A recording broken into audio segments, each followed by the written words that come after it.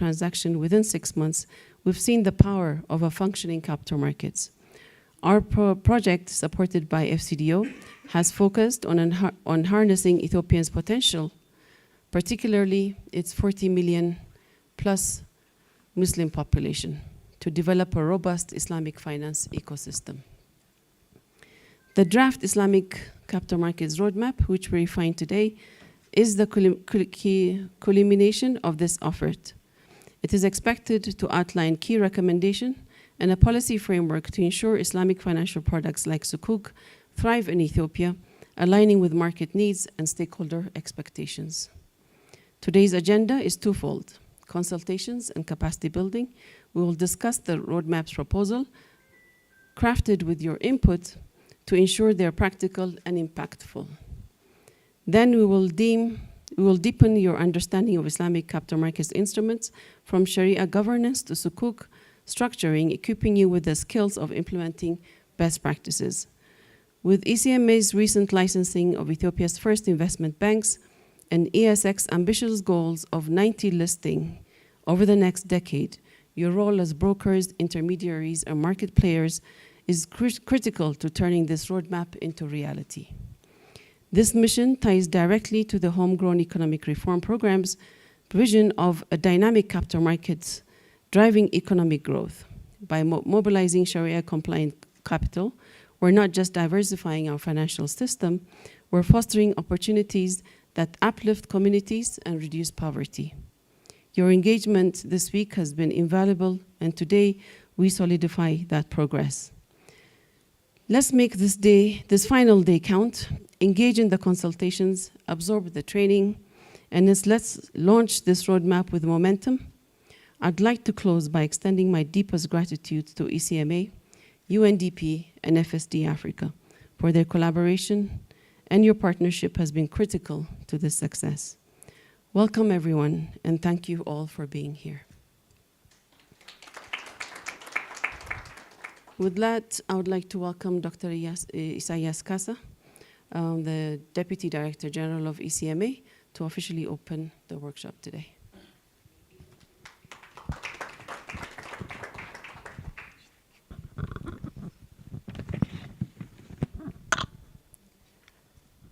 እንደምን አረፈዳችሁ። ሚስ አህመድ አብደላ የኢትዮጵያ FSD ኢትዮጵያ ዋና ስራ አስፈጻሚ፣ ladies and gentlemen, good morning and I welcome you to the Islamic Capital Market Capacity Building Workshop.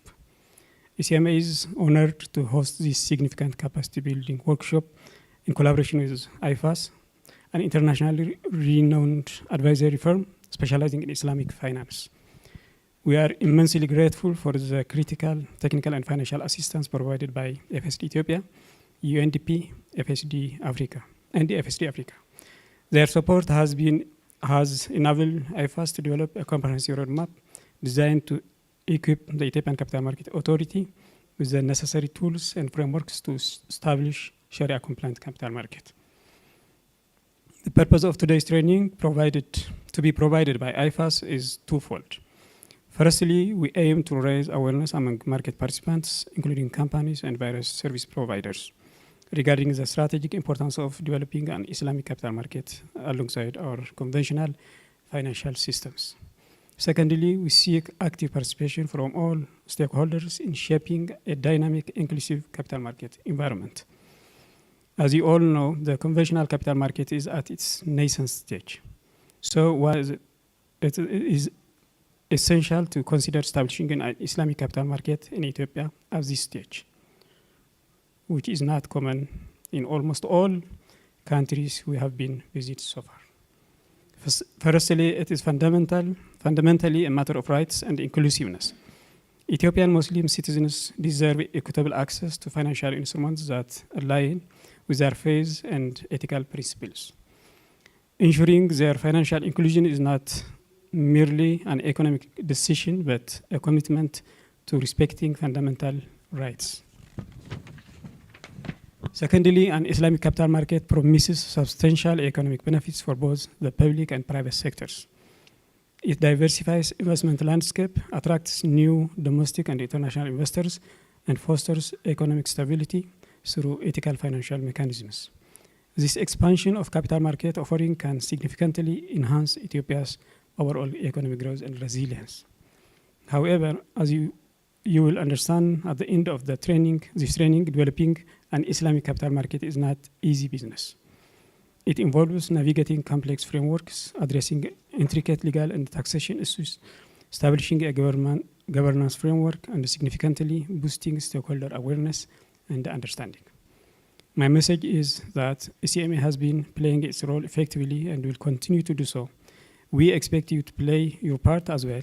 Through concerted effort, collaboration, and commitment, you can successfully build an Islamic capital market that functions effectively and enriches Ethiopia's financial landscape. Thank you, and wish you all an insightful and productive training session. Thank you so much.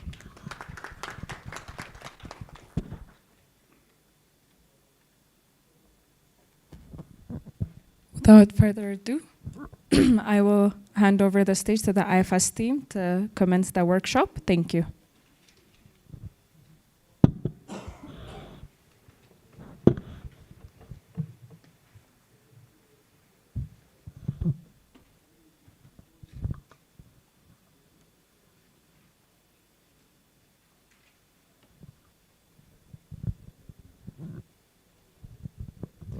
Salam no.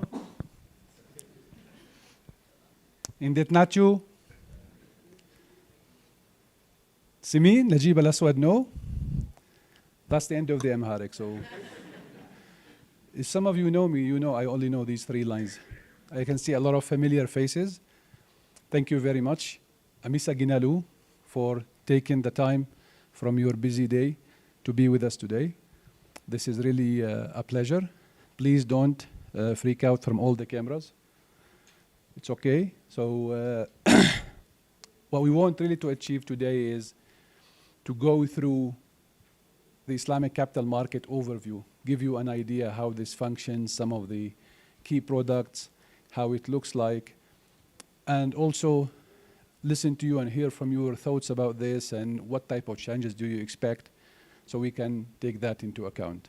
So it's going to be a discussion, not a lecture. So I encourage everyone to ask, be engaged, and share your thoughts as and when you like. I mean, the numbers are good, so we may have at some point to slow down the questions, but we'll make sure everyone's requests are being looked at. So I forgot my pointer here. Let's get it and then we can continue. We'll have 4 sections today.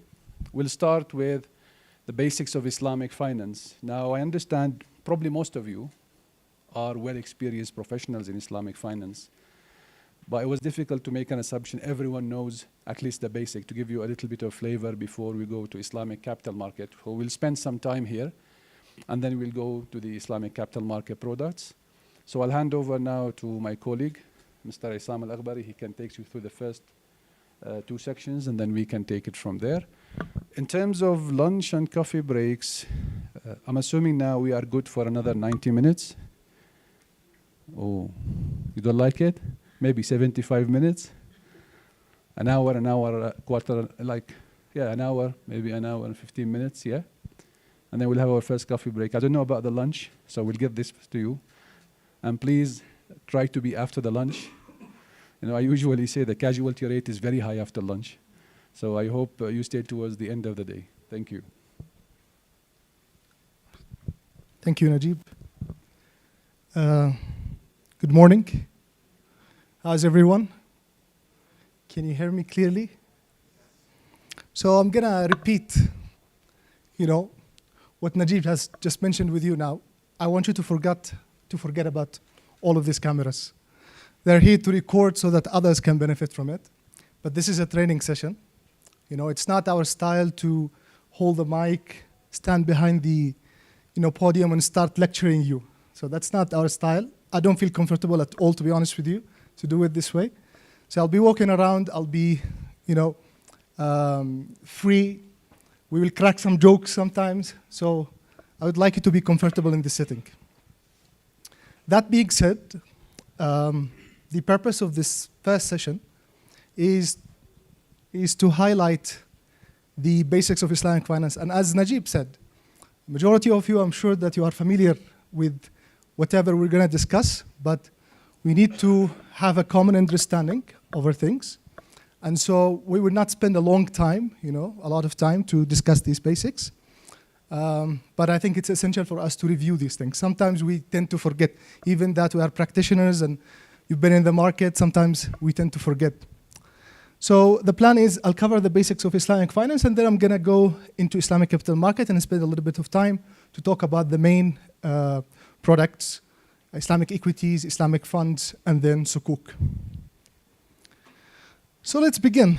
And I think the most obvious place to start is talking about the founding of Islamic finance as a system. What are the founding principles that actually distinguish Islamic finance from conventional finance? Okay? And I think the first one is that, I think I'm expecting everybody to know this. Prohibition of interest. What's interest in Arabic? Riba. Very good. That's very advanced. If you know the terminologies in Arabic, I'm very happy. All right? So what can be said here is a loan contract from an Islamic perspective is a contract that is used actually to ease the hardship of somebody who's going through financial difficulties, right? Whereby you extending loan without interest, because it does not make sense to take advantage of somebody who's in hardship. And therefore, this is a contract that is more suitable to be used in the social kind of setting, relationship between people. But if you want to talk about commercial activities, all right, where parties are looking to make a return, this is from a Sharia perspective become, a very good contract to be used. And therefore, there are other alternatives and other contracts, which maybe I'll show you later. I have a slide on the main contracts that we use in Islamic finance, right, to arrive to the same outcome. So that's the first thing that can be said that distinguish the Islamic finance system from the conventional system. Second, prohibition of excessive uncertainty and gambling. What's excessive uncertainty in Arabic? Gharar. MashaAllah, we have people who know the terminologies here. So gharar, which is an excessive uncertainty, having excessive uncertainty can eventually lead to disputes. And Sharia would like to, reduce these disputes as much as possible. So a clear example of that, like if I enter into a sale transaction with somebody and I don't specify what's the subject matter, what is the asset to be sold. I want a car. What kind of car? What model? What year? If we're not making the terms clear, it becomes an excessive uncertainty. Once we exchange the money, I get the car, I start making problems. And there are many examples in contemporary financial transactions where excessive gharar can take place. Gambling in the sense that you're not allowed to enter into a transaction where one party is a winner and the other party is a loser. An example of that will be in the conventional instruments, derivative contracts. Usually you have one party winning and the other party losing. So that kind of transaction, given the fact that gambling or maisir is not allowed, then in that case, it becomes non-Sharia compliant. The creation of asset-backed based linked financial transactions. So in the banking industry, you guys, we have looked at different banks and the kind of products that you offer. We found out that Murabaha actually is maybe the only, can I say it's the only financing product that you're using at the moment? Yeah? Yeah, we had this, conversation with banking representative when we came here on November. We had a consultation session, and we came to understand that it's only one product. So you're familiar with this product, and Murabaha, if you look at the transaction of Murabaha, entails that you should buy an asset and then you sell it, right? And if we have another contract like Ijara leasing, you're actually buying an asset and then leasing it. So when you look at majority of Islamic financial transaction, it's either asset-based or asset-backed. It's linked to the real economy. So that's something that distinguishes Islamic finance, I would say, from the conventional system. And the fact that the system actually promotes risk sharing and partnership. And you would notice that there are contracts that we deploy, we use, where we encourage, instead of giving a loan with interest, there is a possibility of arriving to the same outcome by having a partnership to achieve the same outcome. Mudaraba and Musharaka are a clear example of the contracts, partnership contracts that we use.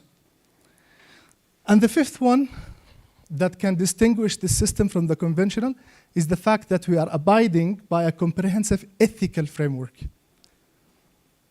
It means that Islamic financial institutions are not supposed to engage in transactions that will have, or business activities that will have a negative impact on the society, on the public, on the environment.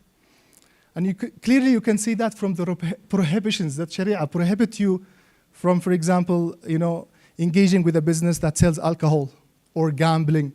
It's not ethical, right? It's not Sharia compliant, and it's not ethical.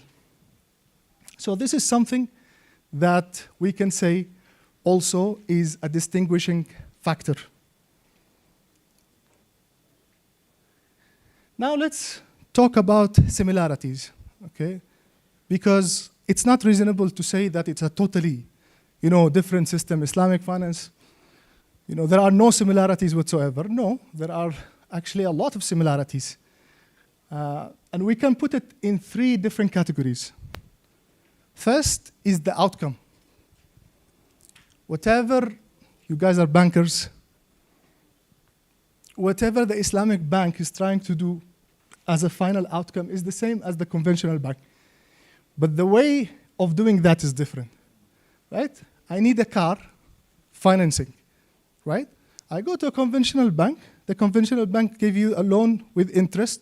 You go and buy the car. So that's the outcome of this. I can similarly go to an Islamic bank and do it differently, but I will arrive to the same outcome. I will do Murabaha. So the bank would not give me money with interest. The bank would rather buy the car for me, right? Own the car, and then sell me the car, right? So we have arrived to the same outcome, but one way is Sharia compliant and the other way is not Sharia compliant. And the saying, the end justifies the means, right? It's a very famous saying.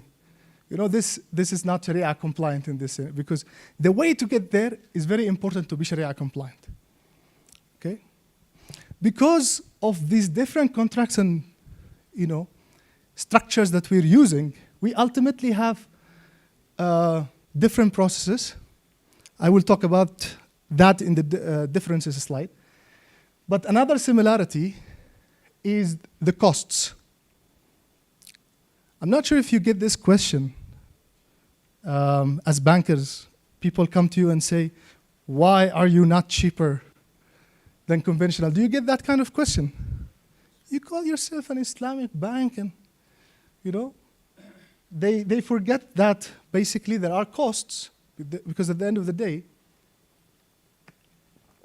you are, in order to be able to operate and carry out your activities, there are costs associated with that. You need to, raise funds, pay returns on these deposits. So there are similar costs. Sometimes Islamic finance is even more costly because you have what?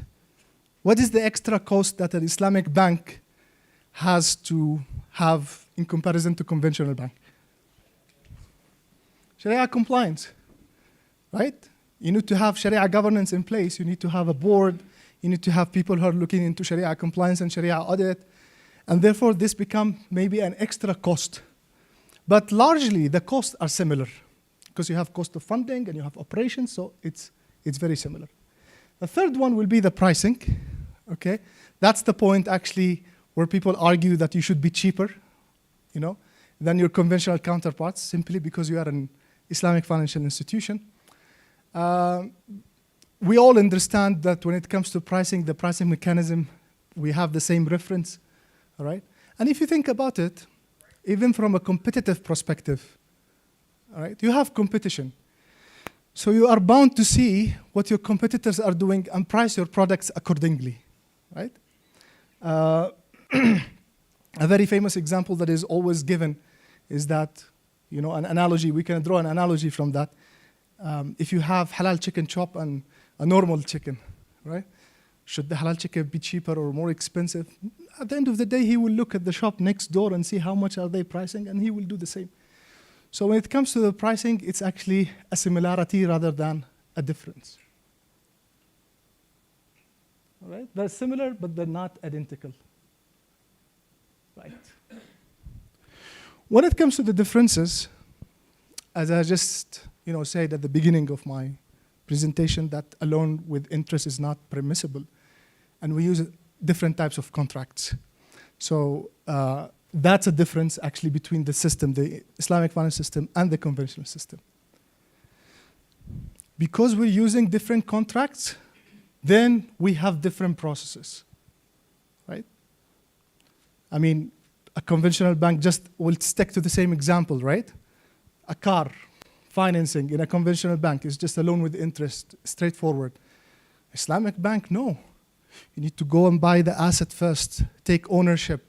You know, some might argue that you should have stored it somewhere in your premises, a storage area that you own. Then after you own it, you actually sell it to your client.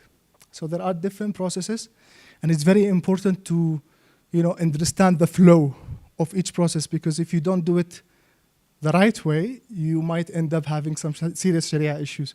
We have seen this in the market where somebody will sell something that they don't own. Still, it's not under the ownership of the Islamic bank, but they sell it to the client. A major Sharia issue. Okay? So we have more processes and different processes. And the third principle will be the use of funds. Who could tell me, all right, how is this different from, an Islamic system, the Islamic finance system, from the conventional system when it comes to the use funds? Let's say you raise money using Sukuk. You issued Sukuk and you raise money. Can you use this money for any purpose? Sharia-compliant purposes only. Okay? So while conventional does not have that restriction, the Islamic finance system will always, you have to make sure that the money is going to be used for Sharia-compliant purposes. Okay? Are you with me so far? All right, great. So I don't want to really, spend a long time in this slide. The purpose of it is basically to show you that we have so many categories. You guys in the Islamic banking industry have focused so much on the exchange category because you're doing Murabaha. The exchange is you have different contracts like Murabaha, and you have Salam, and Istisna, right, and Sarf, right? We have partnership contracts where two parties will enter into a partnership and they will share the profit accordingly. We have Ijara, something called operational Ijara, and we have financial Ijara. We have services like Wakala, where you appoint somebody as. We're gonna take more of this, contracts. We will explain them in more details when we talk about the Sukuk structures. So I'll move that discussion to later on. Loan, we're not talking about loan with interest, obviously. We're talking about, I hear you, Qard al-Hasan, benevolent loan, right?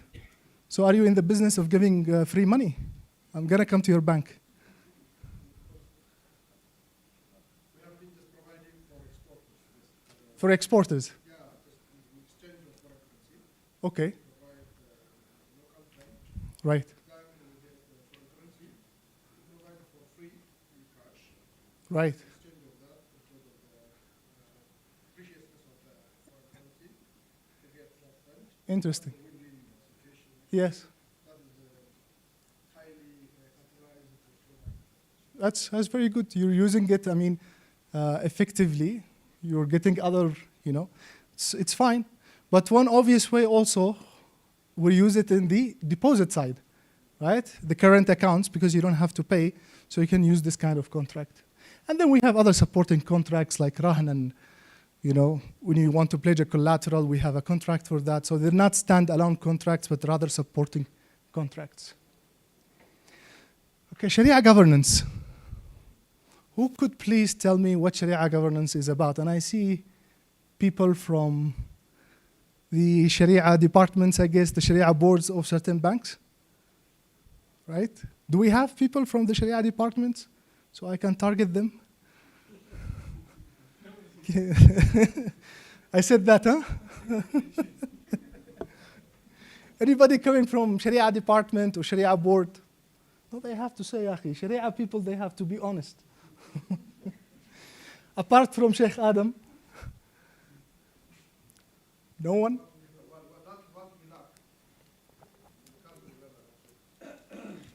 I didn't hear that. That's what we lack at the country level as well, because we don't have Sharia structure as well. Okay. So you cannot find Sharia structure in banks or other financial institutions. Rather, the banks are just trying to approach the compliance by just creating the Sharia committee, maintain the confidence of the country. That only the structure. Okay. I wouldn't want to go down that road and continue the comment. But my understanding is that Islamic banks here have their own Sharia boards. So you have that kind of structure. And the point I'm trying to get at is to understand the importance of Sharia governance. It's a very important aspect if you're calling yourself an Islamic financial institution, all right, that you provide products and services and that your activities are in line with Sharia rules and principles. You must have a system in place in order to ensure that these product services and activities are done in a Sharia-compliant way. And that's when Sharia governance and having a Sharia governance framework in place, right, is a must, actually. Otherwise, you wouldn't have trust in the system. And how would you how would you check whether what you're doing is Sharia-compliant or not? So you have to have that kind of system. If you don't have a robust and effective Sharia governance framework, you will end up having Sharia non-compliance or exposing yourself to Sharia non-compliance risk. What is that? Who can tell me what's the definition or what's meant by Sharia non-compliance risk? Sharia non-compliance risk means risks that we observe that prohibited activities, businesses. Right. When we engage in that businesses, become Sharia non-compliant. Right. So the fact that you are breaching, Sharia rules and principles, you're not in line with Sharia rules, then that will expose you to Sharia non-compliance risk. Okay? And what are the consequences of Sharia non-compliance? That's one thing, is a reputational issue. If people find out that it's not Sharia compliant, it could trigger a chaos among your, for example, depositors and customers and clients. They might come and withdraw their money, and you will be exposed to, and there are also fines by the regulators. And there is also another financial loss that you are exposed to. What is that? It's a bit trust. Yes. You lose the trust of your customer. 100%. Because Sharia is all about trust. Yes. You lose it. Yes. You compromise, basically. But also, remember, you're not supposed to profit from Sharia non-compliant. Like if you make, a transaction and that transaction is not Sharia compliant, technically speaking, you cannot profit from that. You have to give it to charity. So these are the consequences if you don't have an effective Sharia governance framework in place. Okay.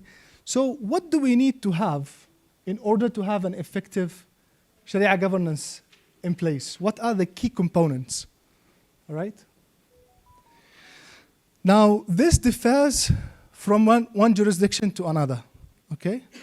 In some jurisdictions, they have a central Sharia board at the national level, not at the institutional level, not at the Islamic financial institution level, but rather at a national level. All right? Sometimes this central Sharia board will be serving all the Islamic financial sectors, including Islamic banking, Islamic capital market, and takaful, right? Or it could be assigned to one sector. And usually here, yeah, it's like the central bank is in charge of, for example, the banking sector, right? So the appointing authority of the Central Sharia Board will be the central bank. They will appoint the Central Sharia Board. And they will do, the purpose of this Central Sharia Board is to create some consistency within the market. Ensure that the market is operating within, the allowed parameters. Sometimes they define what contracts can you use. They approve the products before you actually launch the products and give it to the clients. They will approve. So it's like one layer of higher Sharia governance. Everybody is bound to go to the Central Sharia Board and get their approvals. And they advise the regulator, okay? So if you look at Malaysia, they have this kind of system. They have a Central Sharia Board for Bank Negara Malaysia, right? And they have another Central Sharia Board for the Securities Commission of Malaysia. Pakistan, right? Am I right? Pakistan follow the same model. They have State Bank of Pakistan have its own Sharia board, and also the Securities Commission, you call it? Yeah, stock exchange have their own Sharia board. So you see, it could be, more even than that. So, and there are some where they don't choose to have Central Sharia board at all. They leave it up to the market. They tell the market that you have to have your own Sharia supervisory board. If you're an Islamic bank, if you are a takaful company, if you're an asset management company, you have to have your own arrangement. You have to have your own Sharia board, okay? Like Saudi, for example, right? There is no Central Sharia board at the regulator level, but every bank have to have their own Sharia board, okay? Same thing in Yemen. That's my country, by the way. That's where I come from, not far from Ethiopia, okay? So same thing. We don't have that kind of additional Central Sharia board. And then at the institutional level also, and you guys are familiar with this, you have to have compliance function and audit function, right? It's a must. So it's like basically you're replicating. You have a corporate governance framework and you have a Sharia governance framework, but this one is looking specifically on Sharia matters to ensure Sharia compliance, all right? Yes? Sharia board is Sharia. Is it regulator the banks or the finance? Are these the first two? Are they regulator? So do they take measure of the financial or just this one, the Central Sharia Board, their role could be different from one jurisdiction to another, okay? But they are not really the regulator. They are usually a consulting partner because the regulator lacks, for example, the Sharia knowledge, right? So they need somebody to advise them when it comes to Sharia. So they provide their expertise in that sense, right? But they're not really the regulator of the industry. They can advise when it comes to the central bank writing regulations on Islamic banking or Islamic, takaful, whatever it is. They can advise on these regulations, but ultimately they're not the regulators themselves. The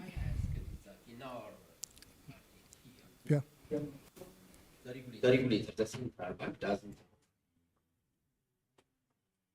Sharia. So what the services they are giving, it doesn't take any measure. When we're discussing with regard to the risk of non-compliance, it says that there will be penalty for non-compliance. But I don't know who will take that penalty or measure. Okay. So what I can say here is the following. Ethiopia is, when it comes to its Islamic finance, you have done a wonderful job. Because when we look at how much your size in comparison to conventional now, you're about 10% in terms of total asset. That's very impressive in a very short period of time. You started, having the windows as far as I can remember in 2011, right? Full-fledged in 2019. And yet now you make 10% of the total assets. In other jurisdictions, Muslim majority country, like Indonesia, they really struggled to reach to 10 and 15%. It took them like very long time, right? So you have done a very good job. But the industry is still young. This industry is still young. And in some jurisdictions, it took them some time, to come up with the necessary arrangement and see and test the model and everything. And my understanding is that this is not, going to be or to remain the situation. There will be, changes coming up soon, probably. But yeah, it's like, even like when you compare between countries, it's not like one model fits all. Even if you go back to the standards produced by the standard setting organizations for the Islamic finance industry, when it comes to Sharia governance, they would say, you choose whatever system that will work, for your country, taking all the circumstances into consideration. So this is something that is, I would say, rather evolving. And probably you will end up seeing the central bank having its own maybe Sharia board one day, I don't want to speak on behalf of any regulator, all right? I'm not saying that this is happening or this is not happening. I'm not in a position to say that. But what I can tell you is this is something that is always evolving, not only in Ethiopia, but everywhere else, okay? Speaking of, I was just telling you about standard setting bodies, right? Since you guys are market practitioners and you have been in the industry for a while, who could tell me the main standard setting bodies for the Islamic finance industry? IOFI? IFSP. All right. Yes, we have them here. So what does IOFI develop? What kind of standards? Accounting and Sharia. Yeah, Sharia governance and Sharia, right? This is an institution that is based on Bahrain. I think it was the first international standard setting body. Yes, I think in the 90s. And Professor Rafat was the one who founded, he was the first Secretary General. And after he finished his term, he went to found the other organization, which is the IFSP, right? So this is an organization that I was part of. I worked in the IFSP for some years, right? I was in charge of helping jurisdiction implement IFSP standards. So IFSP standards, in comparison to IOFI, the focus is different. Yeah, IFSP produce prudential standards. So we're talking about capital adequacy, risk management, supervisory review process, disclosures, that kind of governance, that kind of standards. But they do it for the three sectors. They have standards that are for Islamic banking, they have standards for Islamic capital market, and they have standards for takaful. And they're based in Kuala Lumpur, Malaysia. And then, mashallah, Dr. Rifat, the same person who founded the IOFI and the IFSP, was the first Secretary General. Sorry, he didn't go to this one. He went to ILM, another institution, the International Islamic Liquidity Management Company, also based in Malaysia. But this one that we brought here, it's called the International Islamic Financial Market. We're bringing it to your attention because it's relevant to Islamic capital market. This institution produced the templates, contracts for liquidity management, hedging, sukuk, trade finance. They create the templates. And they are based in Bahrain. So this is just for your knowledge. Now let's move on to talk about Islamic capital markets.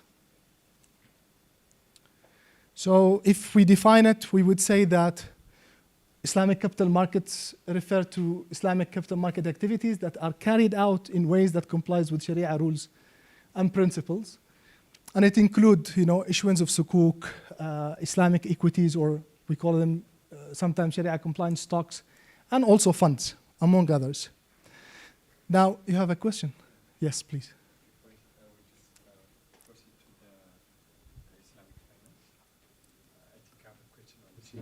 Sure. Especially on the Murabaha. Sure.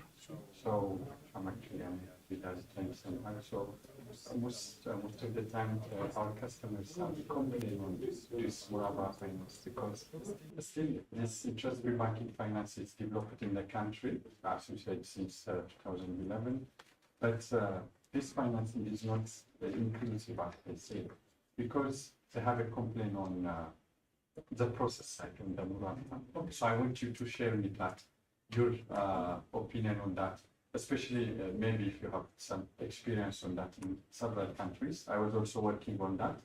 But the question is, what we do on the Murabaha finances, just a customer have a request on that in order to buy them the asset based on their request. So we assign our customers as the agent. So we sign a contract with them with a master Murabaha agreement. After we do that, then those customers are directly go to the market and they just buy the product and deliver to their place. So let me tell you this, because there are different ways of doing the Murabaha. There's, you have to have the asset and store it, Yeah, that's the complaint. Yeah. The They have problem to is, store, they ask us, you have to own it first, as a bank, you have to own it first, and you have to sell it back to the customer. But what we do is just, we make the customers as an agent, and they just buy the product at the same time, they just deliver the product. So as a bank, we have to own it first in order to sell it. Sure. So is that really right? if you just allow me, because if we spend time now talking about banking products, we might not be able to do what we came here for today, which is the Islamic Capital Market products. I would have that conversation with you, I promise you. We will have a discussion on this. But if I go now to discuss the pillars of Murabaha and how differences in marketplaces, I would need at least like 1 hour. And obviously, we don't have the time, sufficient time to address all of this. But I have So to make sure that you can tell me that, is it really right or wrong, what we're doing right now? I will share with you different practices. Just excuse me now for this moment. I will definitely go with you. We can have a side conversation. But if I start getting into this, and I wish that you guys appreciate this. I'm very sorry. I don't want to say no to any question, right? But we are bound by time, right? And people are looking to get to know more Islamic capital market products. That's what we are here for. So just please, I will have that conversation with you. I promise you. Okay? Okay. So let's have Islamic banking discussions. Maybe offside during lunch we can have this conversation. Okay? Sorry for that. Apologize again to you. Okay. So if I continue with Islamic capital markets, some people have this understanding that Islamic capital market is only well established in only Muslim majority countries. That is not the case. We have seen Muslim minority countries, right, tapping into the Sukuk market and issuing Sukuk. Who could tell me name of some countries who does this, who issued Sukuk, non-Muslim majority country? Malaysia, I would say, because the Muslim, maybe they met about 70%, right? But we have very UK. Malaysia is very well established when it comes to their ICM, and they have done a lot when it comes to Sukuk. But also Kenya, right? South Africa, right? Nigeria, we said that. Luxembourg, yes. The UK, Hong Kong. So it is an attractive instrument that has attracted the attention of these, countries. And despite the fact, Muslims are not a majority, yet they found the benefit of such an instrument. And if you look at the total size of the Islamic finance industry, right? ICM products, including Sukuk and fund management, Islamic asset under management for Islamic funds, it comes close to $1.1 trillion, right? As of 2023, right? It makes about 23% of the total assets of the Islamic banking industry. And Sukuk makes up the bigger portion of this 1.1 trillion. I think they're about $900 billion, the outstanding amount of Sukuk today. I think it's about 900 billion. So this is a very big market. You know? It's not a small, and it becomes sophisticated in many jurisdictions. And when it comes to the in order to develop your ICM very effectively, you need to have to build the infrastructure, obviously, and to have the legal and regulatory backing, right? So that's how they basically managed to reach, this kind of sophistication. Okay, what are the key prohibitions when it comes to Islamic capital market? What are the activities or the things that we cannot do? First, investing in Sharia and compliant stocks. Okay, from an Islamic perspective, not every stock is Sharia compliant. Allow me, I'll explain this in further details when I go to the next slide. Holding preference shares. Why is that? Why is that not allowed? And then because of the disbalance of the power, because preference share will provide you more control over the stocks rather than the normal control of the normal shareholdings. And that's true. And also it gives you like financial benefits in the sense that you get fixed dividend, right? You get that fixed dividend. And also if there is a liquidation, in case of liquidation, the preference shareholders are getting a priority. They are more senior to other ordinary shareholders. From an Islamic perspective, this is not allowed, okay? For this additional financial elements or features, it becomes non-Sharia compliant because you can count it as riba if you're fixing the dividend. And then we have obviously interest-based leveraging instruments, technically borrowing with interest to invest, obviously is not Sharia compliant. Trading of debt is a very critical topic. We will cover it more in details when we talk about Sukuk, because Sukuk tradability depends on the underlying asset. And technically, debt in Islamic finance cannot be traded at a premium or a discount. It has to be traded at a par value. A discount or a premium could be taken as interest. So we will go in details about this trading of debt feature or prohibition. Buying on margin and short selling. Buying on margin, it entails that you will borrow money with interest to invest. Again, that's not Sharia compliant. Short selling, short selling transaction is where you borrow a security and sell it in the market, right? To get funding. Hoping that this security in the future will be cheaper. You will buy it back and then you will return it. So you make money out of it. Is this Sharia compliant? Why? Okay, speculation, uncertainty is there, but there is, from the first leg of the transaction, there is something wrong. There is something that is not Sharia compliant. Ownership of the asset, obviously. Remember the golden rule. You cannot sell. The Prophet said, لا تبع ما ليس عندك. Do not sell what's not yours under your ownership. So if you borrow somebody, I cannot take your phone, sir, right? And say, can I borrow it? And then I go here and, Dawit, can you please, will you buy this? I don't own it. How could he buy from me? So this kind of, short selling transactions are not allowed. And then using other conventional speculative financial derivatives. As I said, derivatives is a contract where, conventional, you enter into a transaction where one will buy, when one will make a win, profit, and one will lose. Majority of derivatives in the market are used for speculative purposes. The outstanding amount of derivatives in the market, last time I checked, was, can you guess? Any guess? $730 trillion. That's the worth of, because it's mostly used for, speculation. You don't have a real exposure. It's not used for hedging, because if Sharia might allow, this is a very controversial topic, I don't want to go into details, but if you have a real exposure, example, you are importing something from Europe in 6 months, so you will need euros. You have a real exposure. You are buying products and you need the euros. You're afraid that euros will become more expensive, right? So you want to enter into an arrangement where you can protect yourself and buy the euros in the future at a specific price. This arrangement can be done given that you have a real exposure, right? And the underlying contracts that we are using are Sharia compliant, okay? So there are ways to do this for hedging. Some Sharia scholars will permit them. Some Sharia scholars will argue that it's still not Sharia compliant. But in general, a conventional derivative is absolutely not Sharia compliant.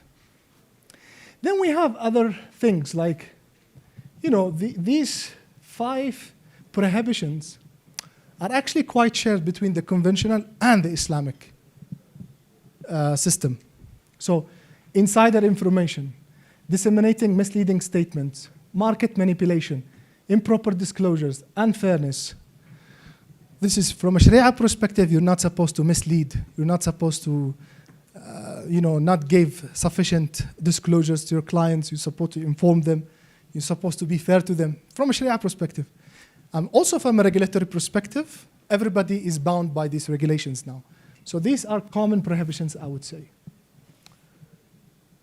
Okay. The purpose of this is to ensure that we have an ethical system, fair and ethical and transparent system, basically.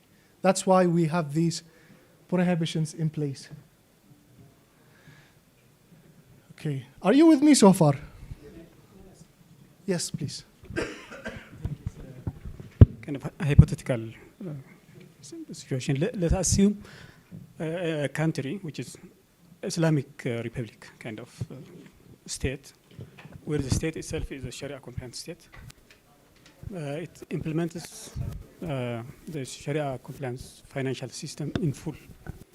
So what's going to happen to this country? Is it going to trade with any country else? Because everything is Sharia compliant. Every product, every service in that country is halal products and services. So what kind of trade relations is going to have this kind of state with countries that are not Sharia compliant? Thank you for that. So the first thing I would say is when it comes to a total 100% Islamic finance system, there are 2 countries currently which they classify themselves as we have 100% Sharia compliant financial system. Who could guess what are these countries? Iran and Sudan. Yeah? These 2 countries. The other vast majority countries, they're still conventional and Islamic.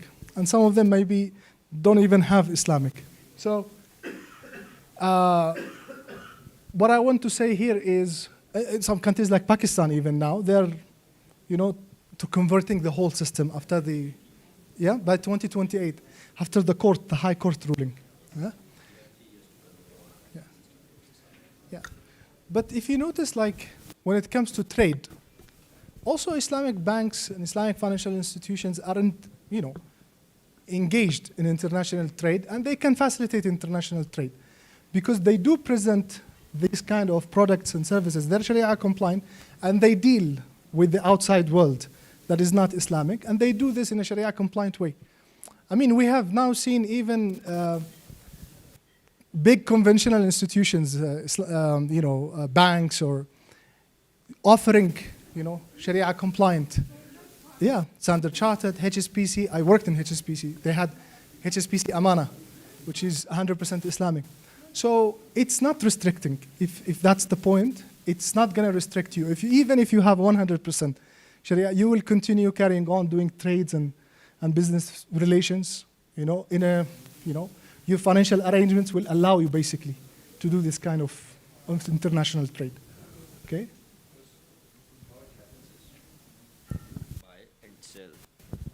You buy and sell on your own terms. You do the trade on Sharia compliance, and they do the record keeping and accounting in their own terms, which is interest based. So from your perspective, it is a Sharia compliant trade, but from their perspective, it's not a Sharia compliant trade. Who needs to be Sharia compliant? It's us. So we are doing it the Sharia way. So buying and selling can take place through a Sharia compliant bank in both manners. So you're not technically forcing the other side, There is a way to do it, yeah. As long as you are Sharia compliant in your processes and products and everything, relationship, that's fine. And We have to be honest with you, we have not had any complaints, or any hurdles in terms of international trade because one country is adopting the Islamic system in comparison. So that will be my comment on this. Okay.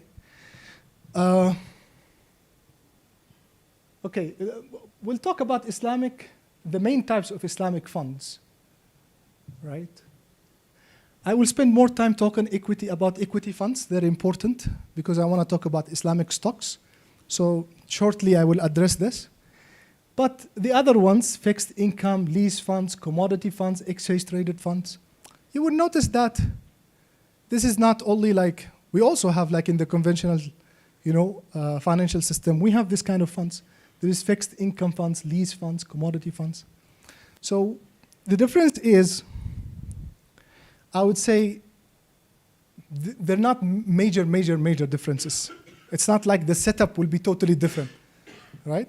But there are extra things or extra precautions that we need to take into consideration. In general, that will be applicable to all of these funds. The first thing is, you need to have a Sharia governance in place, right? Whether you are, a fixed income fund or lease fund, whatever, you need to carry out your activities in a Sharia-compliant way. Just for clarity, we should talk about, because we don't have funds in Ethiopia, what funds are anyway. Sure. Sure. No. Because we're just coming up with the regulations, I think we should mention what funds. Sure. We will cover them in a little bit more details, and I'll give what are these funds are doing and everything. But I wanted to highlight what's common now between all of them. First is that you have to have a Sharia governance in place in order to ensure that your activities and everything is Sharia compliant. That will be applicable to all. Second is documentation-wise, okay? Contract-wise. These will have to be Sharia-compliant contracts, okay? So even if you look at the conventional, how these funds operate, it's like musharaka, basically. You give your money to an asset manager, he will invest it, and when there is a profit, he will share that profit with you. So largely it's Sharia compliant, but how do you mobilize these funds have to be based on Sharia compliant contracts. And usually there are two suitable contracts here. We have mudaraba and we have musharaka, because capital is coming from both sides. Sometimes it's not very suitable, but we have another one where you can appoint somebody as your agent, wakala, right? So the contract between you and the clients will have to be Sharia compliant, and what do you invest in has to be Sharia compliant, subject matter. So if you're talking about equities, you wouldn't be able to buy conventional equities, right? Or non-Sharia compliant equities, I would say. Right? If you're talking about fixed income funds, you would not be able to buy bonds. Okay? So a fixed income fund is a fund that is, we'll say, low risk, low return kind of fund, where the fund manager will invest the money in usually long-term Sharia compliant debt instruments. Okay? Like what? Sukuk, yes, Sukuk. They can also invest in Islamic treasury notes or Islamic treasury bills if they're available, right? And usually they would keep part of the assets in, let's say, they will place it in a deposit with an Islamic bank, so that they can have that kind of liquidity if in need of liquidity. They can take their money out from the Islamic bank. So usually they'll put it in a low risk kind of product, maybe reverse commodity Murabaha. In some jurisdictions they allow that. So it's low risk and low return. Whatever it is, it has to be Sharia compliant. They also sometimes invest in leasing. So they buy an asset and then they lease, and that will give them a rental that is steady, predictable cash flow, right? And that helps them pay off their investors. So that's what we call fixed income funds. Lease funds, this is more of real estate investment trusts. their objective is to invest in real estate. Is there any Sharia consideration here? Real estate is real estate. It's Sharia compliant. Think a little bit more. Activities being conducted at those real estates. Sorry? The activities the real estates are conducting. The activity, say that in the mic, okay? There is cameras here and people are, I don't want to be famous alone. All right. So he was saying is, what is this real estate are used for? Because is it Sharia compliant, for example, for an asset manager to buy a building and then rent that building to a company that will sell alcohol in it? No, the tenant cannot be doing something that is not Sharia compliant, right? Or you rent a building, casino. So this is only for businesses. You need to check what kind of business will be inhabiting this place. But an individual, if it's for retail, all Sharia people will tell you, you don't investigate. You're not going to say, oh, is this person a Muslim or not? He's taking his girlfriend or wife inside. That kind of question is not allowed. You know, it's individual. You respect the freedom. You're not supposed from a Sharia perspective to go behind people and say, what are you doing? So that's only if you are renting it for businesses, okay? So they invest, majority of their assets are actually on properties, produces an income, and then a little bit of their assets will be invested also, for example, in banks, putting in a fixed deposit with an Islamic bank to give them liquidity. Then you have commodities funds, where the underlying asset is usually a commodity, right? Sharia-compliant commodities, right? Platinum, steel, all of this. What do you call them? What's the group of this? Platinum, steel, metals, precious metals. I don't want to be that famous, Okay. So yeah, but there are certain things that from a Sharia perspective, we don't consider them commodities, like gold and silver. Gold and silver from Islamic perspective, they're money, technically. They're money equivalent. So you don't invest in this non-Sharia compliant commodities. You don't do it. And then one very important factor is how to take position of these commodities that you buy. And here you have position that is, they call it real, fiqhi, or not real, like virtual, like you have the certificate proving that you have bought. This is sufficient as well. So there are some Sharia parameters, but mainly what we know is that this kind of funds invest in Sharia compliant commodities. That's usually what it is. And then we have exchange traded funds. So this is the kind of fund that will track an index. We have these indices, right, in stock markets that consist of, let's say, Dow Jones 100, right? It consists of 100 companies in the index. So an exchange traded funds, usually they will be tracking that index by buying the securities that this index. So like you mirror their performance. It goes up, the exchange traded funds will go up. It goes down, it goes down. So how is this different, Islamic and conventional? You're supposed to track a Sharia compliant index. You cannot track, obviously, a conventional one. That will be the main one. So these are like the main types. Let's talk about equity, because this is the most important one. I mean, in terms of details, okay? In terms of details, we need to spend a little bit of time to talk about it. So we have a question here. Could we consider investing in stocks as an asset class Sharia compliant? Who says yes? Raise your hand. Buying a share of a company, is that Sharia compliant or not?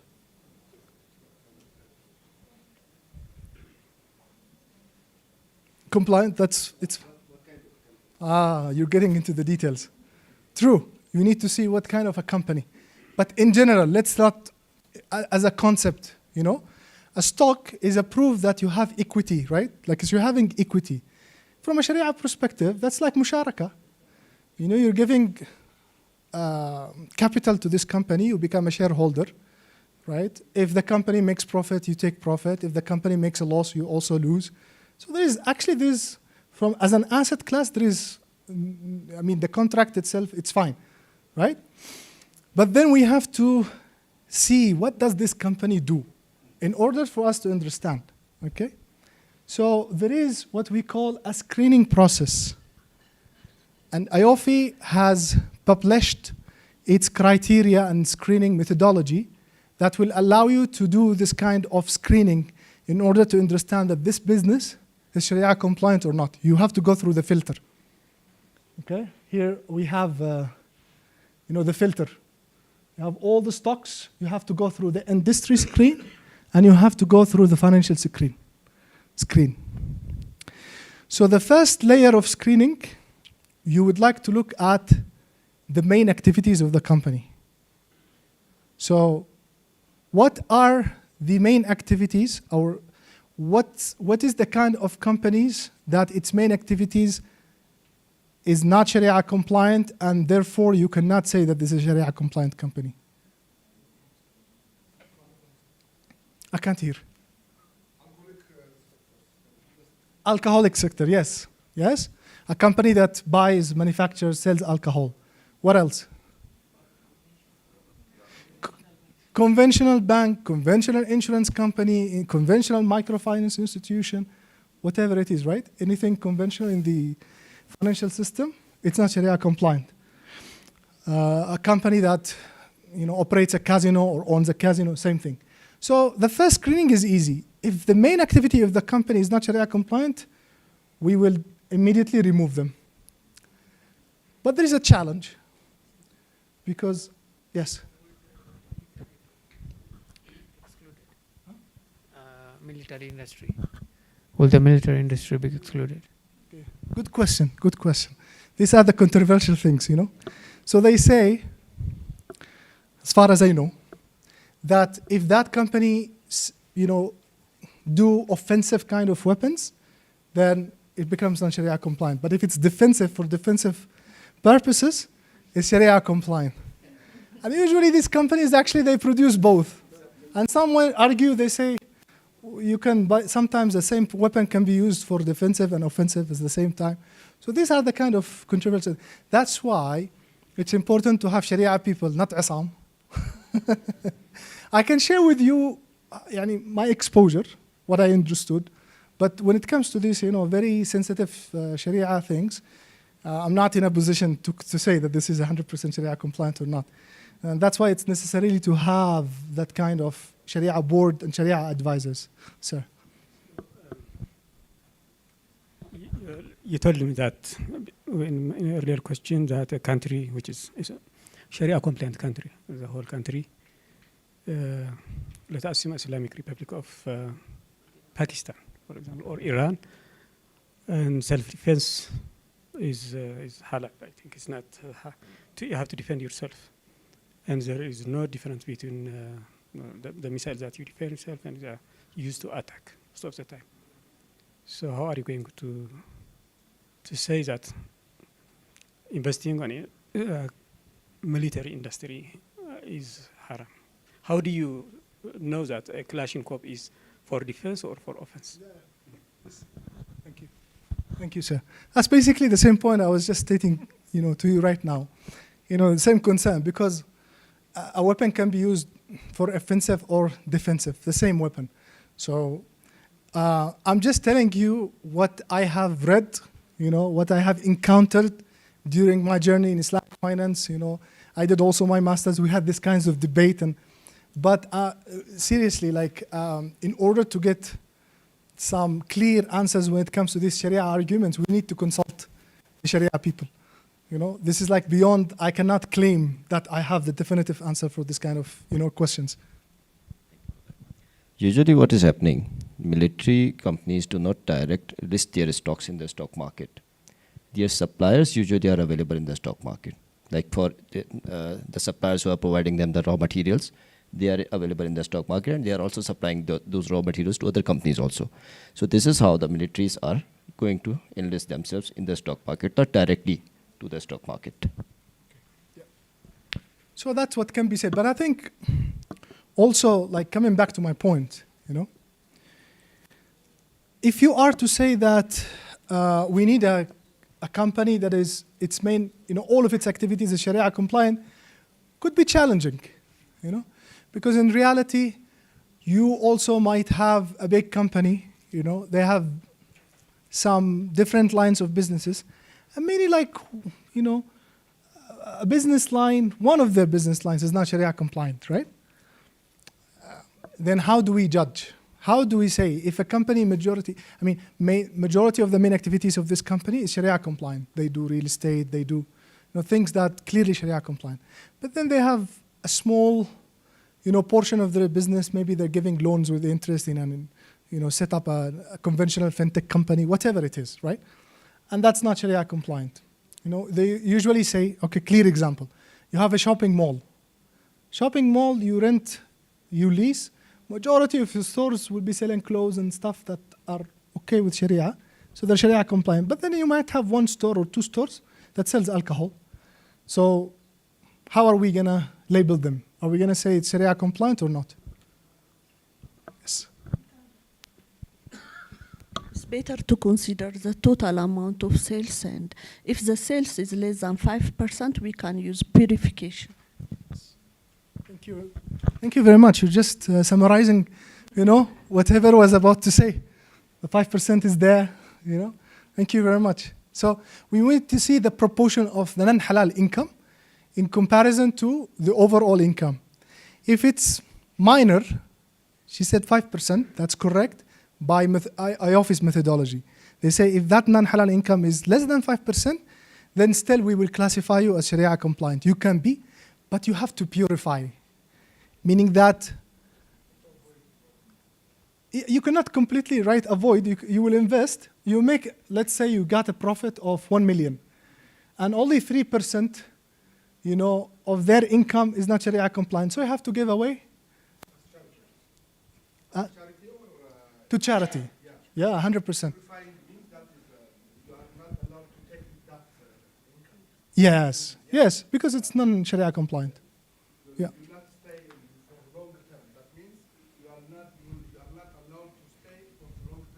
Just by keeping the 5% of the revenue.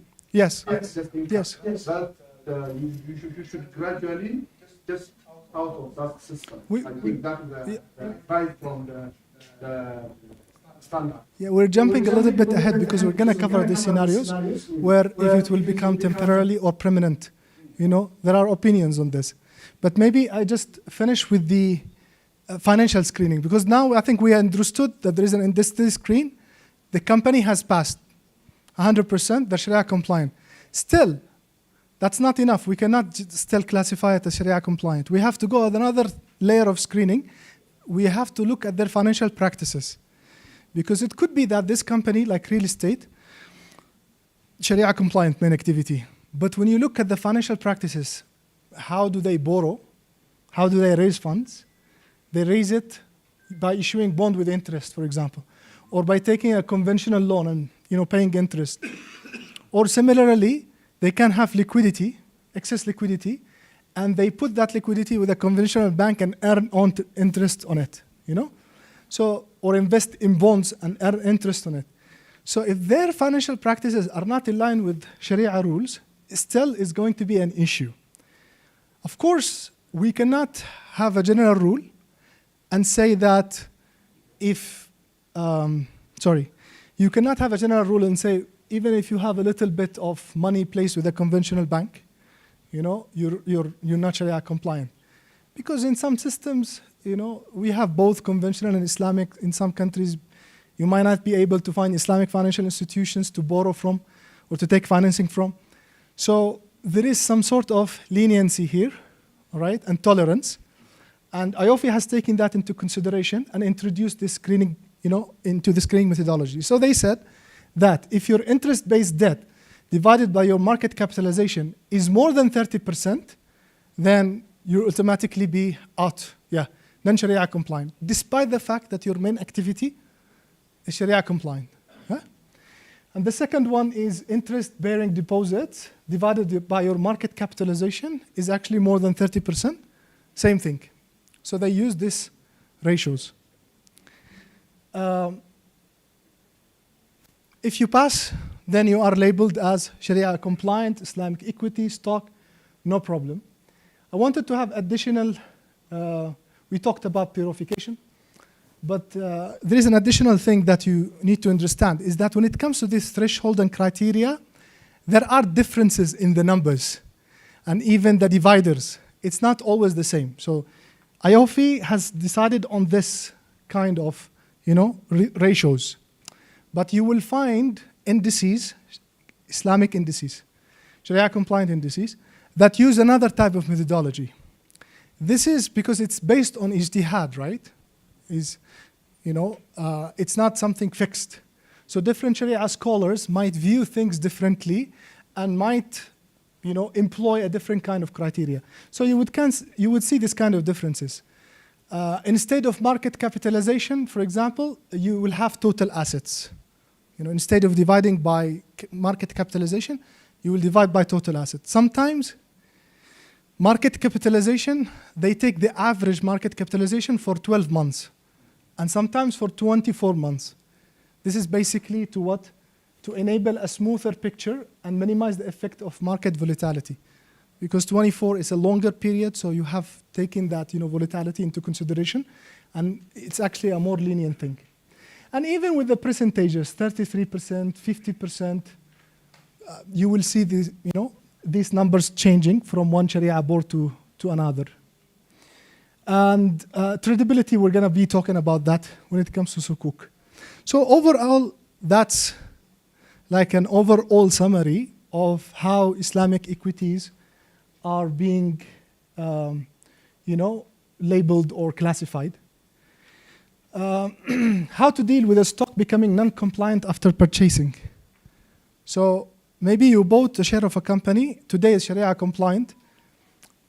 Usually if it's a listed entity, the Sharia screening, very important aspect. It's a continuous screening because things are changing, right? So if it's a listed entity, usually they do this kind of screening every quarter. You will have the company publishing their audited reports, and you will be able to see the change in their revenues and the change in their borrowings and lending, financial practices, and see whether they're still Sharia compliant or not. Okay, if they're not Sharia compliant, then they say, well, if it's for a temporary period, some Sharia scholars might be allowing this. So maybe something has happened, a factor that has changed the situation. They have exceeded the ratio for a specific period of time. They will be non-Sharia compliant, but they will eventually get back. So some Sharia scholars would say you can keep it, but you're not allowed to profit, of course. So that amount of money will have to be calculated and will have to be given away to charity. If it's a permanent kind of, change, maybe this company now has ventured into an activity that is not Sharia compliant. They started selling alcohol or something and it's major. They will never become Sharia compliant, and immediately you have to divest, meaning that you have to sell these shares and,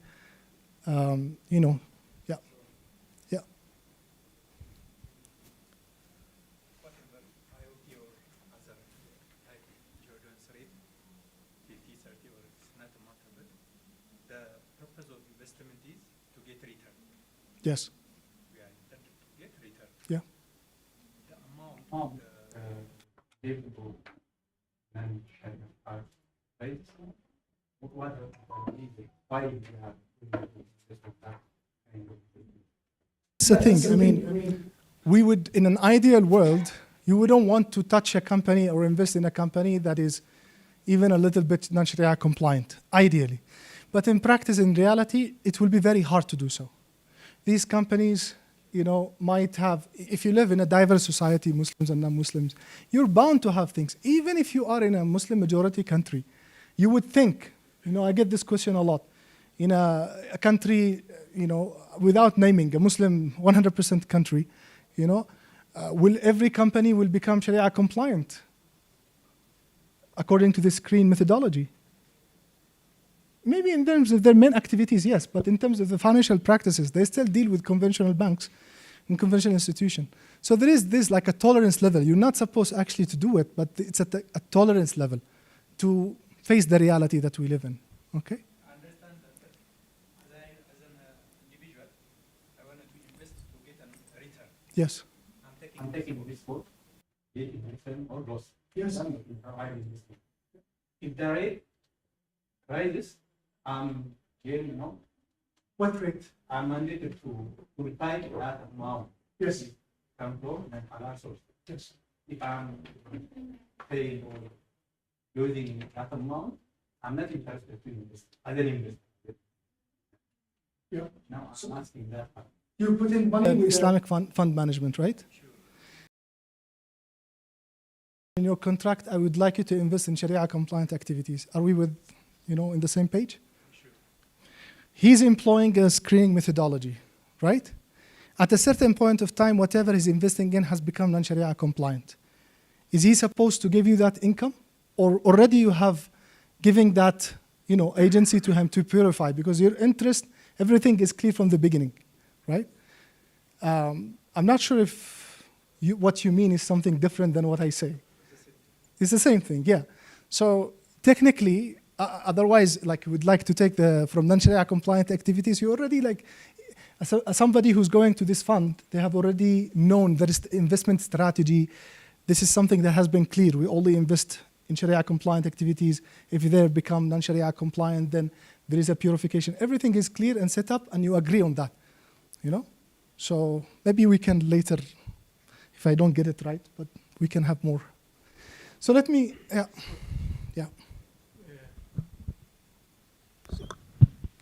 I want to know what are the sources of those percentages? How did they come into this kind of? Do they have maybe sources in the Quran or Hadith or something like that? So very interesting question. I think Najib has all addressed this. Even yesterday, we were faced with the same kind of question. So the 33%, there is a hadith of the Prophet where the Prophet stated that 1/3 is a lot. 1/3 is a lot, okay? And based on that, the scholars have, استحسنوا. They adopted this, okay? They felt comfortable adopting this, But at the end of the day, it's based also on collective ijtihad, and therefore it might vary, from one Sharia board to another. This is what I can say. Yes. I'll take one more question, because Najib is telling me. Well, it's up to you then. Okay. Let's take one question, yes.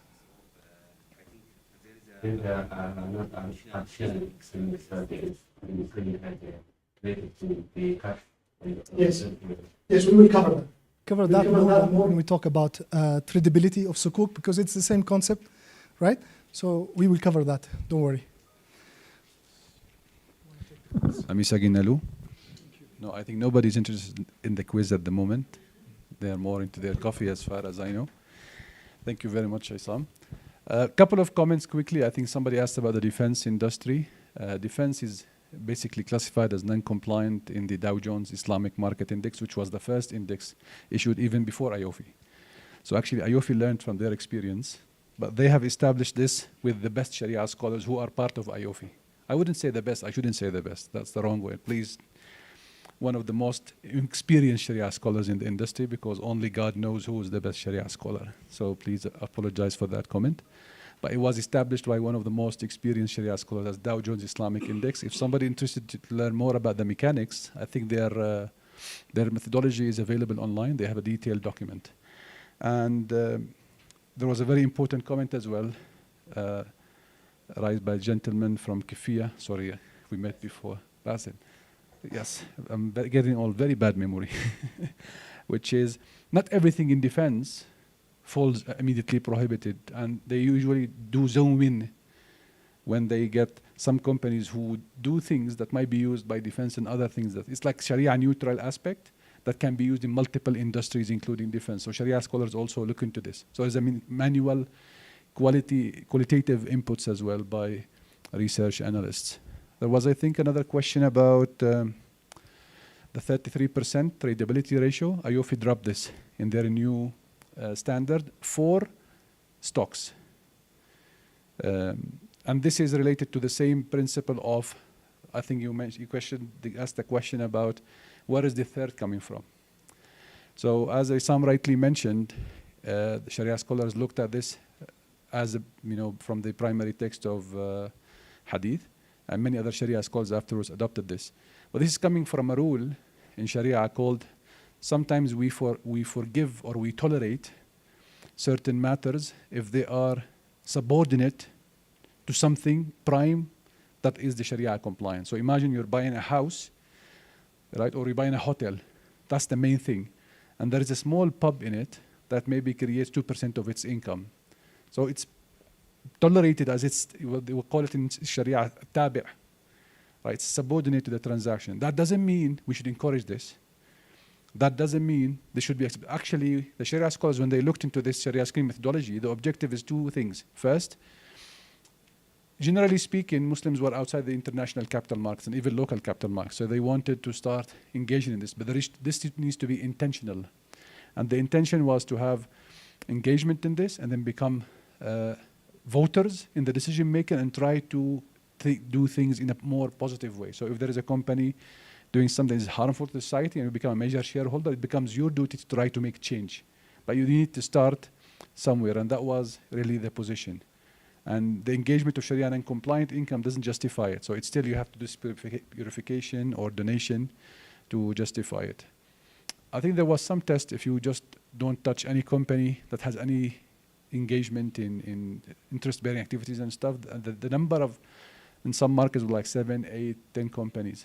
So again, it's a personal choice. But these things have been made by Sharia scholars and IOFI, ideally as an interim measure that is always reviewed in terms of the market development and how things will move. But Islamic finance at the global level is around 1 to 2% from the total financial system. So you can imagine.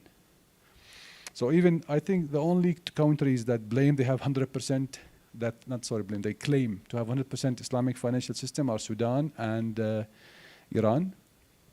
Iran experience is a little bit, I would say, private. There's not a lot of international engagement from the international community, so we don't have a lot of information about it. Sudan, yes, there was engagement with the stakeholders, and they are committed to this, although they have recently been put under pressure by IMF to open the market for conventional finance, which is very interesting. Another landmark initiative happening now is in Pakistan. There was a resolution very recently, despite the Pakistan being called Islamic Republic of Pakistan. Of course, this comes with colonial heritage. When country get liberated from the colonial system, remains there, and it's not a matter of days, you just change it. So these conventional banking system were not basically product of Muslim majority jurisdictions. And we have to be also fair. It's not something right or wrong, right? So there's a lot of things that remain Sharia neutral in the conventional financial system. It's very good to learn and make use of, but we just need to find the right way. So Pakistan has made the decision. It was, I think, the prime Sharia court. They made a decision, constitutional decision, that this needs to be done, and they have put a time frame till 2028, I believe. And the market share, I think, in banking is already around 20%, 30% now. Yeah, yes.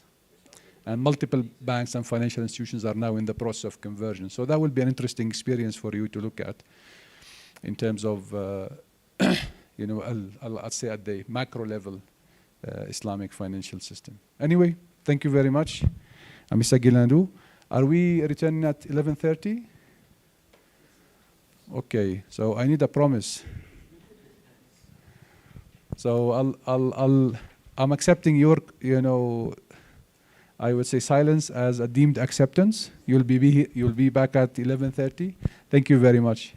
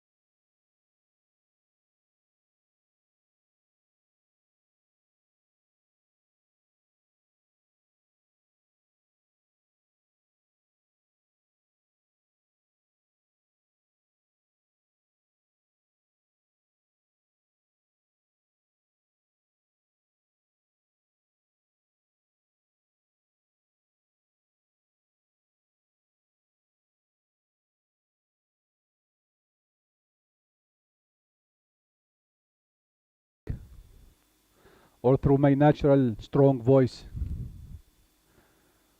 Okay, you have enjoyed your, is it a breakfast, lunch, or a brunch? A brunch. Do you use brunch? Okay, good. What's brunch in Amharic? You have a term for that? Interesting. All right. Amisa Ginalu, thank you for coming back. As you can see, I am now in my pilot mode, ready to launch the next part of the day, which is Sukuk. Anybody knows what is Sukuk? In two words. Islamic bond. Amisa Ginalu. Although I don't like the word Islamic bond, but that's what is probably practiced in the market, at least in terms of the communication, media, and so on. But the reality is, it's not really a term usually Sharia scholars and Sharia standards, and even in documentation, like product documentation, they stay away from describing it as such. But effectively, this is Sharia-compliant alternative to bond. Does it look like bond? Is it different from bond? This is something we're going to find out today. So, I'm assuming Isam has explained to you IOFI, right? I was outside. So if he didn't, please let me know. Isam, you talked about IOFI? Okay. So this is the definition of IOFI. Sukuk is effectively certificates of ownership, right? You see, the major focus when you talk about Sukuk is about being certificates of ownership of assets. Now the word assets here is more, if you want, from a Sharia point of view, not necessarily financial point of view.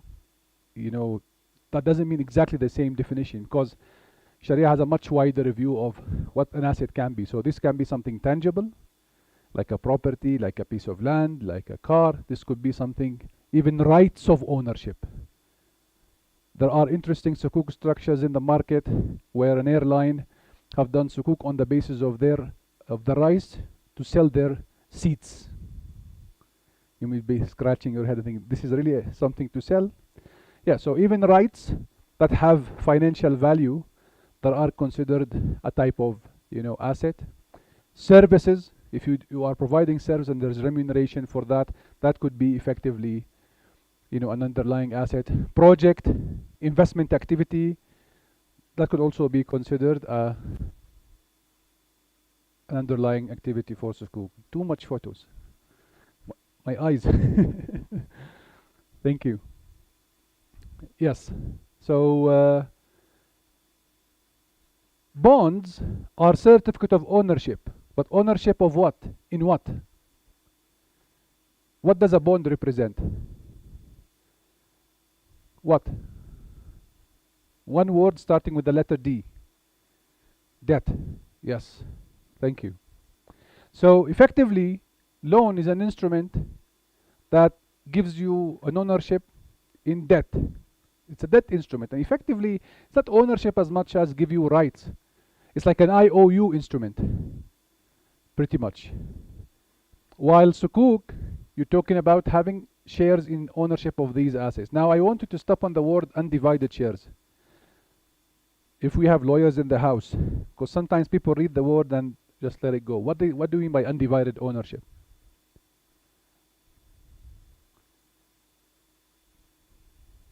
If we have 100 people owning this property, and I say you have undivided ownership in this property, what does it mean?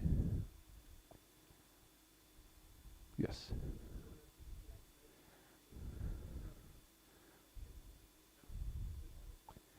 Thank you. Amisa Ginalu. So basically, if, for instance, Abdul Karim, he's sitting here in the room, or Abdul Qadir, I'm sure there is Abdul Qadir, there is also Adam, there is Muhammad. So if some of them has a share in this building, right, and it's undivided share, they come and say, you know what, my share is the lobby, nobody can touch the lobby. You can have the rest.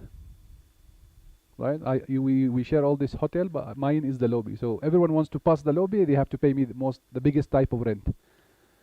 Right? So it's not like this. It's undivided. So basically we all together own the ownership of this with the rights and obligations and the benefits of that without having to specify which is which. Now eventually, or effectively, just like bonds, Sukuk are issued by sovereign entities, talking about governments, quasi-sovereign, like state-owned enterprises, for instance, and corporate entities, companies, different legal forms of companies. I'm not sure if there is a not-for-profit organization. There is multilateral entities like the Islamic Development Bank, for instance, who have issued Sukuk. They'll probably fall under the category of quasi-sovereign. That's also a very active participant in the market as well. So they issue this, raising funds, just like the objective of bonds is to raise funds to deploy it somewhere. Similarly, Sukuk, they raise funds to deploy it in a number of activities, projects, whatever, by these types of issuers. Any questions so far? Okay. Can you hear my breathing? Or no? Good. So the mic is not too close, just about the right distance. So what would you think the key differences will be between Sukuk and bonds? I probably mentioned 2 or 3 of them. Anyone can tell me what can be a key difference? Try to draw parallels from what Isam explained in the first session when he gave you the differences, the key differences between Islamic and financial product. He put 3 categories or 3 elements. Do you remember them?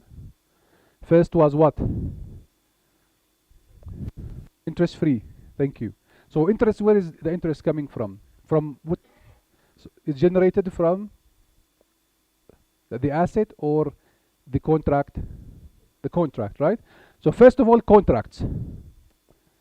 So the structures and contracts needs to be Sharia compliant. While bonds is interest-bearing loans. So the contract is not Sharia compliant. While in Sukuk, we have variety of contracts and structures to use. What else? Remember this slide. So we talked contract, then we had what? Assets. Okay. Somebody read the slides, huh? So underlying assets, projects, services, activities needs to be Sharia compliant. Right. This is probably relates to the use of funds. So where are you going to deploy the funds? So you change the contract and then you make sure that where the funds are going to be channeled, this has to be Sharia compliant. Effectively in loose term, things that are potentially harmful to society, to environment, are generally prohibited. Some things that not everyone agree with, like for instance pork. Okay, good. So also not Sharia compliant. So this is the key differences, but there are more. Represented obligations and rights. So what does Sukuk represent? Yes, thank you. So they give you rights, ownership units in assets, the underlying assets of the Sukuk. Right, but don't please get fixated on the definition of the traditional classical definition of asset, of ownership rights generally.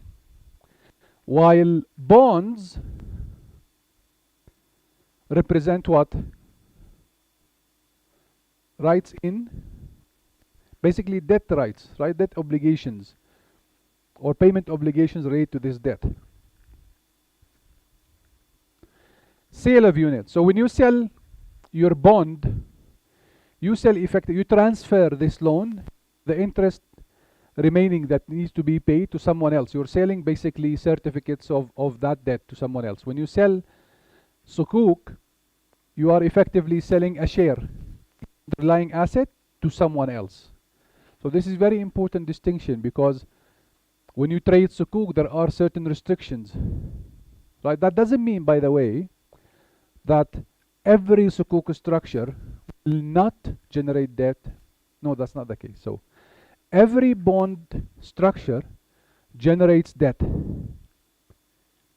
Every Sukuk structure may or may not generate debt. Even if you have underlying assets, there might be a generation of debt.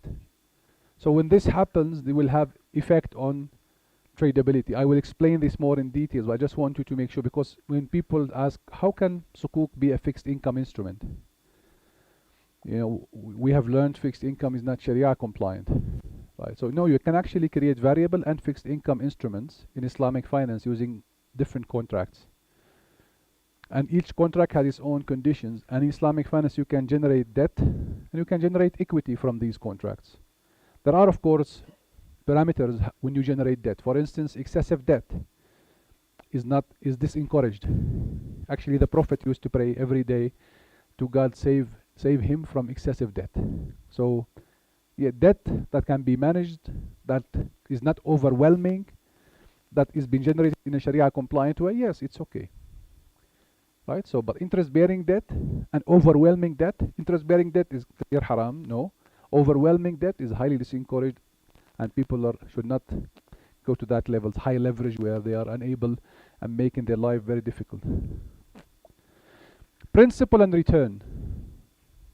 So based on what we discussed, in the context of bonds, when you buy a bond, is your principal and the return on it, which is the interest, fixed and guaranteed at the outset or not? Guaranteed.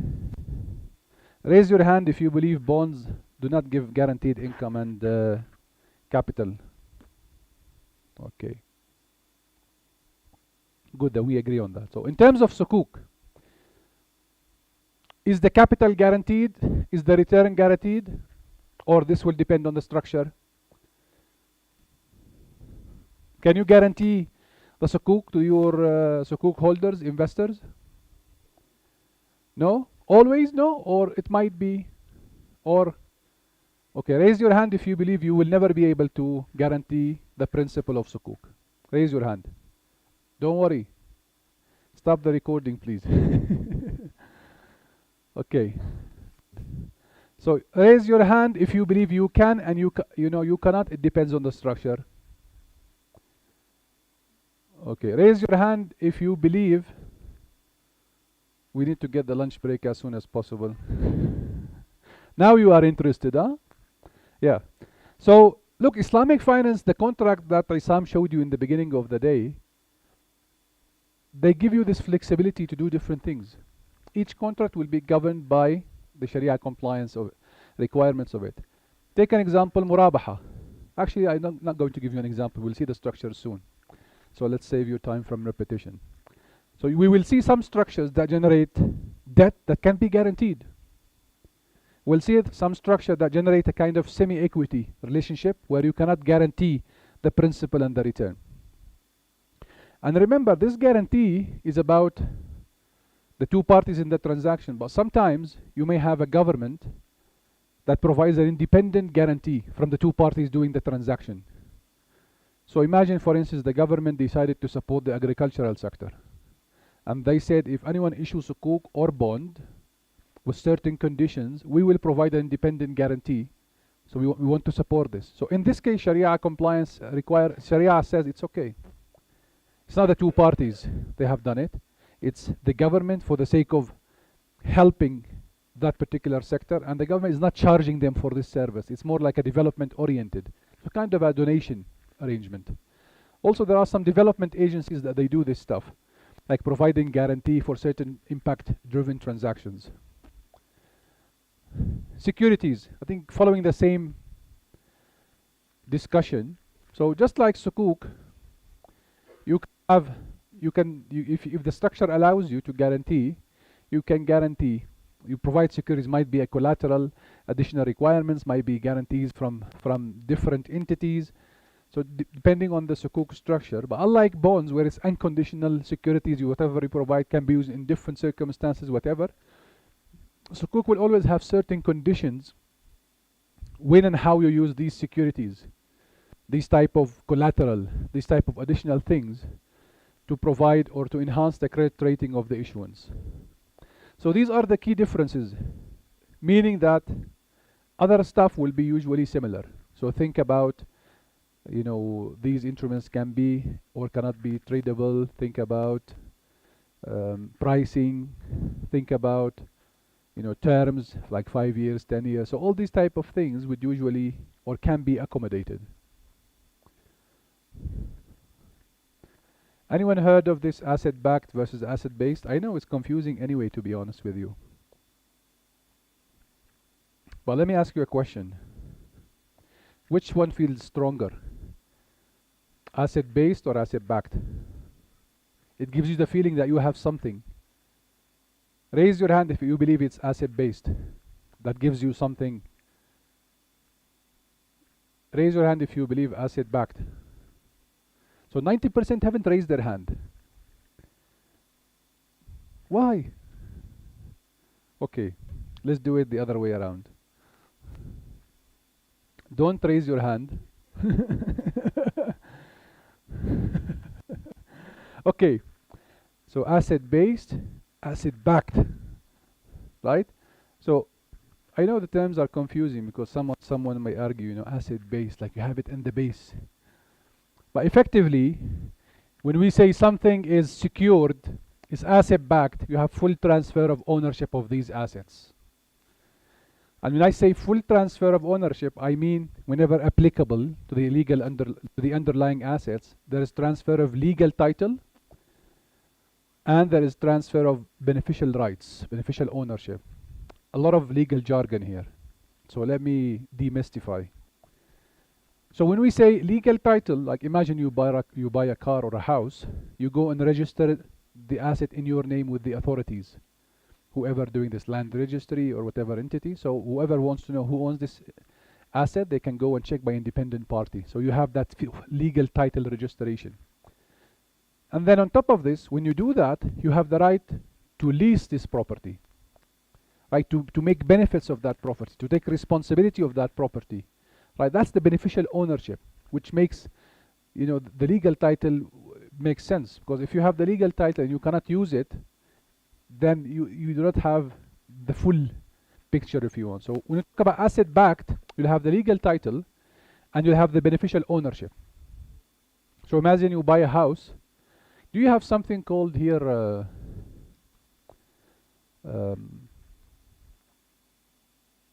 lease-based properties? So you never own the legal title?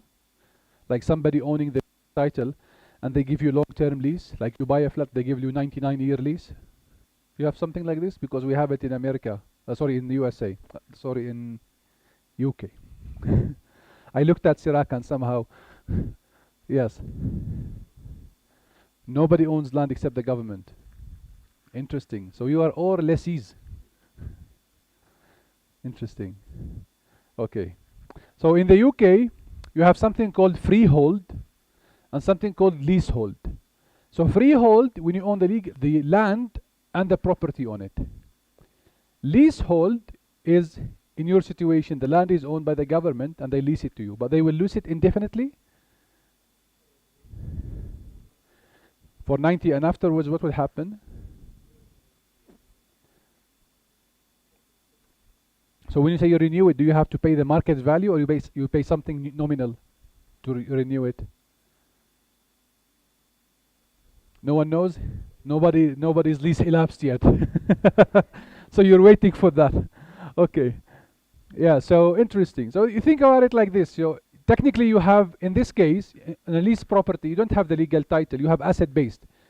You have unsecured asset-based beneficial ownership. So you have the right of lease it out, rent it, benefit from that financial income, rent it to someone else, but you don't have that legal title where it's asset-backed.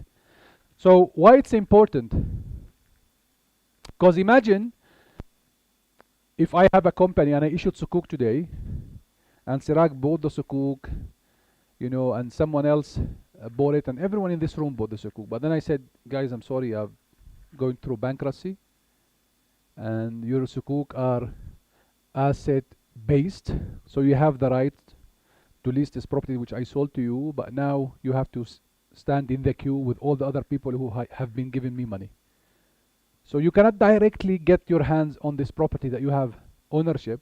Yes, you are enjoying leasing it, but when a rainy day come and things go wrong, you will not have direct access to this property on your own. You will have to my credit worthiness access, right? So if I have 200 million debt and I issued 100 million sukuk, right?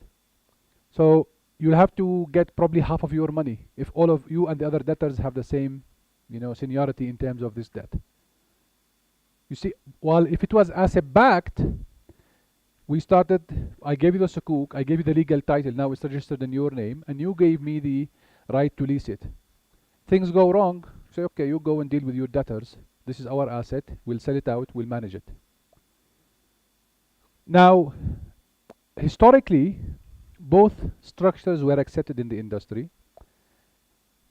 IOFI recently issued a standard trying to push the market towards asset-backed sukuk issuance, because as of today, probably 80-90% are asset-based and 10 to 20% are asset-backed. So they want to change this to try to give the sukuk more of its really unique advantage in comparison to bonds, something more value. Of course, this can be very challenging in the context of sovereign sukuk. Even in your context, in any government, the government will be very reluctant to transfer legal title of land and sovereign assets to foreign investors, even local investors. So, as far as I know, most, if not all, of sovereign sukuk issuance are asset-based. So which type of sukuk you believe is preferred by investors? Asset-backed or asset-based? What about the sukuk issuers? Which one they will prefer? Okay, then the concept is clear. You know which countries have issued sukuk so far, sovereign sukuk?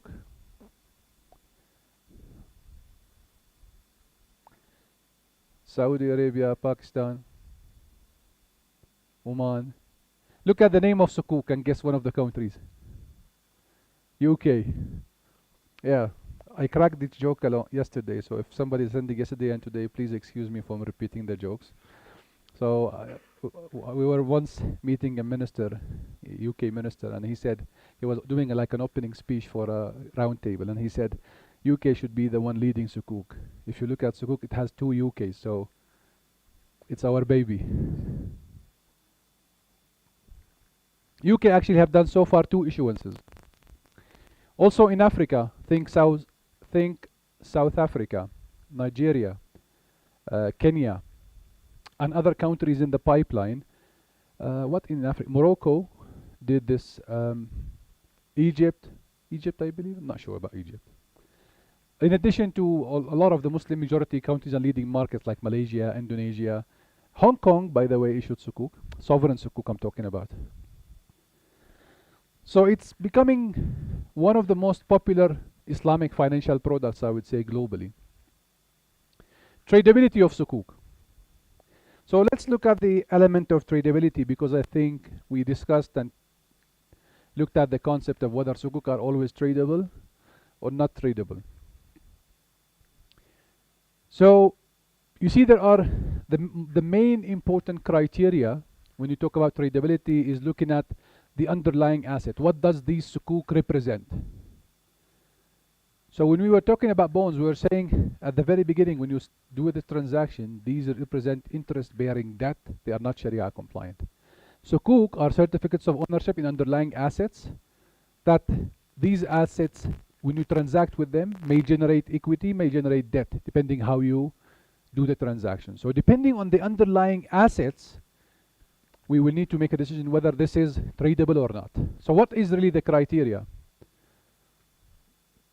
Probably this is, you'll ask again about the third rule.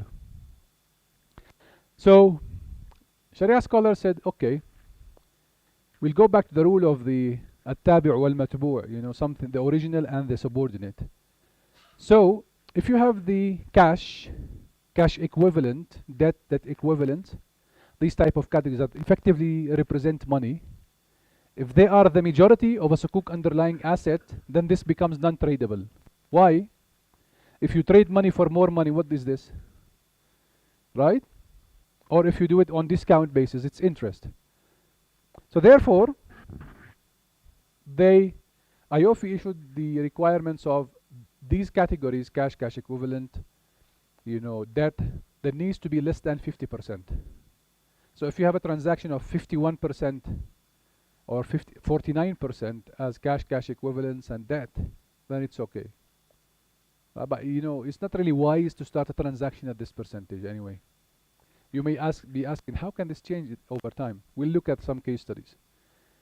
And then they put the borderline at the third rule. So they said, when you start, you need to be above the, this cash, cash equivalents. They need to be below 50%.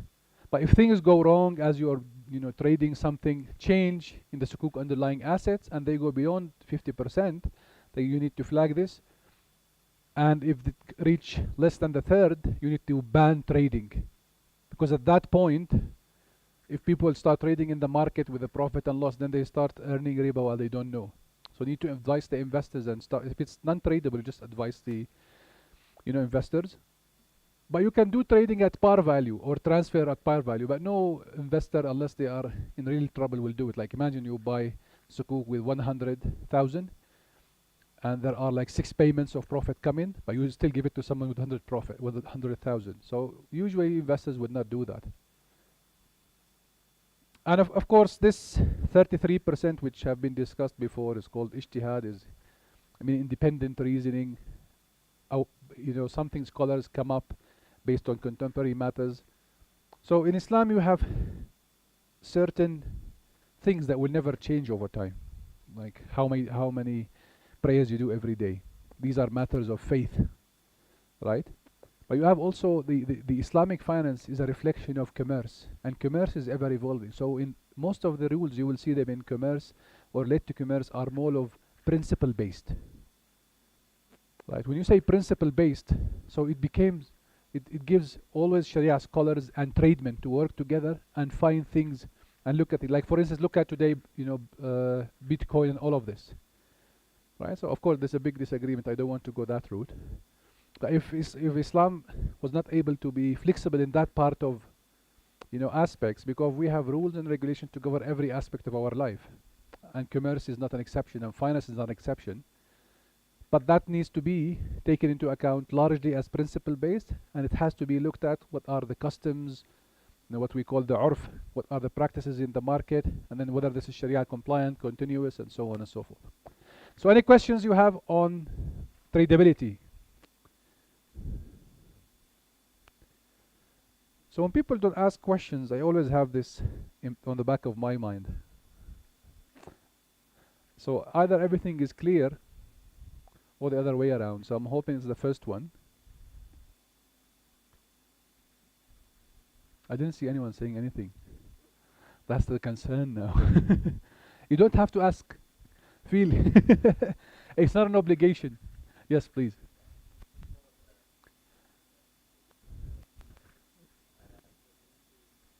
Maybe books are in a way more uncertain than the Phoenician days. It depends. For the Yes. Yes.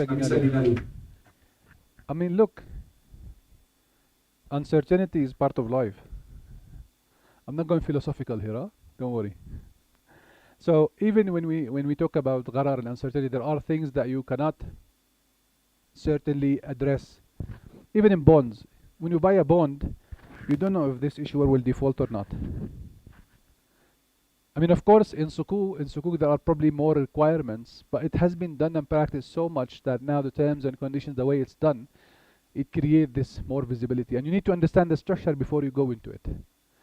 You will see now more as we go along that a lot of the structures used in the market, they create this certainty, but they don't contractually guarantee it. Just like when you go to the bank and you put your money with the bank and they say, we will give you a profit share. Right? And they will say, this profit share may approximately be around 10% of your money invested with us. Right? So it will not tell you like the conventional product, you'll 100% get 10%. It's a loan on us, that's the interest. This is the kind of uncertainty you may expect in some Sukuk structures. But over time, you get used to the product. And the issuers who are doing this, just like banks, if they don't do their calculations and their estimation properly, they lose the trust of the investor.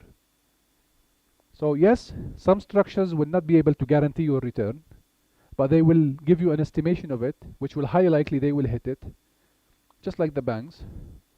And the consumer needs to learn how to deal with this. Some structures actually they do guarantee the return, and they do fix the return for you, and we will see some of this structure. So that will give you a pretty much the mindset that you are used to see in conventional products, but done in a Sharia compliant way. So let's look at the key parties and components of Sukuk. What comes to your mind? Sukuk holders? Of course. Issuers? Yes. What else? Question? Yes. How can you done its tradability? I will show you case studies. Yes, we have covered. The person.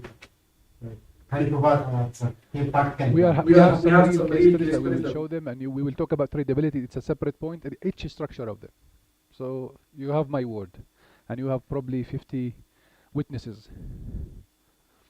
I usually do a parking lot, but now my parking lot is locked behind all of this. You see, I would write it on the board so I don't forget it. By now I'm trusting everyone to remind me if I don't touch upon this, which I'm sure I will because it's written on the slides. Inshallah, God's willing. So let's look at the components. First is we have originator or obligor. What is the originator or the obligor? It's the entity seeking the funding, right? So the originator originating the transaction, they need the funding. Sometimes I think the vast majority of Sukuk, the originator and obligor is the same. So the obligor is the entity obliged to do the payments and take care of the financial obligations of the transaction, and the originator is the one entity originating the transaction. But for all transactions, as far as I can remember, it's the same entity. So if you think of an example, we'll see some examples. But imagine the government of Ethiopia want to raise funds, and this is being done through the Ministry of Finance. So the Ministry of Finance is originating and acting as the obligor. The entity seeking to get the funding, and also the entity that is obliged to make payments, financial payments. Of course, they are acting as an agent on behalf of the government. Arranger. What is an arranger? These are usually banks, investment banks. By the way, it could be conventional or Islamic. If it's if it's conventional, they need to have an Islamic window where they have a Sharia governance.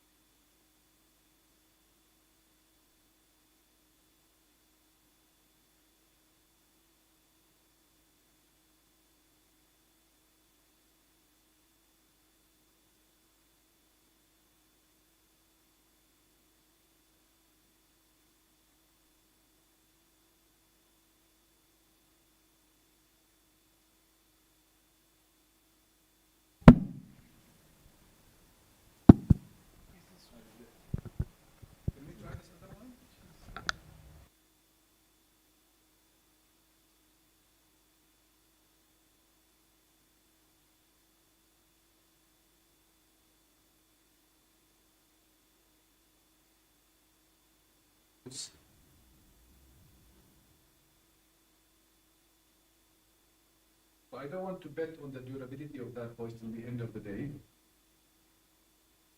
Seems like I don't have a lot of option except going into the singer mode. When you are in a party, the singer has something like this in it, and that's why I feel like a bit tight. Anyway, okay, I think everything I'm touching is not going to work. Okay. Where were we? Arranger. What is the arranger? Investment bank. Yes. So usually they are licensed activities, but some jurisdiction may not also tie it to license. So usually banks or financial institutions, but the practice, these are either Islamic full-fledged bank or conventional banks with window. The international scene look like, you'll see the names of HSBC, Barclays, Goldman Sachs. You also see the names of Dubai Islamic Bank, Abu Dhabi Islamic Bank, these kind of either very major Islamic financial institutions or conventional institutions with Islamic windows. So they help in setting up, the SPV. We'll talk about the SPV. They help in putting the transaction together. They have experience. They have their own legal advisors. Sometimes they can put the documentation together. And even sometimes they can bring their own Sharia board. So SSP here, Sharia Supervisory Board, right? So every Sukuk issuance needs to be approved by at least one Sharia Supervisory Board. That doesn't mean it has to be more than it, right? So one Sharia Supervisory Board should be sufficient. But sometimes international issuance, you tend to see in the term sheet that the Sharia Supervisory Board approved this, or Goldman Sachs Sharia Board, Barclays Sharia Board. In some jurisdiction where you have a central Sharia Board, that's the primary approval. You don't need anyone else. So it depends on the jurisdiction, on the context, and how this will need to be perceived. Issuer. Issuer is effectively the SPV, the special purpose vehicle. I will double click on what does this mean and how it will work. But think about it as the entity designed to do Sukuk. Once Sukuk is done, it has no purpose in life. Right? Hope and pray none of us become an SPV. So SPV is that entity that helps in the facilitation of Sukuk for the benefit of the originator, the obligor, but it will be acting on behalf of the investors. And we'll discuss this more in detail. Underwriter. What is an underwriter? So usually, if you have a issuance, get this Islamic investment bank, parties, to commit to buy Sukuk that has not been subscribed for. Right? So somebody think you want this transaction to be a success, you get some commitment from Islamic investment bank. They say, you know what? If up to, let's say, 30% doesn't get subscribed, will going to be our price. So this, when you do an issuance, it brings confidence to investors. That somebody with this big name already trusted them with their money. It facilitates this. And to be honest with you, very rarely they will start or jump in, because the vast majority, if not all, at least international Sukuk issuance have been oversubscribed. And it's not single digits. Many times it's double digits oversubscription. Like imagine 10 times. You ask for 1 million, you get 10 million. So imagine how the pricing is happening because of the demand and supply. Investors, of course, you can do as much nice Sukuk structures as you like. Without the investors, the whole thing is pointless. And then assets. Of course, depending on the structure, you would have different types of assets. Interesting, boring. I'll count to 3. And when I say 3, yes.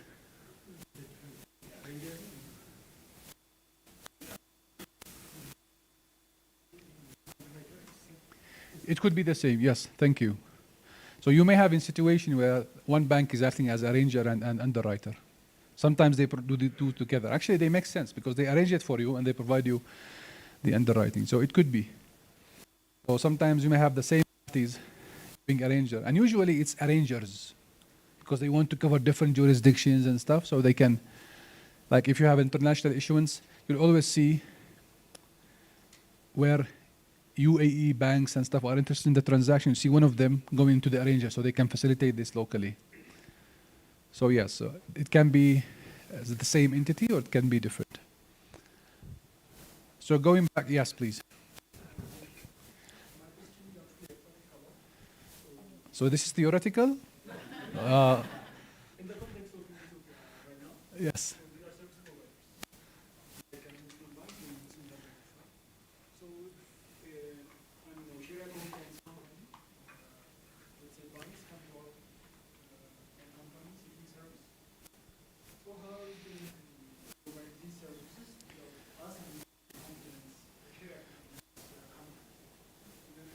My question specifically is, are we prepared to bring about a Sharia compliance board, or should we incorporate a Sharia compliance board within our company in order to provide the service as an arranger?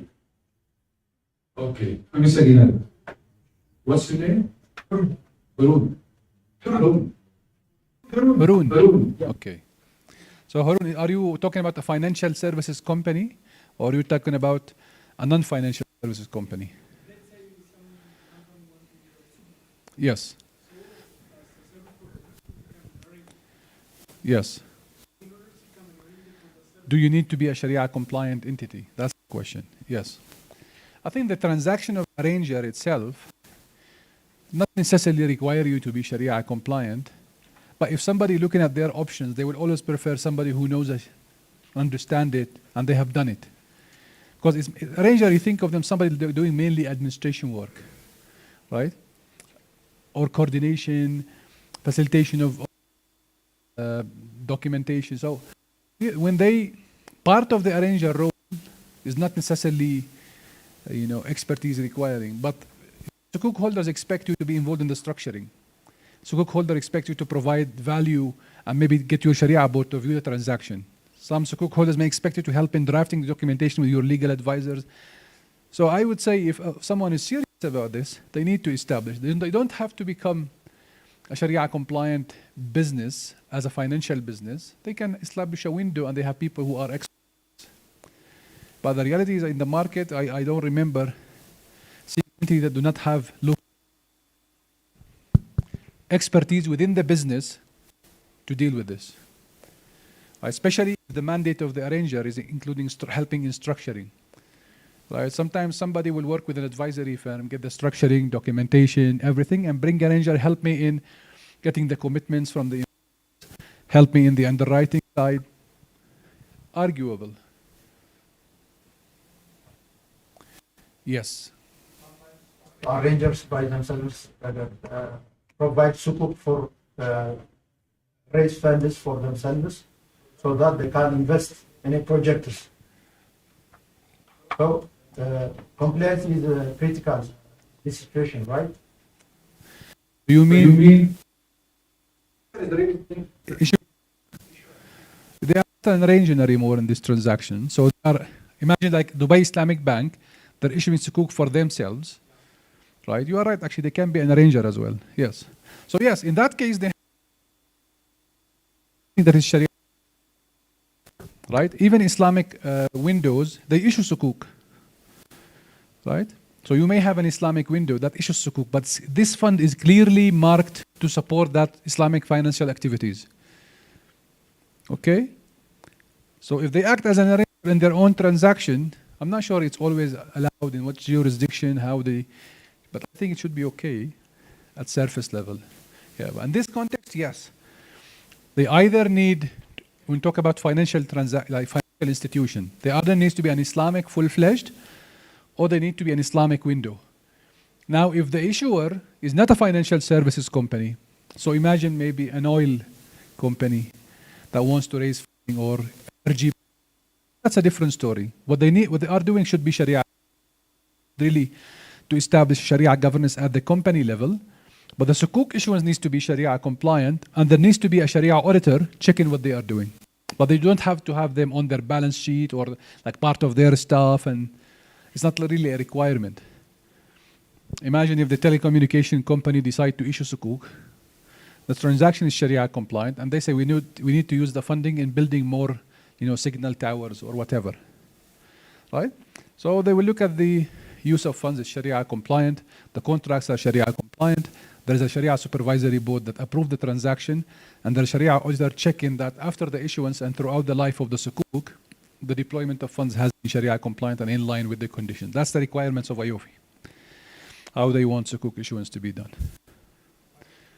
Okay, I'll with your permission, I'll stop taking questions for now because we need to stay on time. I'm staying here till as much as you like, but I'm sure most of you will be lost after lunch. So I'm trying to get the most important part before lunch. That doesn't mean we will continue after lunch. We will continue. So if you have any questions, with your permission, let's leave it towards the end.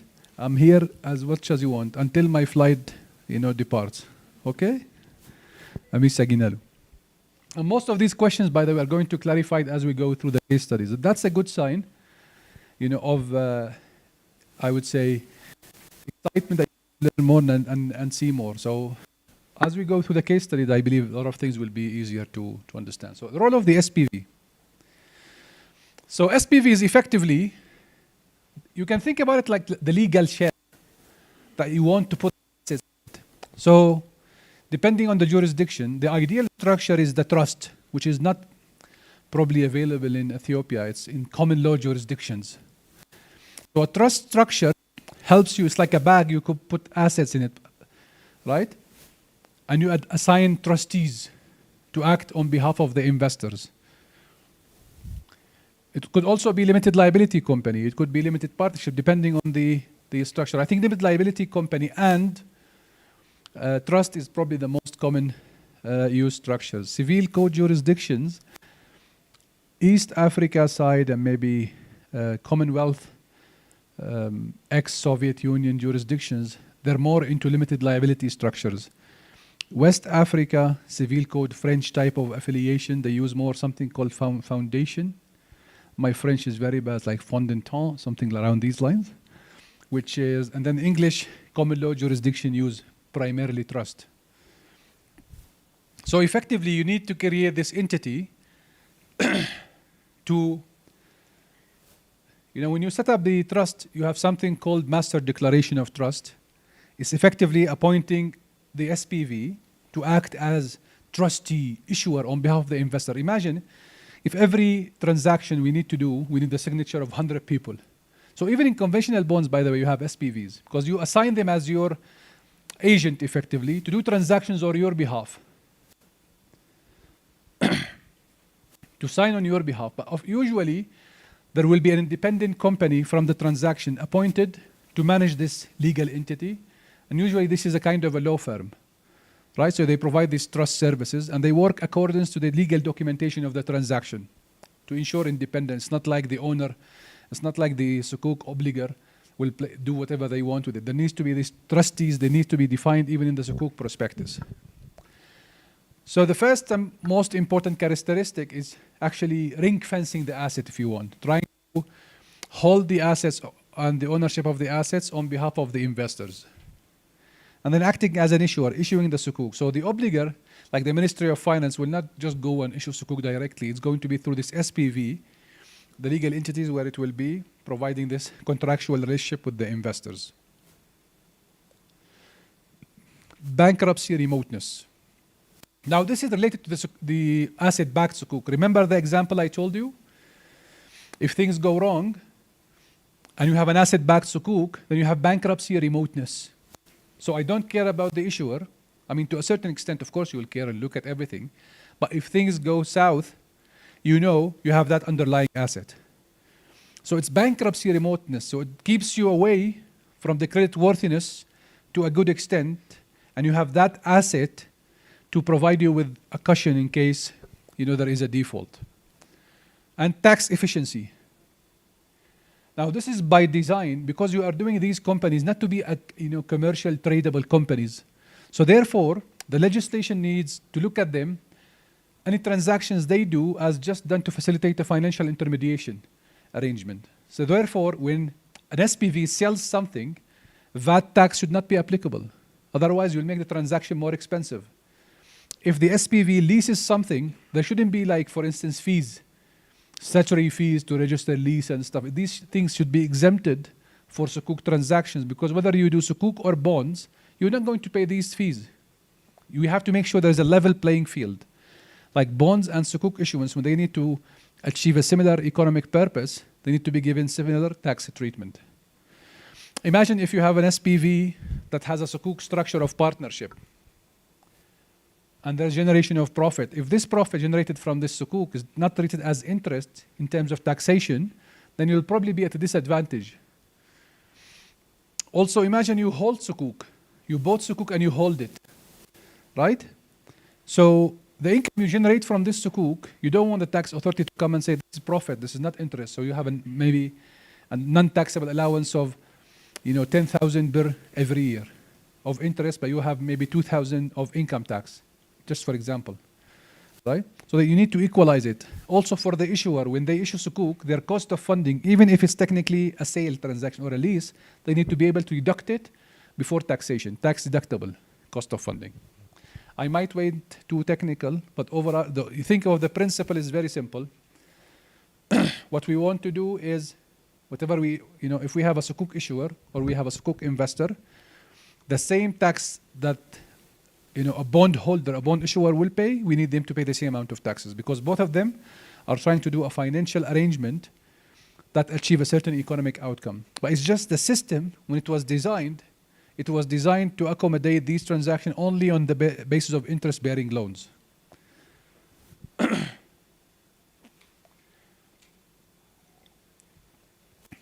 So when any jurisdiction is serious about Islamic finance and sukuk in general, one of the things they will need to do is to reform their tax legislation, introduce amendments to make sure that you can do these transactions without incurring additional burden.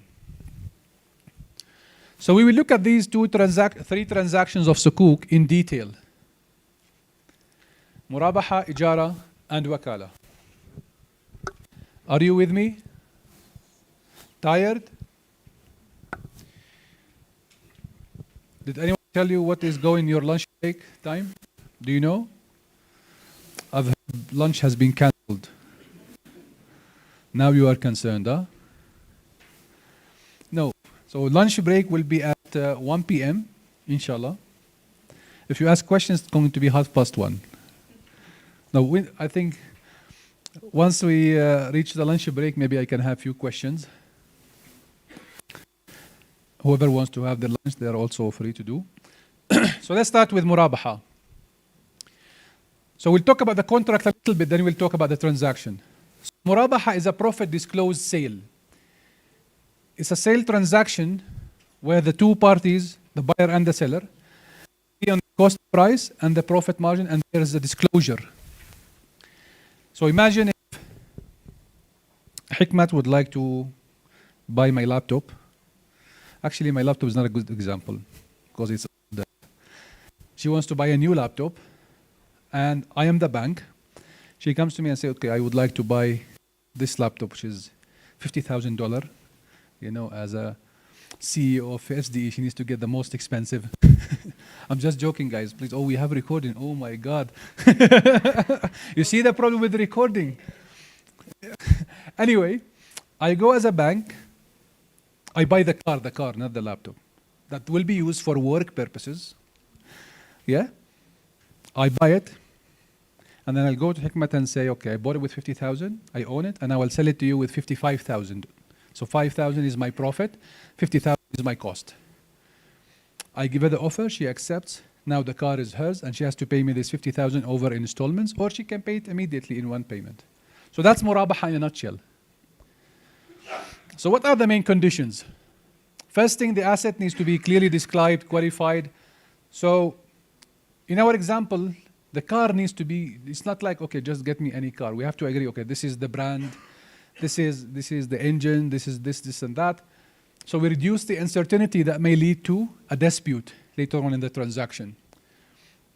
It has to be owned prior to sale. So one of the rules in Islamic finance is you cannot transact on something you do not own or have the right to transact.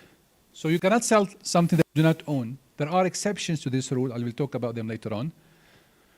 But generally, you have to own an asset to sell it, or you have to be given the mandate to do it. Like, I may not own an asset that maybe Isam owns, but he gives me the right. So, can you please sell this car on my behalf? And he gives me some more, clarity, like sell it beyond this price, do this, do that. So in this case, I have the mandate. Of course, the asset needs to be Sharia compliant. I think this goes without saying. So you cannot do Murabaha transactions on 10 tons of, smoked pork, right? That's not going to work. So the seller cannot change the price after concluding the Murabaha sale. Or some people might be, okay, this Murabaha is just a joke. It's like conventional bond, playing with names and doing stuff. So this is one of the key differences.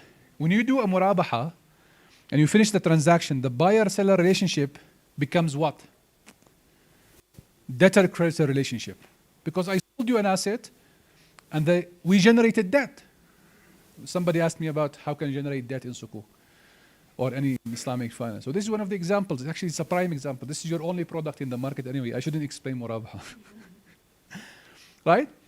So if the client, or in our example, Hikmat is not able to pay at a certain point, I cannot increase the sale price and expect that to be Sharia compliant, because the debt, if you increase it, it becomes riba. It's actually, this is the most, prohibited form of riba. There are many things of riba. Riba is another topic for another day, but the simplest form of it, as we know it, is interest. But when somebody is delayed, that was actually the most prohibited form of riba. Somebody is unable to pay, then you increase the overdue debt. While in conventional debt, you roll over the loan, increase the interest, happy days. So agreed price can be paid spot on deferred, that's we talked about. And of course, just like all the other Islamic finance contracts, we always need to have exchanging offer and acceptance when we use these contracts in the context of finance.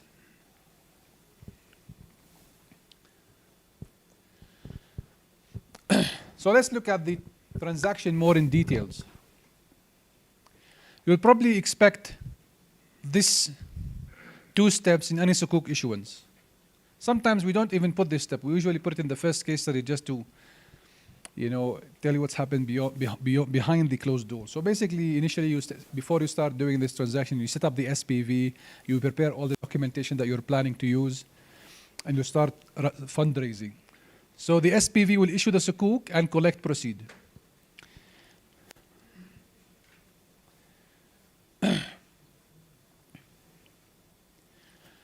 Now, what will happen afterwards? Who has the money now? The SPV, right? So the SPV will receive from the originator a notice of request to purchase certain assets. Let's try to use an example. Imagine a factory is the originator, furniture factory, or maybe, you know what? A bunna factory. That's coffee. Now, bunna means the coffee beans, or bunna also can mean the drink? Both. Okay, I have enough uncertainty to move around this. So it's a bunna factory that doesn't manufacture the beans. It actually sells like, products of beans, maybe packaged drinks or whatever. And they need a machinery, a very expensive machinery. So they issue Sukuk. Now, before you issue Sukuk, you need to know what is this asset, what is the cost of that asset, and so on and so forth. And you need a commitment from the originator that they will buy this asset from you. Imagine you get the money from the Sukuk holders, you go and buy, a very expensive machinery that costs you $20 million, $30 million, and then you go to the originator, oh, Habibi, we changed our mind, we don't need it anymore. Right? It doesn't work. So that's why there will need to be, before that, an undertaking from them. In Sharia it's called wa'ad. An undertaking, legal undertaking, binding on them that once I buy it, you will buy it off me. And it's not a forward contract. Because forward contracts is offer acceptance, 2-party making obligations. Only the originator is promising to do this, but the SPV don't have to do it. Right? But this makes sure there is an exit strategy for the investors. In Sukuk, whenever you are getting into an asset, as a Sukuk structurist, you need to think of what is the exit strategy. Because the Sukuk generally are, a term-bound instrument. So it's 5 years, 10 years. Yes, there are other types of non-term-bound instruments. Isam will probably talk about them towards the end of the day. Right? So therefore, in this case, it's actually done even before the issuance. There will be an undertaking by the originator that we want this asset, and they will submit officially the notice to do the transaction and purchase the asset. So the issuer will go and buy the asset, either directly, so they may go to this entity that doing the manufacturing of the machinery, Buna packaging machinery, or they will do this through an agent. Maybe they have an agent in Ethiopia and they say, we'll deal with you and we'll do that transaction. So now who owns the asset, the machinery? Investors. Who's acting on behalf of the investors? SPV. Yes, so the SPV owns the investor. So what they want to do with it? Use it and package Buna and give it to Sukuk holders? Or they want to make money? So what they will do, the SPV, what they will do with the asset? Sell it, yes. So they will go and sell it with the originator on a Murabaha basis. So they will sign an agreement. So in this case, it was a direct sale. Give me the machine, this is your money. Right? Here you have Murabaha. This is our cost price. This is our profit margin. Let's say we bought it with 30 million and we would like to add on top of this maybe 1 million profit. That's 4 million and the sale price is 4 million. Right? So they agree on the term, which of course this is going to happen all before the Sukuk structure, but I'm trying to put it down in pieces for you to understand what's going on. So after stage 5, who owns the asset?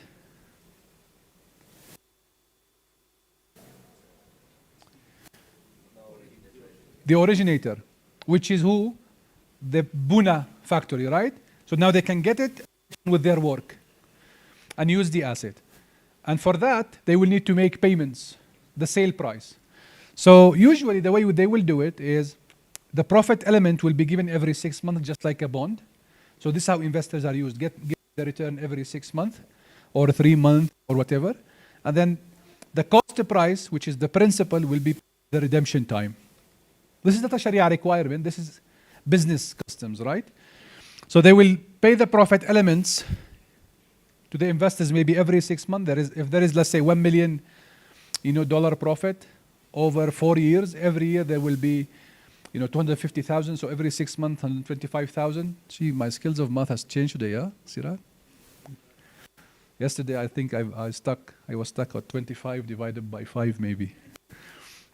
Anyway, so they will pay this profit element, and then the 20 million or 2 million, they will be paid towards the redemption time. Okay? So any questions so far on this?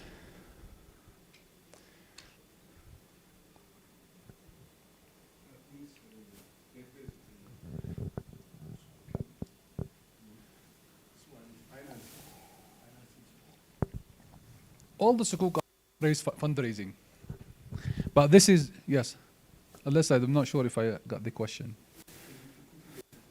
No. Because you're buying something and then you sell it with a profit immediately. This whole transaction will happen in the matter of, I don't know, maybe a day maximum.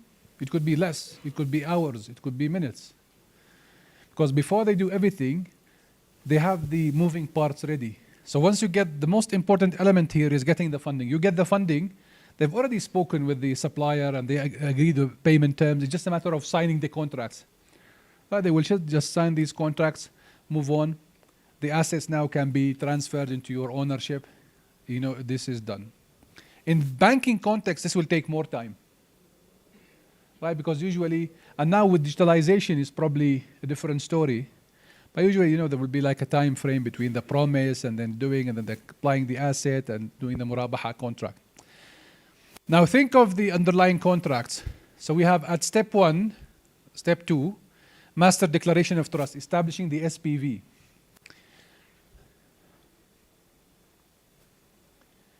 You have the buying agency agreement. So here, if you are using an agent, you'll have an agency agreement. If you are not using an agency agreement, if you are not having an agent, then there is no agency, but then you have the sale agreement here for doing the asset. Just by the way, all these names of Murabaha, Ijara, Istisna, whatever, these contracts were used pre-Islam era as well, or at least most of them. So they were not contracts invented by Islam. But when Islam was revealed in Arabia, Islam provided guidelines and regulations how to use these products. And these were the Arabic names referred to them. But that doesn't mean they are like, because you always, people are used to Islamic finance quota. But lease is for everyone. Humanity has been doing lease for, forever. Sale is the same. But when you have like contractual murabaha, where you have this trust-based relationship, you have to disclose this, you cannot increase the sale. But these are the guidelines that refine the contractual arrangements. And then you have murabaha contract and guarantees and other securities if applicable. So is this tradable or not, based on what we have discussed? I'm fulfilling my promise, you see?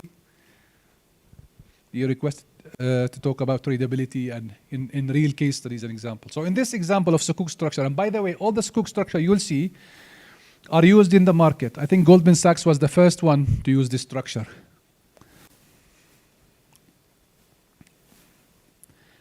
Is it tradable? Yes or no? What is the underlying assets? What are the underlying assets? The machine. Did you own the machine or did you sell it? So you own nothing now. So this whole process, probably you can do trading for the first half an hour, or maybe the first day or two, but afterwards, you cannot, right? So therefore, because the Sukuk underlying assets are basically Murabaha receivables or debt, this is only transferable at par value. That's why later on the market have started to use Murabaha as part of a Sukuk structure, where they have a mixed portfolio. I'll give you another example in a minute. Because you want your instrument to be tradable most of the times. Yes, Rima.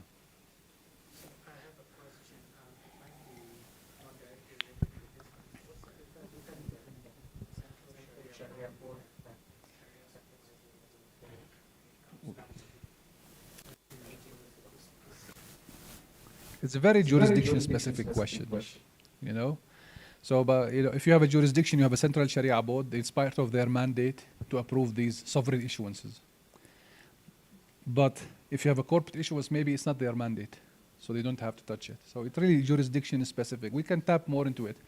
I don't want to derail the discussion, but in principle, if there is a central Sharia board, highly likely it's part of their mandate to approve all sovereign and quasi-sovereign issuances. But maybe in corporate, they will delegate that to the market. So Ijara Sukuk, what is Ijara? Leasing. So simply you just think about it as Sharia-compliant leasing. Because Ijara was not invented again, but becomes Sharia-compliant by complying with certain conditions.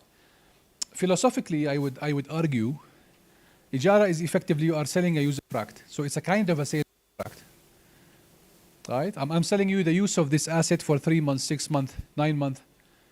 Therefore, when I sell you the lease of this 3-month rent and you use it and you haven't paid the rent, it becomes debt as well. So what are the main conditions? So when you do Ijara, think of a property, the asset needs to be used according to Sharia requirements. Now some of you might be thinking, okay, so if I have a property, I need to make sure, whoever is the tenant in my property is doing it in a Sharia-compliant way. So if you have a property to lease, no alcohol, or something like, is this your girlfriend or your wife who's coming to your apartment? Why have you been all night outside? So no, this is not the case, right? For residential purposes, Sharia scholar, a property for residential purposes is okay. You stop there. You don't do Sharia audit on people's life. It's not your responsibility. But if it's a commercial property, then you need to make sure the business entity that is doing business is primarily doing something Sharia compliant. Right? So you are not leasing this to a gambling house.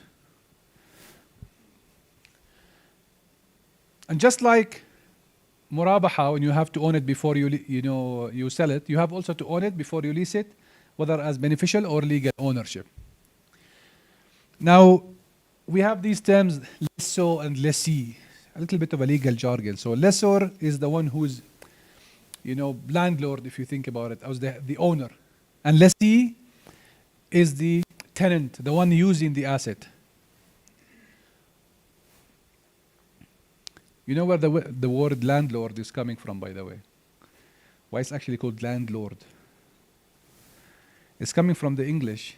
At that time, only lords used to be owning lands. So then it goes landlords.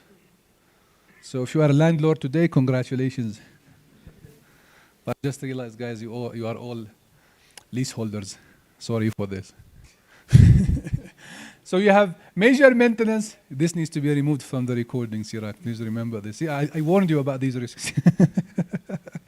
So you have major maintenance and minor maintenance. So from a Sharia point of view, if you own an asset, you own the right to benefit from it, but you have the duties of maintaining it. That doesn't mean you deal with the small things. Like if you have a property and you have one of the pillars shaken, you need to fix it, not the tenant. But if there is some scratches in the wall because some of uses, they have to fix it. They have to paint it for you. If there is a need for insurance, it has to be Islamic insurance if there is in the market. If there is no Islamic insurance, Sharia scholars may accept conventional, subject to certain conditions and whether it's a legal requirement or not. You know, because this is like a sale of usufruct, you have to agree on the rent in advance. That doesn't mean for 10 years, but at least you can divide your term into periods. And you can charge rent for each period. So maybe you have 5-year term. Sukuk, usually they will just fix it. Right? Unless you are doing a variable floating sukuk, which is not really a standard in the market. But you can do that for a banking product. You can have a variable floating rate for 25 years, like a home finance property. But sukuk, usually they will just fix it for 5 years. If you have a floating rate, then you have fixed rates in that. Like let's say every 6 months, you have the right to review your rent subject to certain conditions. Like you have a floor and cap, you have a formula to calculate, so you need to remove and reduce uncertainty as much as you can. So let's look at Ijara Sukuk, one of the most common structures in the industry. So as usual, you'll have issuance of SPV, issuance of Sukuk, and collection of proceeds. Now, if you want to lease an asset, you have to buy it, you have to own it. Generally speaking, the originator would have this asset, and they want you can think of it as a form of refinance or an equity release. So they have the asset, and they will sell it to the SPV. So let's say, this is, by the way, the structure used by the UK sovereign Sukuk issuance, used by, I think, South Africa, very common. Land parcels, you've sold either legal title, like full legal transfer, or maybe beneficial rights for a period amount of time, valued in a way that is, in line with the price that has been charged for the Sukuk issuance. Usually there needs to be an estimation by a provider for that. And you sell the asset. So who owns the asset now? SPV, the trustee. What they want to do with it? Yeah, so it's like a sale and lease back. And they will go and lease back the asset to the originator. Because the originator doesn't want to lose the asset. Think of Ministry of Finance issuing Sukuk using maybe 5-10 different pieces of land. And on top of these lands, there are government offices, land buildings, right? So they don't want to lose them. So they will sell them, the right of use maybe for 10, 15 years. And they will say, okay, we will lease it back. So then there's nothing changing in Sukuk holders are not going to the Ministry of Finance building and say, oh guys, what are you doing in my building today? So they will not. So they will lease it back, and they will assign the originator to be the service agent, so to take care of the property, do whatever is needed during the Sukuk term. So when you sign a lease, effectively you will pay rent, and that will be channeled to the investors. And towards the redemption, think of the exit strategy. What will happen at the end? Yes, thank you. So they will, at the maturity, they will buy the asset back to the originator. Now, one of the key questions people usually ask, is it the same price? Right? So Sharia requirement is the following. It's either the same price, so it's either the market price or the price agreed by the two parties. Right? Now, in the context of Ijara, where you have a property or underlying assets, IOFI accepts that you can fix the price from the very beginning and you agree on it. But if there is a partnership and the underlying assets have a kind of volatile value, Sharia scholar says leave the agreement on the price towards the end, which creates a lot of uncertainty in the product, and it's not really practiced in the market. This is something now IOFI is trying to push and move the market forward with that.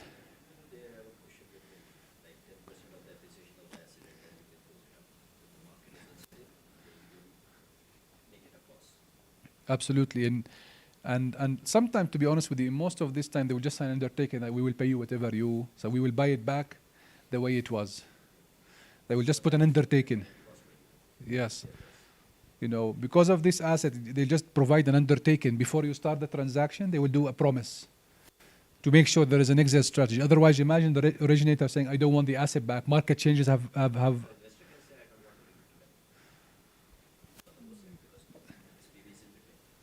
If you have the legal title, maybe you can argue that. But I mean, imagine a scenario where the land value has dropped so much that it's not worth it for you to pursue the asset. That's why usually at the very beginning, there is undertaking. Let's look at the legal agreements. Trust deed, purchase agreement, and you have purchase undertaking. So you have from the beginning that after you sell it, then you have the undertaking that you'll buy it back with this price. That is, it should be, the lawyers need to check that's legally enforceable in that jurisdiction. Because if it's not legally enforceable, it's just worth nothing for the investors. So these are the legal agreement. If you just look at the steps, trust deed, or it could be limited liability, what they call articles of association. And then you have the purchase agreement, buying the asset, lease agreement, leasing the asset, agency, service agency to assign the originator as the service agent, and purchase undertaking to buy it. And effectively, there's another contract towards the end where you can sell the asset as well. Is it tradable or not before your lunch break? Tradable? Who answered? Why?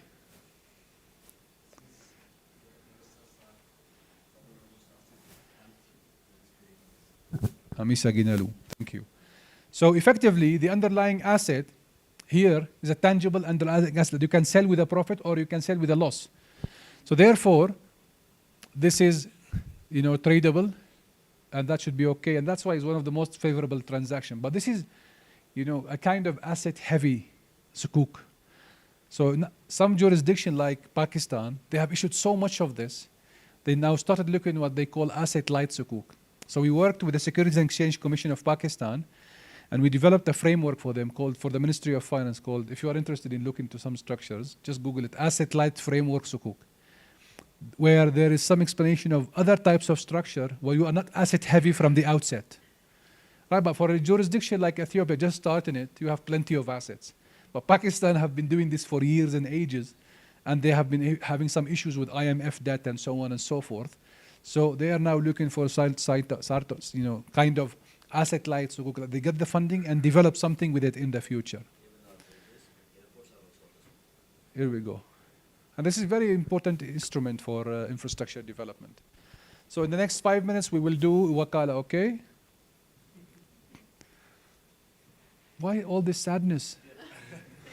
Okay, enjoy your lunch. Please come back at 2 p.m. so we can finish as early as we can.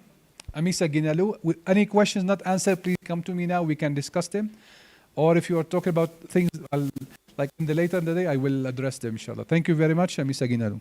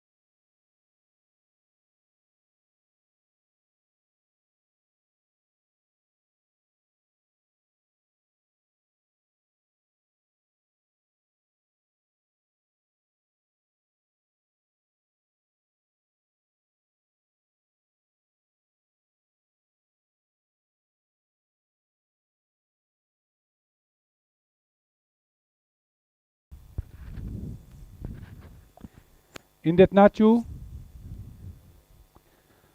enjoyed your lunch?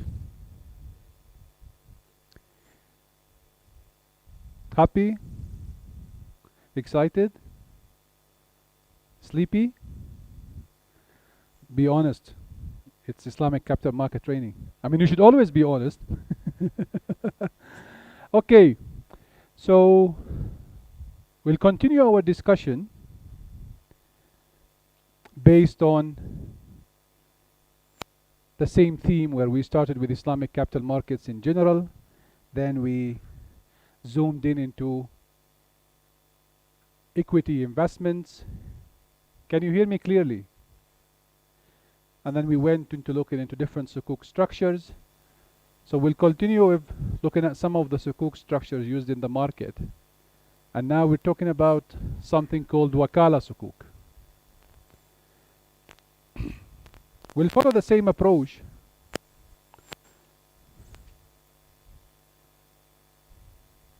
Okay, just 1 second.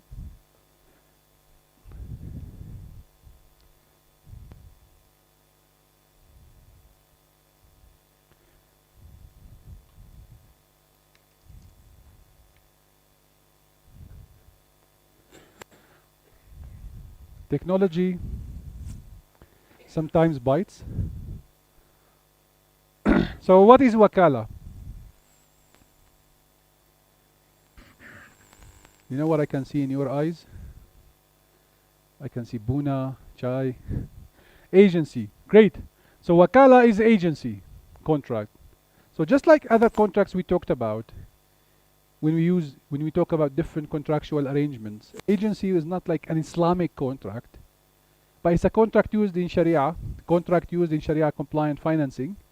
But Sharia provides a set of guidelines, regulations, rules, how to use agency contracts.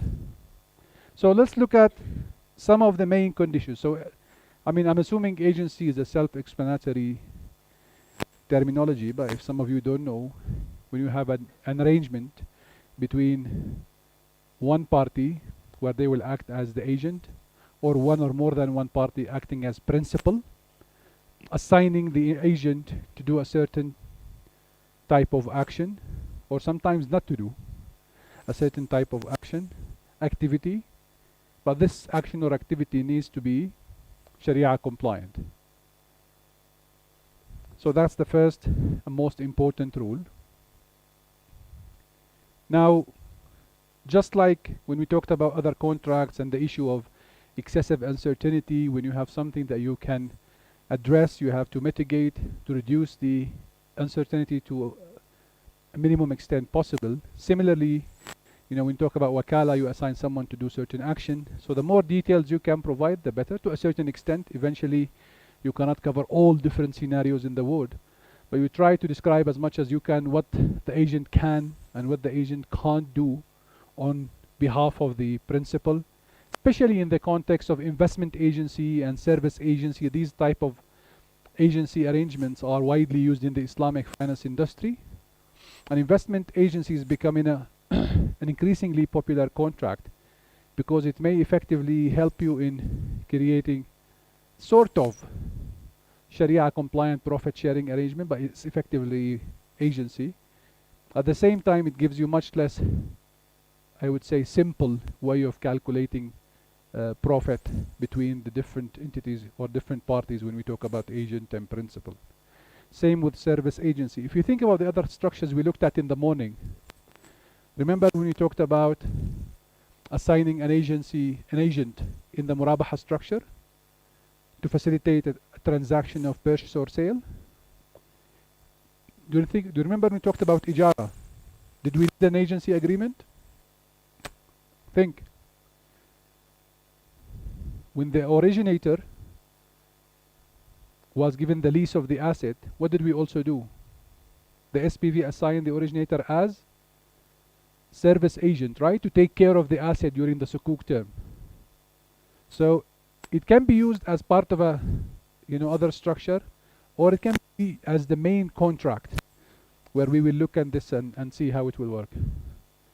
So you remember when I told you it's kind of give you a feeling of partnership or equity arrangement, because if you assign someone to invest your money, act as your investment agent, and they comply with what you have agreed with them in terms of the Wakala agency terms and conditions, and they incur a loss due to something beyond their negligence, misconduct, fraud, non-compliance with the agreed terms and conditions, in this case, you as principal bear the loss.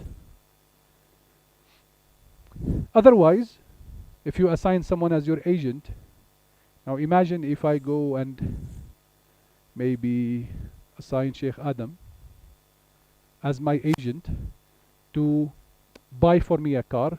I clearly specify the type of car I want, the specification, and I say, buy me this car as long as it is less than, let's say, $10,000,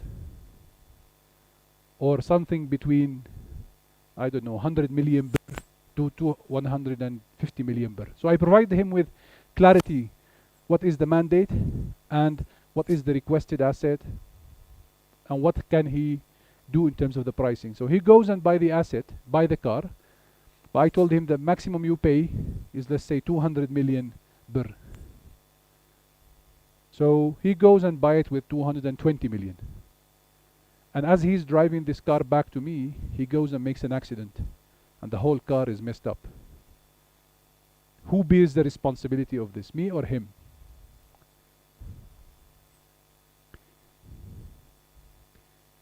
When you say me, sorry, it was my question. You are right.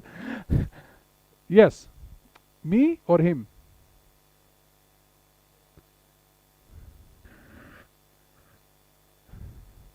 Yes, I mean, in principle, you are right. You are right, but I told him don't buy cars beyond 120 million, and he went beyond that. Yes, so he went beyond the mandate. Or maybe imagine I told him, when you buy the car, only park the car in a secured car park and pay for this until I get this car. So he goes and park it somewhere else and it gets robbed. So he covers it. Of course, we have to mitigate this by trying to get an Islamic insurance, and it's not like just take risks. So it's always about calculated risks, trying your best to mitigate the risk in a Sharia-compliant way. But that's where contracts like partnerships of Musharaka, Mudaraba, where you establish, kind of joint ventures, or somebody providing funding, the other parties providing, services, and something like Wakala, where you have that exposure. And there are ways of managing this exposure, trying, as I have explained, to put as much contractual obligation on the agent as possible to mitigate these types of circumstances. Now, in terms of remuneration, the agent may ask for an agency fee for doing their work, and in case they fulfill this work, they will be able to get this agency fee. So imagine if I assign someone to go and buy a car and they fulfill it, they give me the car, I'll give them the agency fees. Some also agency arrangements, especially investment agency, they don't rely on the agency fee, or sometimes they don't even ask for it. Think of a banking product. And by the way, this is a very popular banking product, or at least becoming increasingly popular. In the past, the Islamic finance industry heavily relied on Mudaraba, profit sharing. Now, I'm not going to details of Mudaraba, but we'll probably have a quick look at it later on. But Mudaraba usually have a profit sharing ratio between the two parties, and then you don't know how much is this as a percentage and how you specify it, and so there's a lot of things you need to add on it. An investment agency is much simpler. As a bank, you say to your client, I'll act as your investment agent. I'll try to achieve for you a target profit rate of 10%, 12%. This is as a return on your investment, right? And anything over and above, you can leave it to me as an incentive for reaching the agreed target. So some of you may think, okay, this is like Sharia non-compliant. You are fixing the arrangement. So remember, when you look at any return, look at the contract that is anchoring this return. Don't look at the return. So if you have a fixed interest generated from a loan contract, the loan contract does not allow fixed remuneration on it. I think we've covered that before. So it becomes non-permissible. If you have a sale contract that allows a fixed income in it, then that becomes Sharia compliant. Now, agency contract for somebody to use your money and act on your behalf, as an agent, you have a fiduciary responsibility. What is fiduciary responsibility? It's like you are acting as a trustee. You do your level and best to act as trustee within the terms and conditions and the arrangement agreed. So, if you fulfill this responsibility, you are no longer responsible for something that happens beyond your control. So going back the return profile, if I go and tell you, assign me as your investment agent, I'm a bank, we agree you assign me as your investment agent, I say my expected profit rate or target profit rate is 10%. First of all, I'm not contractually guaranteeing the money. I'm not contractually guaranteeing the principal. I'm not contractually guaranteeing the return. I'm saying I'm expecting to achieve 10%, right? If I achieve 10%, 10% is yours. If I achieve more than that, anything more than that, you leave it for me as an incentive because I have basically achieved it. By the way, this is very common in the asset management, conventional asset management. Do you know what's the name of it? Have you heard of the term watermark? So the fund manager take a fund management fee, let's say 1% of the asset under management, and they say some fund managers, especially hedge funds or aggressive funds or even actively managed funds, they say, you know what, if the return on the investment goes beyond 20%, you give me anything over that, or maybe you give me 2% or some kind of arrangement. Some asset management or fund managers, they could have this in place. So think about it, a similar type of arrangement. So if the bank says my expected profit rate is 10 and they achieve 12, how much the customer gets? 10 or 12? 10, right? And the 2% will be with? Yes, so it will be the agent, which is, in our example, the bank. What if the returns of the investment is 10%? The client will get, and the bank will get 0. What if it's 6%? So the agent will get 6%, or 10%, 6%, and the bank will get. Okay, if you as a bank do this with your customer, do you think they will come back to you again or trust you with their money? No. So this is why, as an agent, you need to be very careful when you do this type of arrangements. And you need to leave enough buffer. And you need to do your calculations based on historical data or also based on estimation, and be realistic of what can be achieved. And usually in the contracts of Wakala, it says that part of your duty, even upon the time of the contract, that you have a good level of, or reasonable level of assurance and track record to back up what you are proposing, to a certain extent, as much as possible. And you are responsible, and this is one of the controls you can add in Wakala, you are responsible to reporting to the client or Sukuk holder if you believe that this return is no longer achievable. So you need to give them a notice time. So it's a kind of a return protection. I don't want to go too much details, I think I've already did, but I want you to try to see this beyond what type of banking products you are using now. Because it's probably the time now to take a leap of faith and go beyond the structure that you use in the market. So let's look at Wakala Sukuk now. As usual, you'll have an SPV, investors, Sukuk holders. You issue Sukuk, you get the money.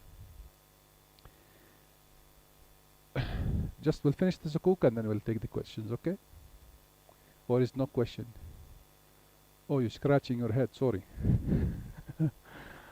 So we'll issue Sukuk, collect, proceed. Now, by the way, this structure is widely used in the market, but I'll mention an interesting transaction, which is Al-Rayyan Bank in the UK. So Al-Rayyan Bank in the UK used to be called Islamic Bank of Britain, which was the first full-fledged Islamic bank in mainland Europe and the UK as well. And then later on it was acquired by a Qatari bank called the Al-Rayyan Bank. And they have done the first corporate Sukuk issuance in the UK using this structure. They have raised 200 million pound, as far as I remember. And they've used this money in property finance, Sharia-compliant property finance. So effectively, imagine the bank is the originator, in this case, Al Rayyan, and they already had a portfolio of home finance facilities which are based on partnership and ijara with the client. Think of them just like ijara. So they have maybe 100 properties. They own them and they are leasing them to their clients. But they want to get more money, so they want to sell this portfolio, get more money, so they can do more of this transaction. Right? So what they do, they put that portfolio in an SPV, and then they put that, basically, they sold it to the SPV, and provided basically them the funding for deploying further funding this home purchase plans, what they call in the UK. So now SPV owns a portfolio of income generating assets, but you need somebody to keep managing it, which is the bank, right? So they will keep managing the relationship with the client, they will do everything as they usually do. So therefore they will sign a service agency agreement, or it could be an investment agency agreement, but you already have the investment deployed. Whether you want to call it investment agency, service agency, what is important is you appoint them to deal with this portfolio and manage it on your behalf. And any income generated, let's say the portfolio is generating 5%, the Sukuk holders will get 2 or 3%, and the remaining will be left with the bank for continuation of this. Yes, the bank have lost some of their margin here, but they were able to continue earning from this portfolio while unlocking 200 million to deploy it in new properties.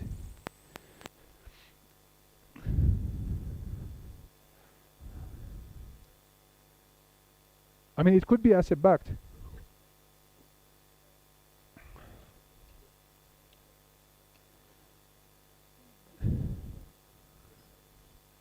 Yeah, so, yeah. If you think of the SPV, they actually own the properties, right? And then they are now, if you see SPV purchases from the originator a portfolio of income generating assets. In this case, this portfolio, by the way, these banks in the UK, they have the legal title of the property, the actual legal title, not only beneficial ownership. Yeah. So if you think about it, when they purchase this portfolio, they effectively know that the bank has the legal title of 200 properties. Now, whether they transfer the legal title to the SPV or the beneficial ownership, it's a different question. But because they have owned it, then appointed somebody to act on their behalf, so they have not really leased it.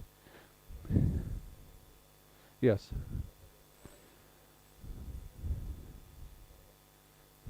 Yes. Yes. Yes. Yes. Absolutely. But it remains an asset as either backed or based because the portfolio is there. Yes. So it's a service agency based Sukuk, but you are not really selling the service as the asset of the Sukuk. It's actually this portfolio in this context where they have the ownership. So each Sukuk represents undivided ownership in this portfolio, which is composed of properties in this example. Right? It could be something else, by the way. You may have a situation where a bank, they have a portfolio of, maybe this is where we look at the ratios. They have a portfolio of 70% houses or properties based on Ijara and 30% Murabaha receivables. So you see what they do? They will get 30% of their, like, let's say they are raising 200 million, right? So they will take 60 million of the Murabaha receivable, which is technically debt. They cannot really change anything. They're just putting the ownership of that debt. And then add on that, 60%, 70% of Ijara. So that makes the total tradable as a security. Remember the IOFI ruling we talked about, if it's beyond 50%, right? So you may have a hybrid approach like this. And it has been used in the market. I think even Islamic Development Bank has issued something like this because they have a portfolio of different assets. They have used this structure where they create the majority of it to be, linked to a tangible asset, and then maybe add some debt on top of it, but make sure, less than 50% is debt equivalent or cash. So after this, technically speaking, what will happen is originator pays periodic payments generated as their agent. So rent comes from the clients, they pass it over to the customers. But we need to think of the exit strategy, right? So this originator wants their portfolio back. So what will happen at maturity, the originator buys the Wakala assets back and pays the price to the SPV. And usually, of course, there will be an undertaking from the very beginning to make sure this transaction happens. Remember the discussion we had about how IOFI views whether this is going to be the purchase price or the market value or a value that will be agreed by the parties upon that time. This discussion remains applicable here. The market practices, they will just agree at the outset of using the same price that where the portfolio done on the sale side. So if you sell with 100, you buy back with 100. And when the underlying assets are properties, usually IOFI is okay. With different types of assets, then they request to be market value or a value to be agreed at the maturity date. But as I have mentioned, the practice is really still the initial value. So think of legal contracts. What type of contracts we would have? At stage 1, like what we have discussed in the morning. What is the first stage? You establish the SPV. It could be a master declaration of trust. It could be articles of association for a limited liability company, whatever it is. Look at the next stage. What is the next contract you will have? Let's do it this way. No, not that far. Stage 2, what has happening here? There is a sale here, right? You need the contract to facilitate this.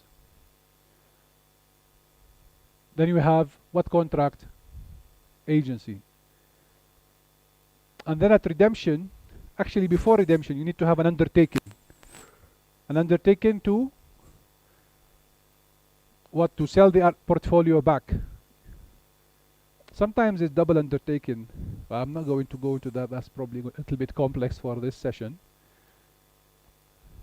So this is the legal documents: trust, sale agreement, service agency, purchase undertaking, and then towards the end, you may also have another agreement to facilitate the sale transaction. So let's call them purchase and sale transaction. That will happen before and after. So any question on Sukuk? Wakala Sukuk? Somebody raised their hand before. Yes, please.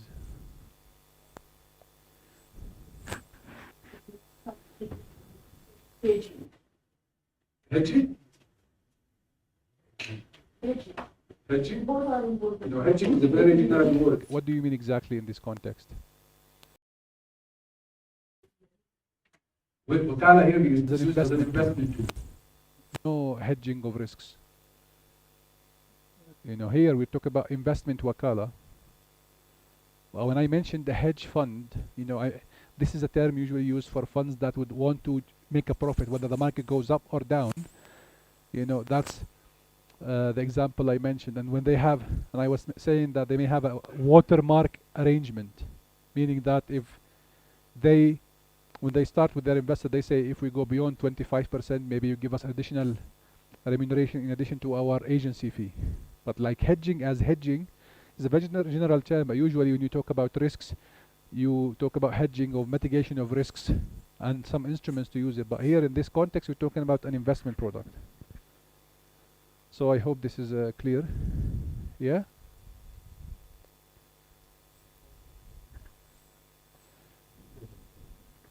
Is there a possibility to issue conventional bonds and Sukuk? Like both of them funding the same project? Yeah. For example, we have Renaissance Bank. They want to issue conventional bonds. Yes. Is there a possibility to issue for the same underlying asset? So the underlying asset is Sharia-compliant. Let's agree on that. I think that this has happened already in the industry. It's kind of tranches.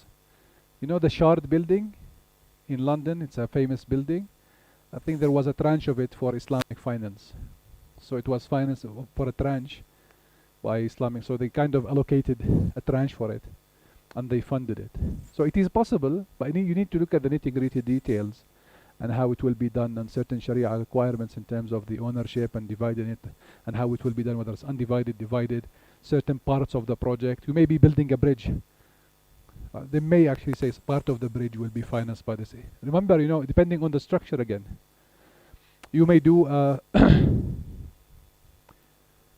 let's say a Murabaha transaction where you just buy the land and then you get the rest from whatever you want, right? So if as a seller, as a sukuk holder, if they buy the land and sell it to you with a profit, then what you do with the land is something else. And if you're going to do something Sharia compliant, that's fine. If you get some more funding to build more things on that land, they are not responsible for it, for example. So you have to, it's possible, but you have to look at the details. Think of you are funding you know, schools, 10,000 schools. Maybe 2,000 schools fund them by sukuk, 10,000 schools fund them by conventional. I know budgetary wise they don't do it this way. They just get the Ministry of Finance budget and then just allocate for certain project or different projects. But it can be done as long as the underlying Sharia compliant transaction we are trying to achieve. So the transaction needs to be Sharia compliant, and where the fund will be deployed should be Sharia compliant. That's what IOFI position. Maybe some Sharia scholars may have more tolerance depending on the structure. So is this clear?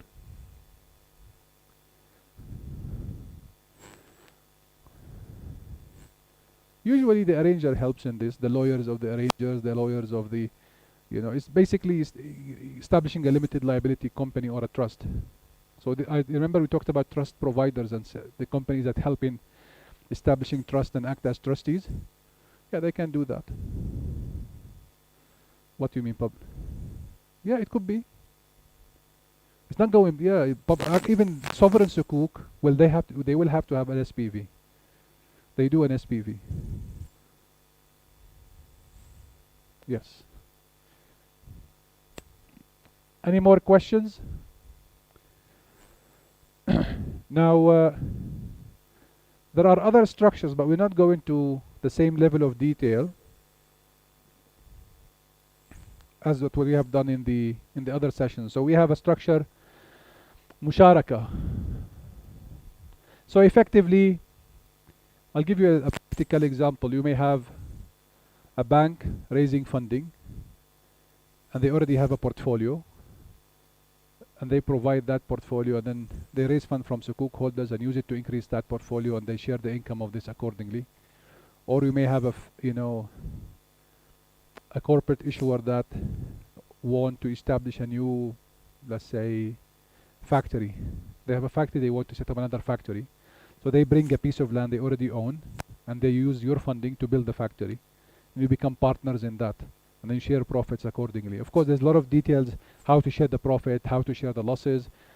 How do you achieve an arrangement where you have a limited profit, like expected profit rate for the investors or not? But that's generally the principle. Istisna sukuk, have you heard of istisna? It's a type of sale transaction, sale of an asset to be manufactured in the future. Now some of you may think, wow, you just told us you cannot sell something that you do not own. How can you accept that? So this is one of the exceptions made for sale contracts where there is a wider benefit in society, right? So there's a lot of people who work in manufacturing. They don't have enough funding to start this. So what usually happens, you have to reduce the uncertainty as much as you can by putting all the descriptions you want in the manufactured asset. And then the funding usually is done based on payment, progress payments. So like you finish this progress, we'll give you this amount of money, and here you go. So what's important here is an asset to be manufactured. Say again? Yes, yes. And this structure was used, I think, in UAE by this, what's it company called? Tabrid? Yeah. So they do cooling plants and things. So they have used this structure where they were doing this in batches and then preparing them for sale. We have salam sukuk, another type of sale transaction. Again, the asset doesn't exist at the time of sale. So you are selling something to be produced. Usually this is applicable in the agriculture sector, but also it's used in the context of extraction of natural resources. So Central Bank of Sudan, Central Bank of Bahrain use salam sukuk as a short-term finance instrument and they use the underlying assets as maybe petroleum or other types of natural resources, where they are extracted and then sold on behalf of the investors with a profit. But you see, salam and istisna are not variable rate products. So the profit rate that will be achieved by that is fixed. Musharaka, it could be variable or fixed, depending on the arrangement, but not guaranteed. While in salam and istisna, you can guarantee because you're selling something. So once you sell something, it becomes debt that needs to be paid. Okay. Okay. What's happening? I want to put the quiz, but the quiz doesn't want to be put. Okay, I'll give you 1 minute.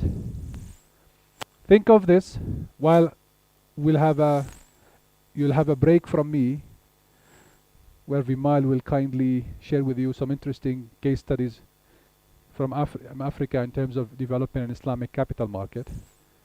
So this is not a group exercise. Think on your own, answer on your own, and based on the answer, you can leave home or not.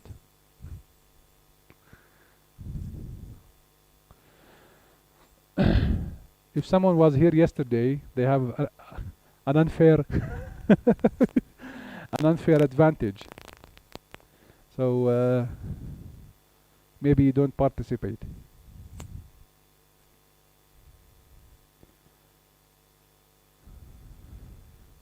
أنت بدك تروح البيت أصلا. He wants to go home. Gosai is not going to let you home.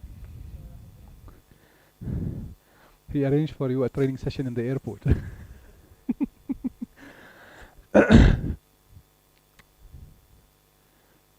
Okay, this is a group discussion, sounds like.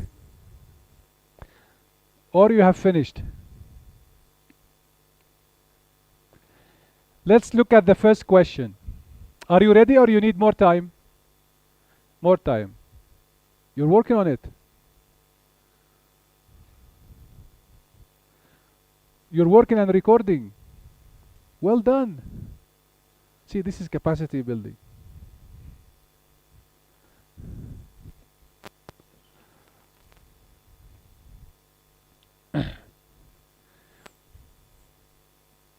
It's not bunna, chai, coffee yet, break yet, so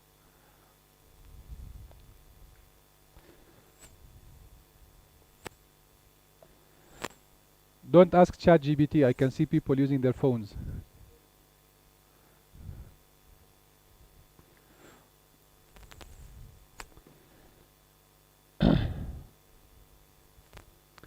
Should we start? Okay. So let's start with question number 1. Which of the following is not a part of a sukuk? So if you believe the right answer is A, raise your hand.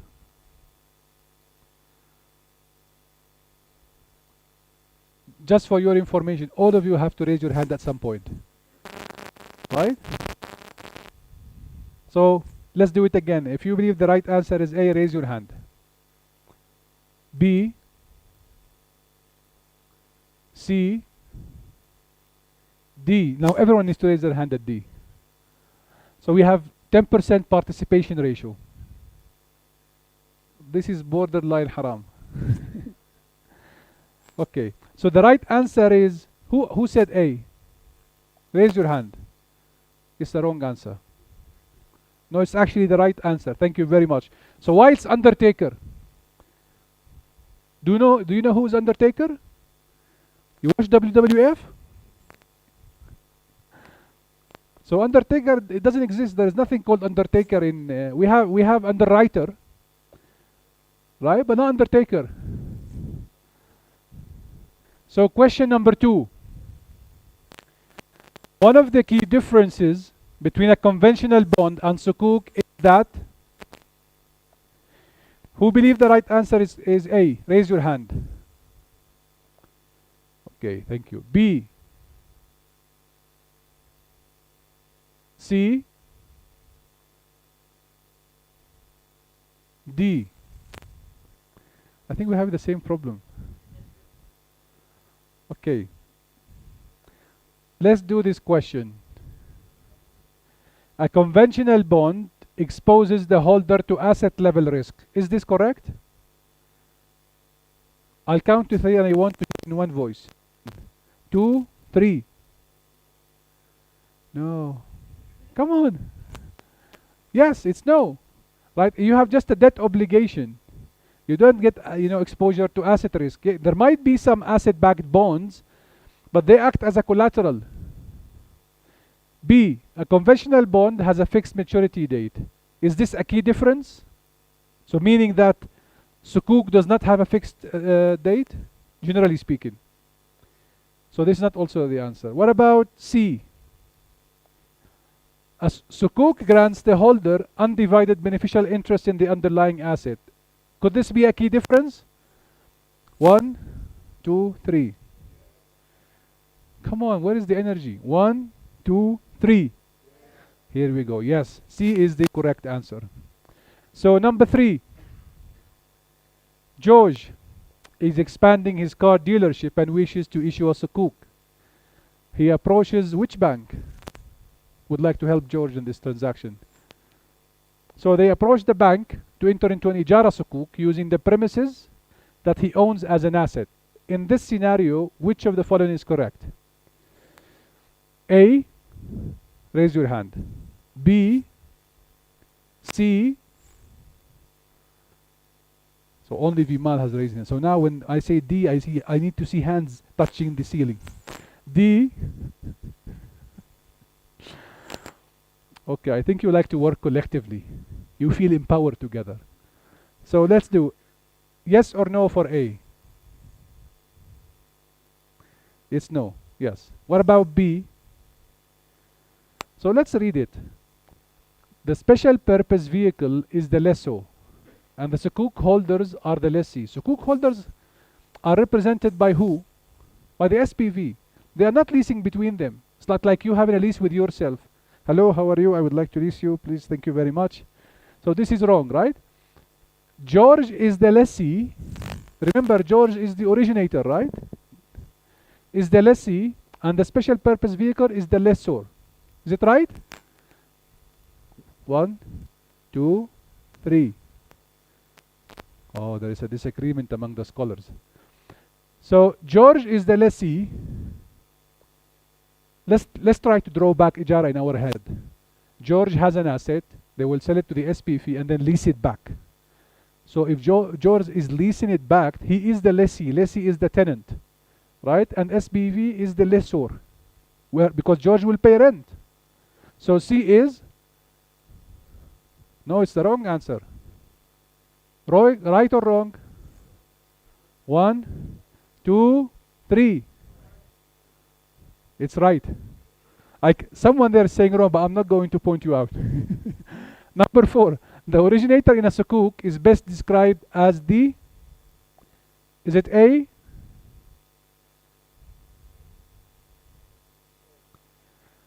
Okay, A. Khalas, it's A, it's clear. I'm not going into more details. I think I'm going to hand over now to Mr. Vimal Palma from FSDA. He would like to kindly share with you some of the experience of FSDA in establishing enabling environment for Islamic capital markets. So, very interesting.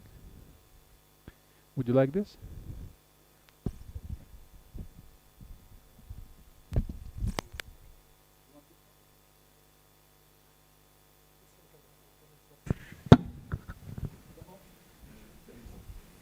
Good afternoon, everyone.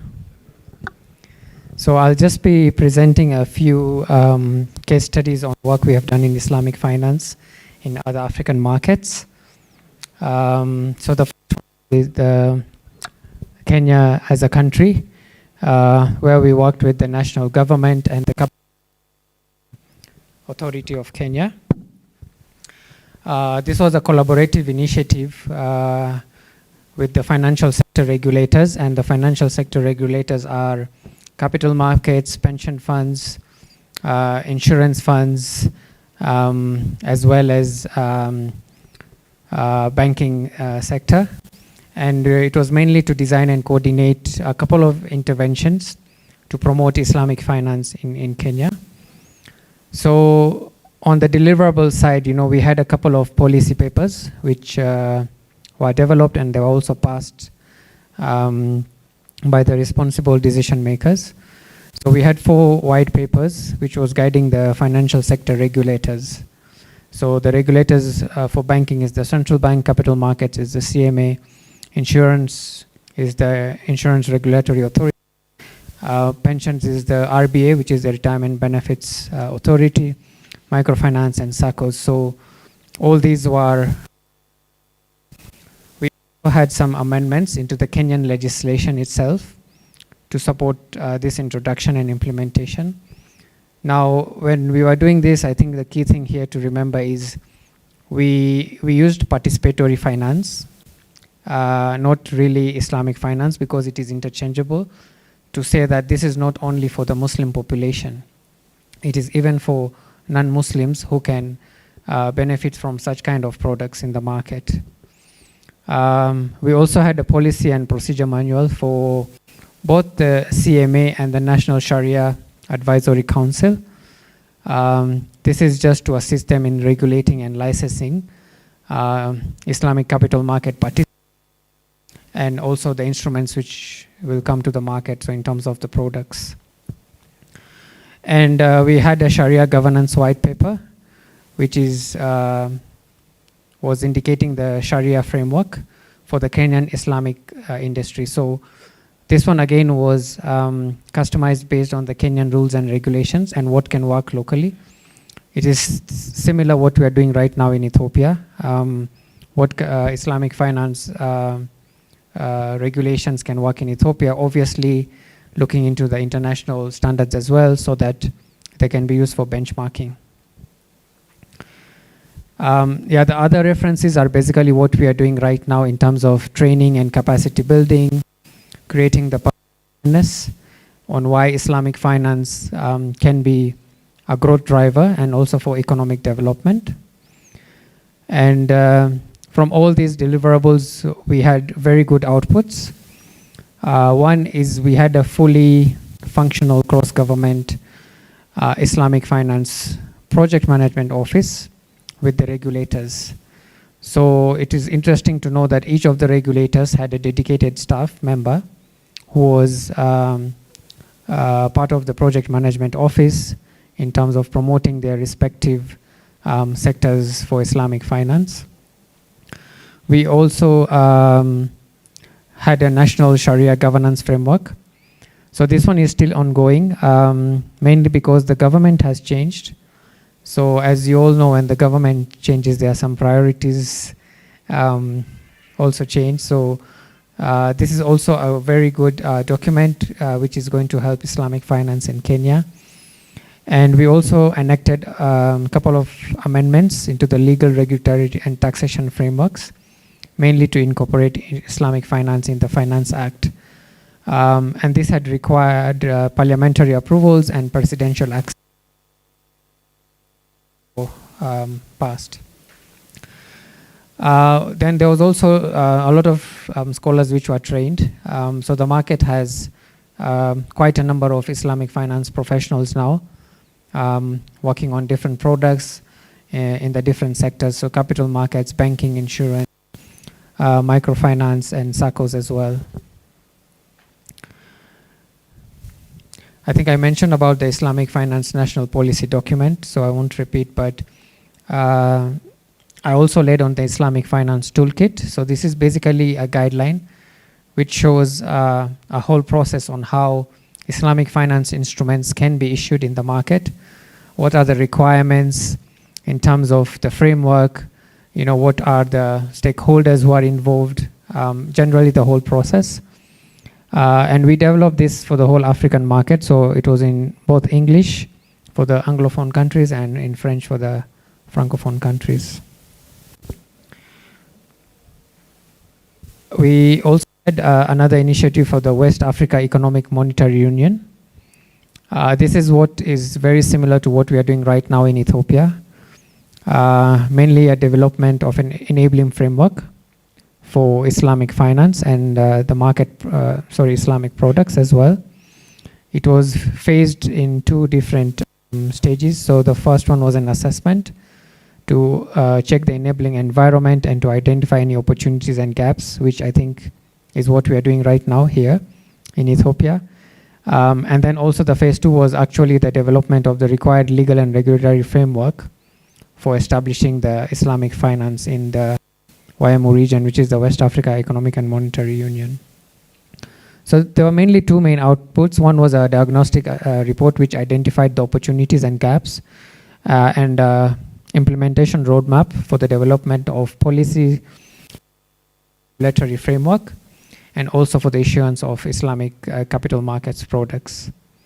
And there was the second output was regulatory framework for the Sharia governance framework, and also considering local regions market context. So this one, as you'll see, is mainly on the policy and regulation side, but we've also supported transactions. I think that is where a lot of capital mobilization has happened. So we supported a green Sukuk issuance in Nigeria, which was about $5 million at that time. It was a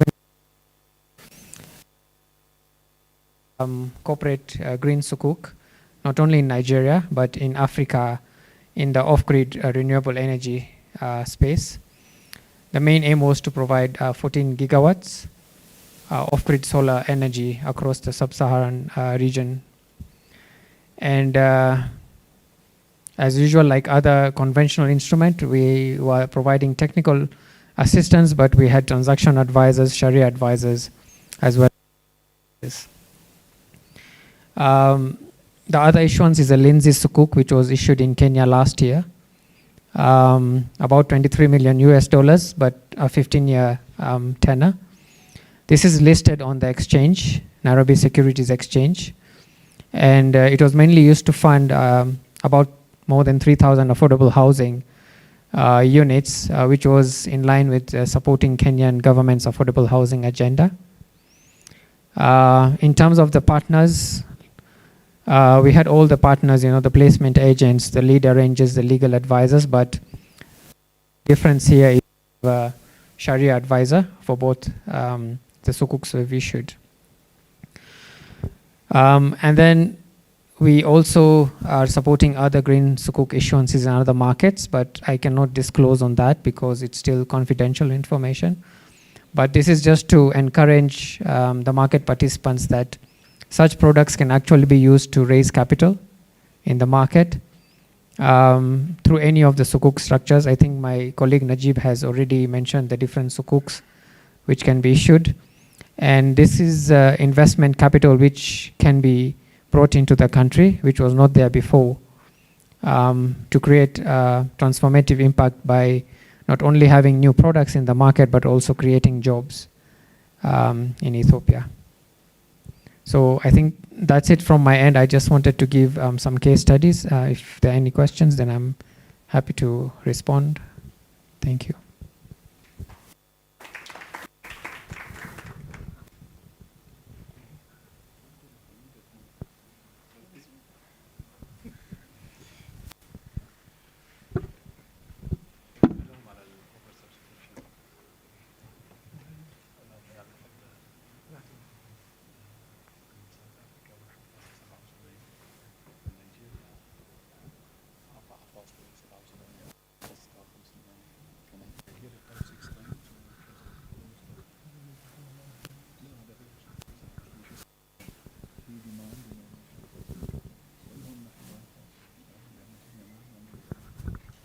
All right. Thank you, Vimal. So, how is it going after lunch? Usually this is the most difficult session, anything after lunch. Your capacity to focus and concentrate and engage is very low. But on a positive note, we have the remaining slides are actually nice to have. We have covered with you the most significant Sukuk structures and the very important elements when it comes to Islamic capital market and instruments and so on.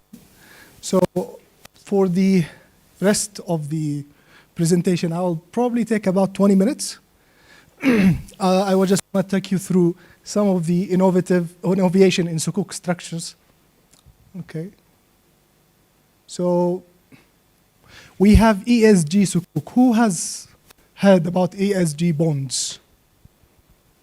Or maybe we can ask what ESG stands for without looking at the definition. Sorry? Environmental, social, and governance, right? So this is a type of a financial instrument, okay? In our case, it's a Sukuk, which you raise, funding through the Sukuk. The proceeds of this Sukuk be used for causes that actually promote, it's environmentally, socially, and governance kind of, causes, all right? So an example of that will be, for example, if somebody wants to start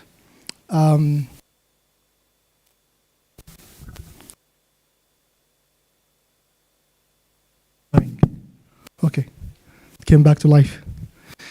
Good. Even the microphone is dying, it's not my fault. Okay, so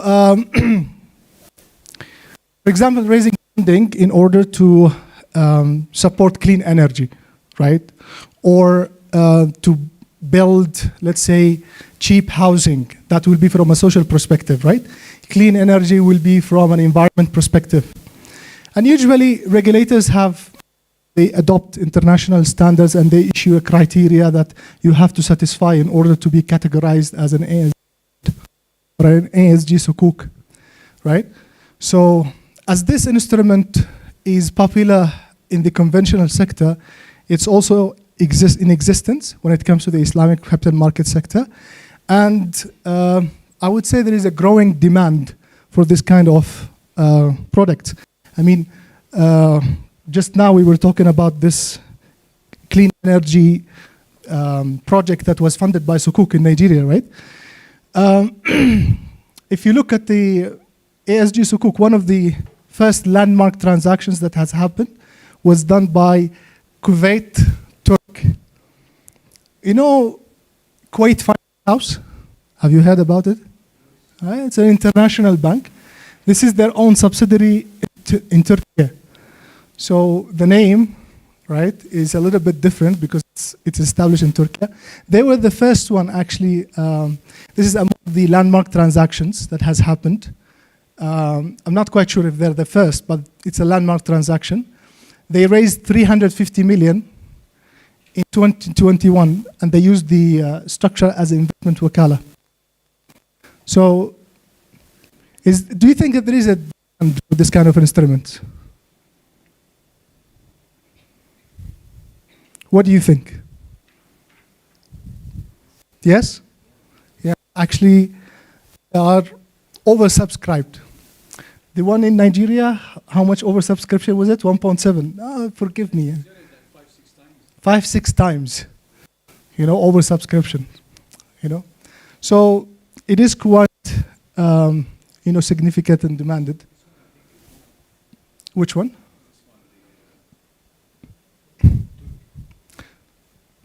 Turk Finance.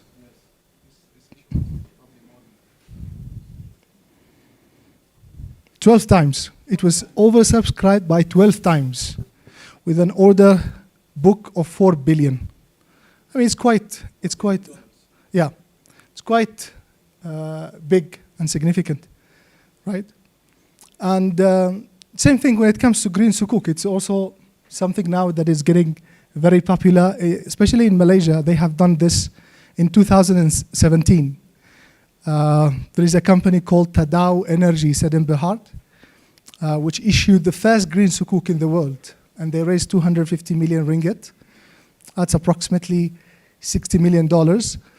So they used the proceeds basically to build, look at this, 50 megawatt solar photovoltaic power plant in Malaysia. We were debating this. Shall we just put this word and confuse ourselves and everybody else? After lunch, expecting me to pronounce, I barely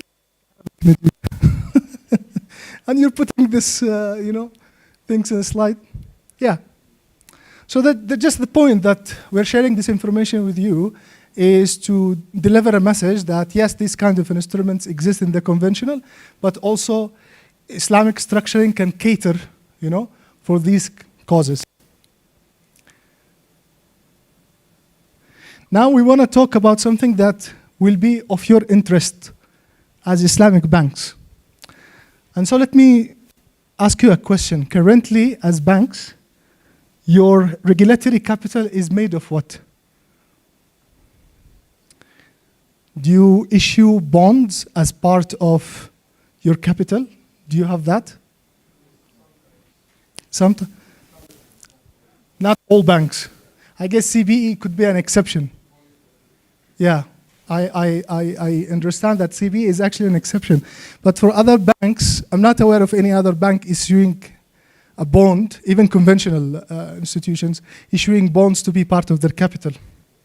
So, as you bankers understand this very well, when it comes to your regulated capital, and you follow international standards by BCBS or the equivalent of it in the Islamic finance world, which is the IFSP, your regulatory capital consists of common equity, which is basically the shares that the shareholders own, the capital of the bank, the initial capital. And then you can actually raise money to debt instruments that satisfy a certain criteria, and it could be part of your eligible capital. So when it comes to, there are additional tier 1 sukuk and there is tier 2 sukuk, right? Additional tier 1 sukuk as part of your regulatory capital is supposed to absorb the losses while the bank is still, alive and working normally, going concern, right? So when you look at Basel standards, and then you look at IFSP standard, because IFSP basically, build their standards based on BCBS standard. BCBS for additional tier 1 said that in order for this debt instrument to be qualified as an instrument, a debt instrument under additional tier 1, it has to be perpetual. Usually sukuk and bonds have maturity dates, 5, 10 years. But this one, they say it's one of the criteria to have it perpetually. And so in the IFSP, they had discussions when I was there, even before I joined them, what kind of structure we can use, a Sharia-compliant structure that we can use to create this sukuk that is basically a hybrid between debt and equity-like features. Because what happens essentially is, if there is a trigger event, this sukuk, which is kind of debt, will be converted into equity, will start absorbing losses with the shareholders. Usually this trigger event, when you look at the standards, they say if your common equity tier 1 capital has declined to 5.125%, then automatically the sukuk will be converted into equity and it will start absorbing losses, right? And so they were thinking of what kind of structure can we use. In IFSP 15, which is the first, actually the second capital adequacy standard developed by the Sharia board elected to use the contract of musharaka. Because technically now, if you look at it, you need somebody to provide capital to the bank and become a true partner so that they absorb the losses. Other structures will not be suitable from a Sharia compliant perspective. Then when they produced IFSP 23, they said that actually Murabaha is a very suitable contract to be used for additional tier 1 capital. And if you look at the practice in the market, the first bank that has issued a perpetual sukuk was Abu Dhabi Islamic Bank. They raised 1 billion using this Murabaha structure. Okay? Before I forget, what do you think the demand was for this instrument? No demand at all. The subscription.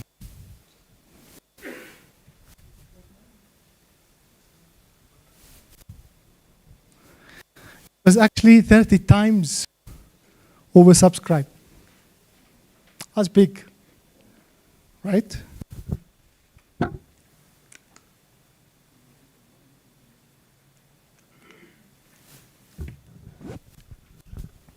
That's actually very big, very huge. Okay. So now, tell me as bankers, what are the benefits of this additional Tier 1 Sukuk?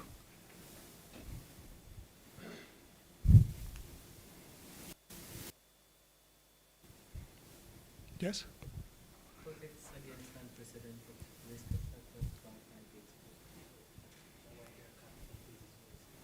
Sure, in the sense that, yes, this capital will be available to absorb losses and everything, right? You can look at it this way. You can satisfy a regulatory requirement, right? That's the first thing. It's a regulatory requirement, and you're satisfying the regulatory requirement using Sharia-compliant debt instrument, right? The second thing is, when you use it, when you use this kind of instrument, basically can expand your business. You have more capital that will allow you to do more in terms of your business. You can take more risks. You have raised your capital. And it could be a cheaper option for you. Instead of issuing more shares, and you raise your capital, you don't want to do that. Well, there is this option of issuing a Sharia-compliant instrument that will be part of your capital. Okay, so these are ultimately the benefits of Sukuk, additional Tier 1 Sukuk. And I guess, Islamic banks could now, when it comes to, Sukuk issuances, because you need this instrument, right? Anyways, so it's something that it will resolve a problem once the infrastructure is in place and you're able to issue Sukuk. You have that option now of issuing an instrument that can help support your capital. Sorry.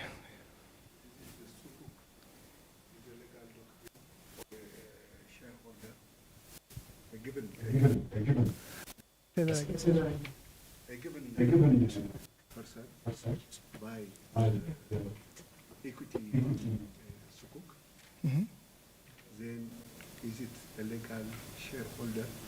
The legal holder means the owner of it. So you're talking about a shareholder of the bank? Yeah. Okay. Subscribing to the Sukuk? No.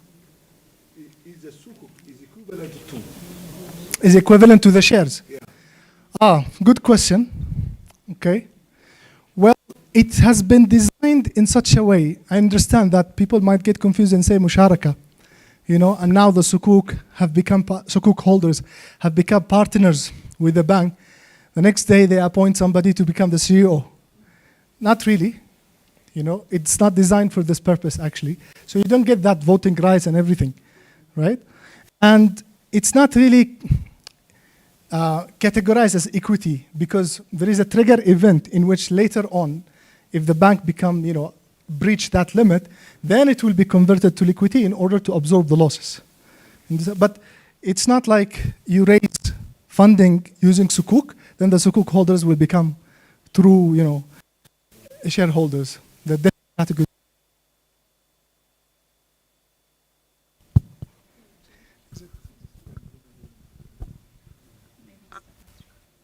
Maybe. I hope this works. Okay. Can you hear me now? Okay. So this is additional Tier 1 capital. Then you have Tier 2 capital. The difference is Tier 2 capital and Tier 2 Sukuk is usually going to support the bank to absorb losses if the bank is failing, right? If the bank now is financially non-viable, you can say, the regulator has said that this bank now is going basically into liquidation, then in that case, you have this sukuk to absorb the losses at that stage, okay? And so when it comes to maturity, unlike the additional tier 1 capital, which has a perpetual, it's perpetual, it doesn't have a maturity date, this one has 5 years. This is the minimum maturity term for tier 2 sukuk, all right? And also one of its specification, I would say, is to be capable of being converted into common equity or written off, subject to certain conditions. Usually this condition is when the regulator, say that this bank is no longer viable, they have to go and take public funds in order to support the bank. That's the trigger, okay? So again, the sukuk will be converted into shares, into equities, and will start absorbing losses. After the shareholders, of course, the shareholders lose, take the losses, absorb the losses, then additional tier 1 capital sukuk, then tier 2 sukuk holding. So the structure usually used for tier 2 sukuk, according to the IFSP standards, either wakala or mudaraba.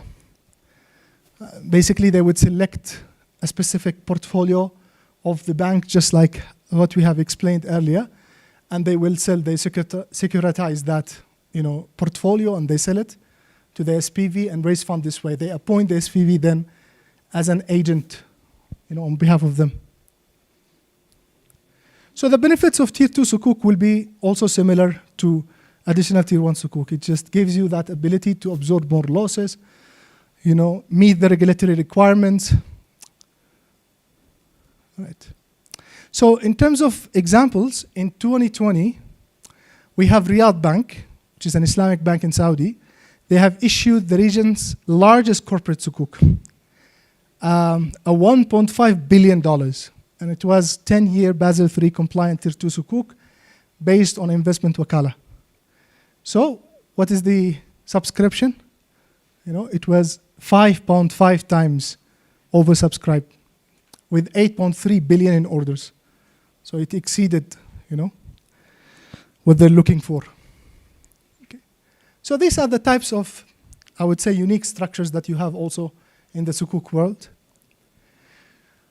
Now, in terms of other market consideration, when it comes to rating, also sukuk are subject to rating.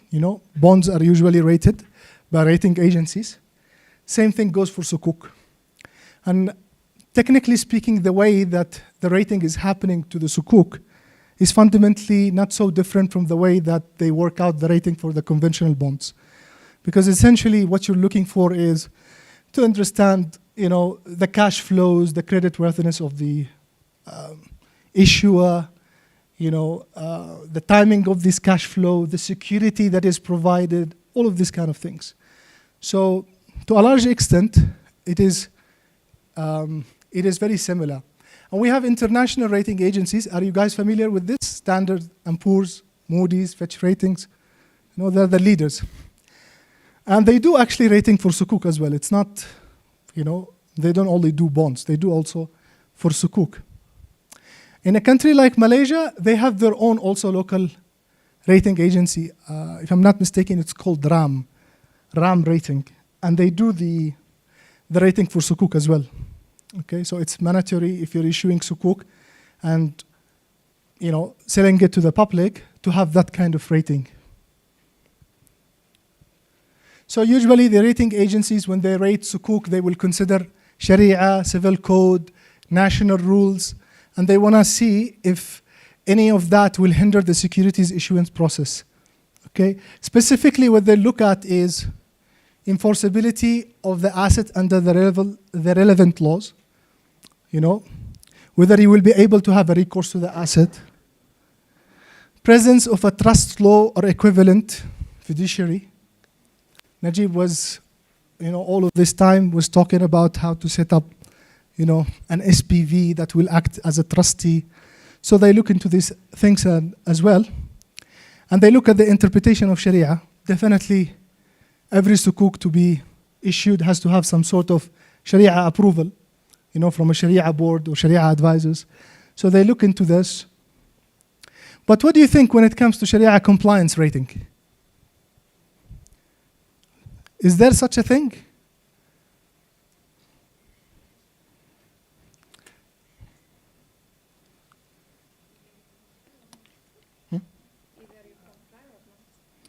Yeah, they already have considered like the Sharia interpretation, and I have. But can you assign a rating to Sharia, aspects and say this, triple A when it comes to Sharia? They actually don't. They don't have that. Okay, I will. Instead of they don't, because it's not something that affects. They don't look into these things. They look into things, the ability of the sukuk issuer to pay back, right, at maturity. So they are concerned more of the financial aspects rather than the Sharia aspects. That's what I can say. The last thing I want to talk about is sukuk trading and distribution. Okay, so traditionally, sukuk and bonds are instruments which have been traditionally offered to institutional investors, sophisticated investors. But you can see that more and more, sukuk are being offered to the retail clients. Okay, we have retail sukuk, for example, issued by governments. I think the government of Indonesia, if not mistaken, yes, has issued retail sukuk. Also, banks now, as a distribution channel, they create this sukuk-backed certificates, right? So it allows an individual to buy sukuk. Previously, the minimum order of sukuk will be like 50,000, something that people can't afford. So now by creating this distribution channels, banks, and creating these certificates, you allow the public with very small amount and denominations to actually have the chance to invest in sukuk. Okay, and there is also innovation in terms of technology. They have been using also blockchain, the blockchain technology to issue sukuk. And the first one was, I think, in Indonesia in 2019, where they raised 710 million rupiah, that's around $50,000, through primary sukuk issuance using blockchain technology. And now there are more and more. They're using this technology. It's secured. It offers, a platform for, retail, like people, individuals, to buy the sukuk through this, platforms. Now, when it comes, sorry.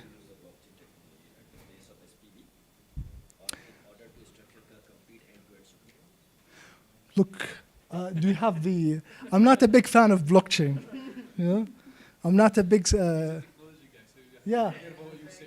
Okay, this is a perfect opportunity for you to explain to us, how does this work? That will be a very good thing. Yes, I forgot Kofia, he's here, represented. So can you please share, usually how it works? Usually what happens here, when we talk about blockchain is about end-to-end encryption from the issuer to the sender to the originator. So usually what is happening around the world, and the sukuks which they are issuing are based on blockchain as an SPV. So there's no need to hire a trustee in between. That SPV belongs to someone that will become a trustee, and that blockchain technology will be the one issuing and monitoring and controlling all the transactions in between. This is how the blockchain is changing the transition. Because in case of trustee, there is a chance of biasness. Whereas in blockchain, it is completely transparent and recorded properly. Thank you. That's very brief, but very informative. Very brief and very informative. Thank you very much. Appreciate that. So,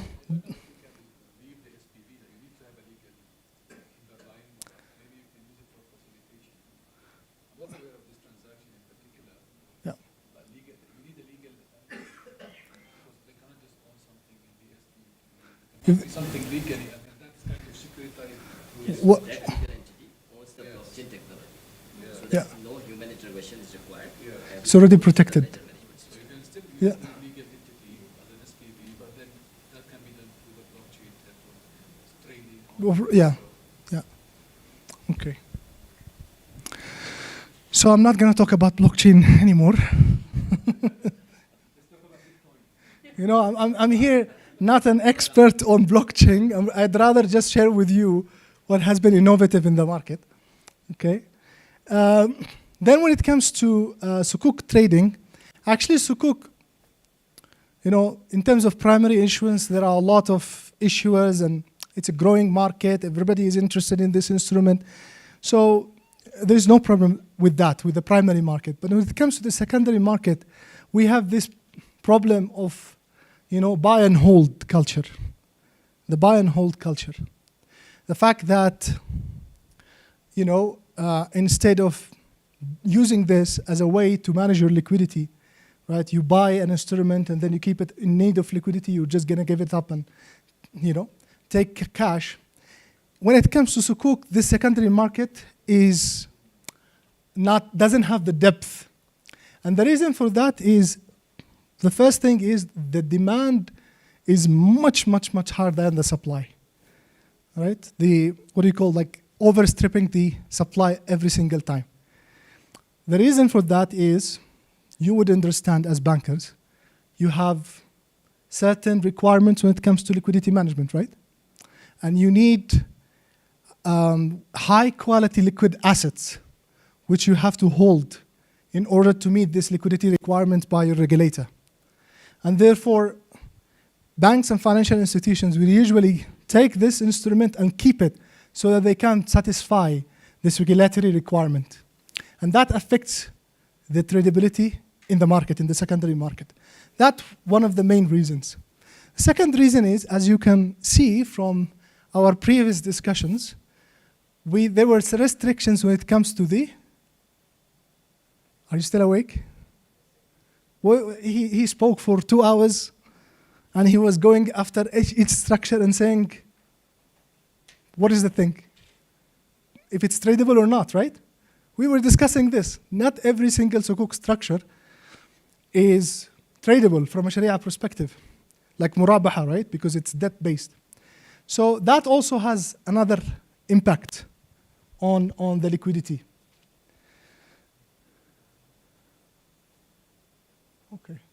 Okay. We came to... No, really, I thought that there is a quiz or something behind this. Sure. As far as the slides were done, right? But we have prepared a case study for you. Now, usually we are dictators. And we just enforce things. But what time is it now? Yeah. Oh, there's no coffee break. So, shall we distribute this case study and stay for another, let's say, 20 minutes and have a discussion on it? Or you are cooked and you feel you're not going to be able to do anything more? I mean, it's up to you. Do voting. What is the way that you do voting exactly? Raise your hand if you don't want to go home now. You have to understand the psychology. So you have 5 people who want to stay. Who would rather stay? The rest wants to leave. Well, the decision is yours, Najib. They want democracy. They have voted for democracy, right? Yeah.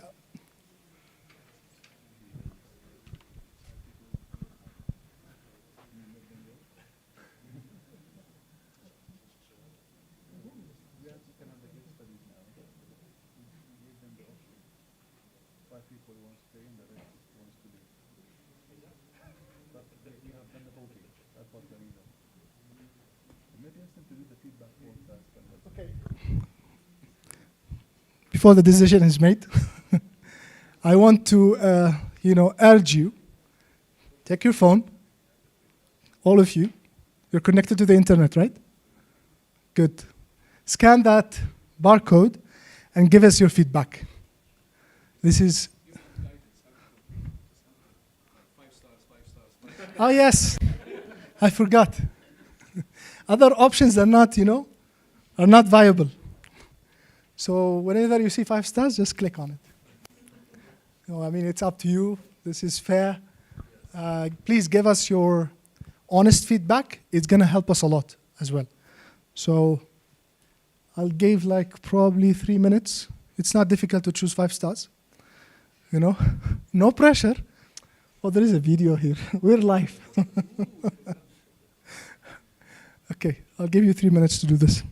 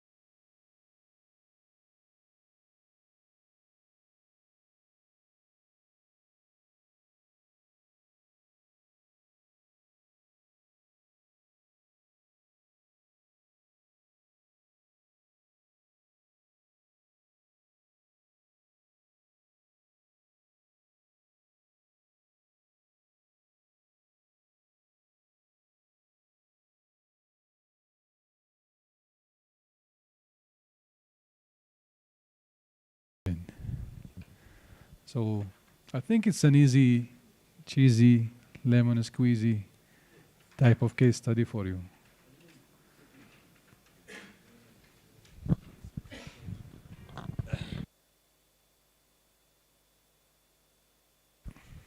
Let's give you 5 minutes and then we can talk about the case study. Meanwhile, if you can prepare the answer. If you need to leave for an emergency, please feel free to leave. For non-emergency purposes, it's up to you. Everyone completed? Let's do it. I forgot. You don't like to raise your hand. If you have not completed the feedback form, please raise your hand. Allah is watching, huh? God is watching. So everyone has completed feedback forms. Was there an attendance sheet as well? Or no? No, yeah? So if you have not signed the attendance sheet, please raise your hand. Okay, we need to help. Yeah, if it's at the gate, if you can please sign it when you're leaving. Thank you for your honesty, sir. Amisa Ginalu. We need people like you raise their hands in trainings. Thank you. Okay, we'll give you 5 minutes and then we'll go through the case study very quickly. If you want another one, we're happy to stay and give you another one, huh? Don't worry. As much as you like.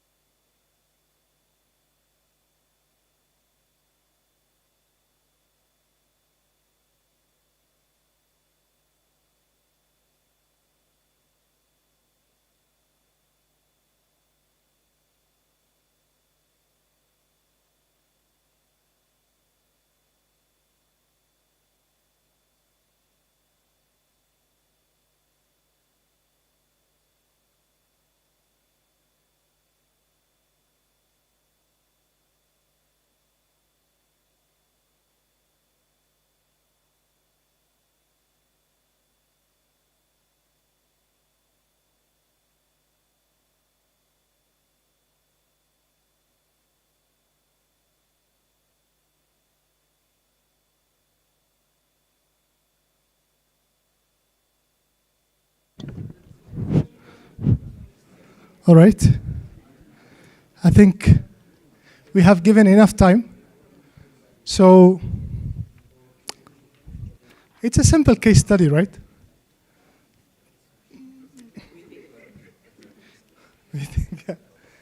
You know, to be fair with you, you today have gone through like lots of structures, lots of materials that, you know, so many new things probably that you have, you know, learned today. So it's very hard to, so I gave you that. But still, the Sukuk structure is very simple. Okay, so let's look at the first question. First of all, is this type of Sukuk tradable? Who says yes? Raise your hand. Tradable? Until? Until stage 4. Who says it's not tradable? It's not? Yeah. Actually, it's not tradable. You know, remember when Najib has gone through the, you know, the process and was explaining. Sukuk, in general, Sukuk Salam, they're not tradable because the commodity itself does not exist yet to be delivered in the future. It's a debt owed to the IFSP, to the SPV. So technically speaking, because of that, you can't really, what do you call this? Trade it. It's not. And usually, Salam is a short-term instrument, okay? Now, who's gonna walk us through the process? I have, you know, seen some groups and they have got it right. But maybe we can do it together. You have the case study in front of you. So let me know what happens on stage 1. Yeah, it's already appointed. It's there. TAIC, right? TAIC. Who is TAIC? TAIC? It's SPV. So the first stage usually is what? Sukuk issuance, getting the proceed. Then we have stage 2 between the SPV and CBS. CBS is Central Bank, right? Central Bank of Sudan. So what's going to happen at this stage?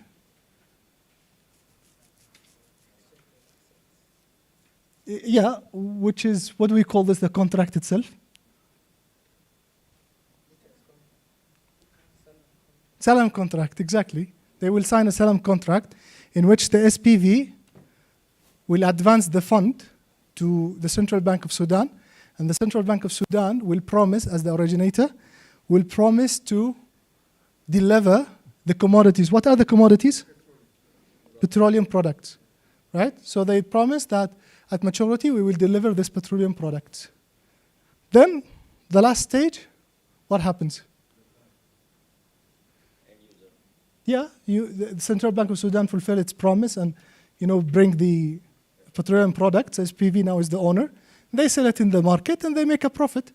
The difference between the 56 million, which they have raised, and the value of the sale price at the last stage when they sell it in the market will be the profit given to the Sukuk holders. Now, this is like straightforward, very simple transaction, you know. And I think it's because, you know, this petroleum product, you will always have a demand in the market. It's not easy. Yeah. True. The price can fluctuate. And I don't see in the structure, as you can see, usually what happens is you will appoint the originator as your agent, and he will give you an undertaking that I will sell, when I deliver to the SPV, I will sell this petroleum at a higher price. But this step is missing here, okay? I didn't look at all the prospects of the Sukuk, so don't expect me to give you 100%. But this company, TAIC, when you look at them, they are in the business of selling oil, you know? It's an investment company, the parent company, and they are in the business of selling oil. So I think it's because of that they have some sort of, you know, guarantee or comfort that they will be able to sell it at a higher price. And probably, you know, the quantity is much, yeah. You can buy like a big quantity for a cheap, you give yourself a big margin. So even if prices of petroleum will drop, probably you will not be affected that much. So, looking at this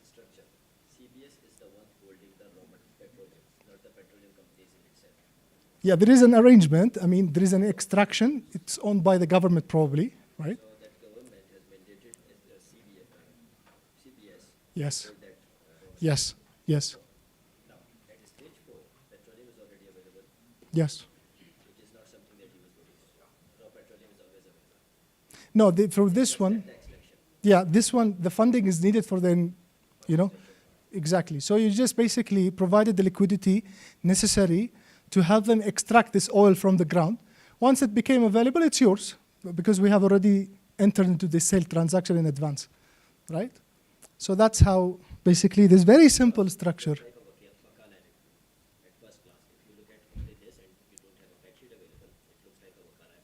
Yeah, but in its essence, it's a salam contract. It's a salam structure.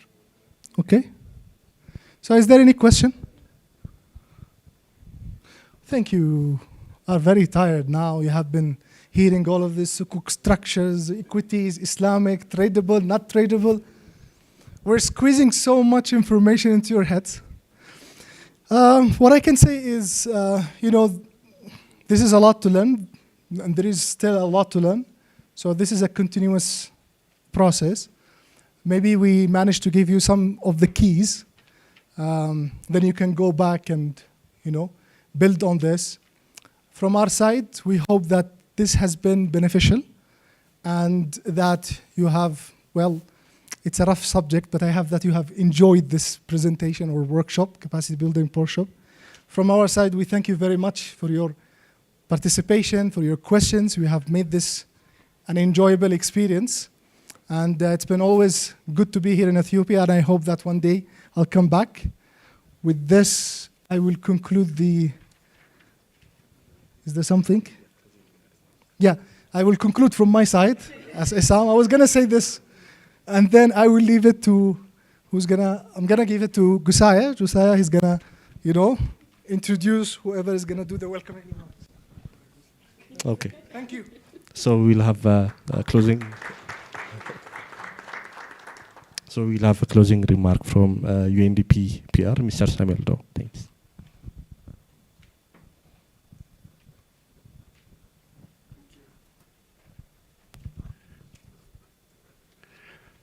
Thank you very much, and I was really pleased I was here for the last 2 hours to also get some experience on Sukuk. So this was very, very useful.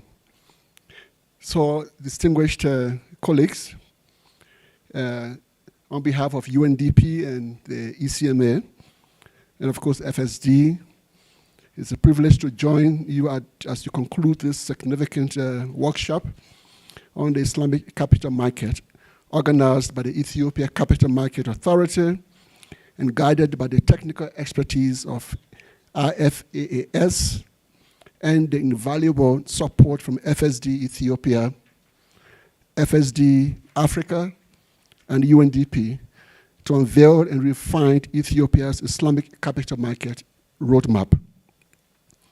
This initiative represents a vital step in our collective journey towards establishing a robust and inclusive capital market in Ethiopia that includes the country's significant Muslim population.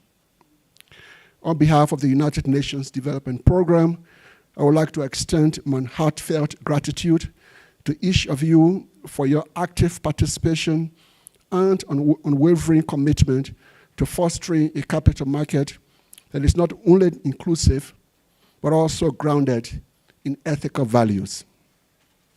Throughout the workshop and during the week, we have witnessed a remarkable convergence of senior policymakers, regulators, Sharia scholars, and market participants. Together, you have engaged in in-depth discussions, which I have witnessed also in the last 2 hours, on the operational aspects of Islamic capital markets, exploring the intricate framework of Sukuk, Islamic equity funds, structured products, and Sharia-compliant financing instruments. These discussions, I believe, have illuminated the potential for these financial instruments, not merely as tools for investments, but also as catalysts for sustainable development ethical investment, and inclusive economic growth in Ethiopia. By co-creating this distinct layer within Ethiopia's capital market, we are paving the way for new investment flows and positioning Ethiopia as a destination for Sharia-compliant finance. To our private sector partners, the message is clear. As we evolve the regulatory environment and establish the necessary infrastructure, it is imperative that banks, fintech companies, fund managers, and capital market service providers take the lead on this lofty journey. By structuring compliant products, nurturing investor trust, and enhancing financial literacy around Islamic finance, you will play a crucial role in this transformative journey. At UNDP, we view Islamic finance as a powerful opportunity to advance financial inclusion in Ethiopia. We are committed to leveraging our technical expertise, convening capabilities, and global networks to support ECMA in translating this vision into actionable outcomes. So as you conclude, I would like to express my sincere appreciation to the IFAAS team for their exceptional facilitation, which I also witnessed throughout this workshop. I also extend my congratulations to the ECMA and acknowledge the invaluable support from the FSD Ethiopia and FSD Africa teams. A heartfelt thank you goes to all of you participants. Your active engagement has made this workshop dynamic and impactful. Thank you, and UNDP looks forward to collaborating with all of you as we embark on the next stages of this inclusive financing journey in Ethiopia. Thank you.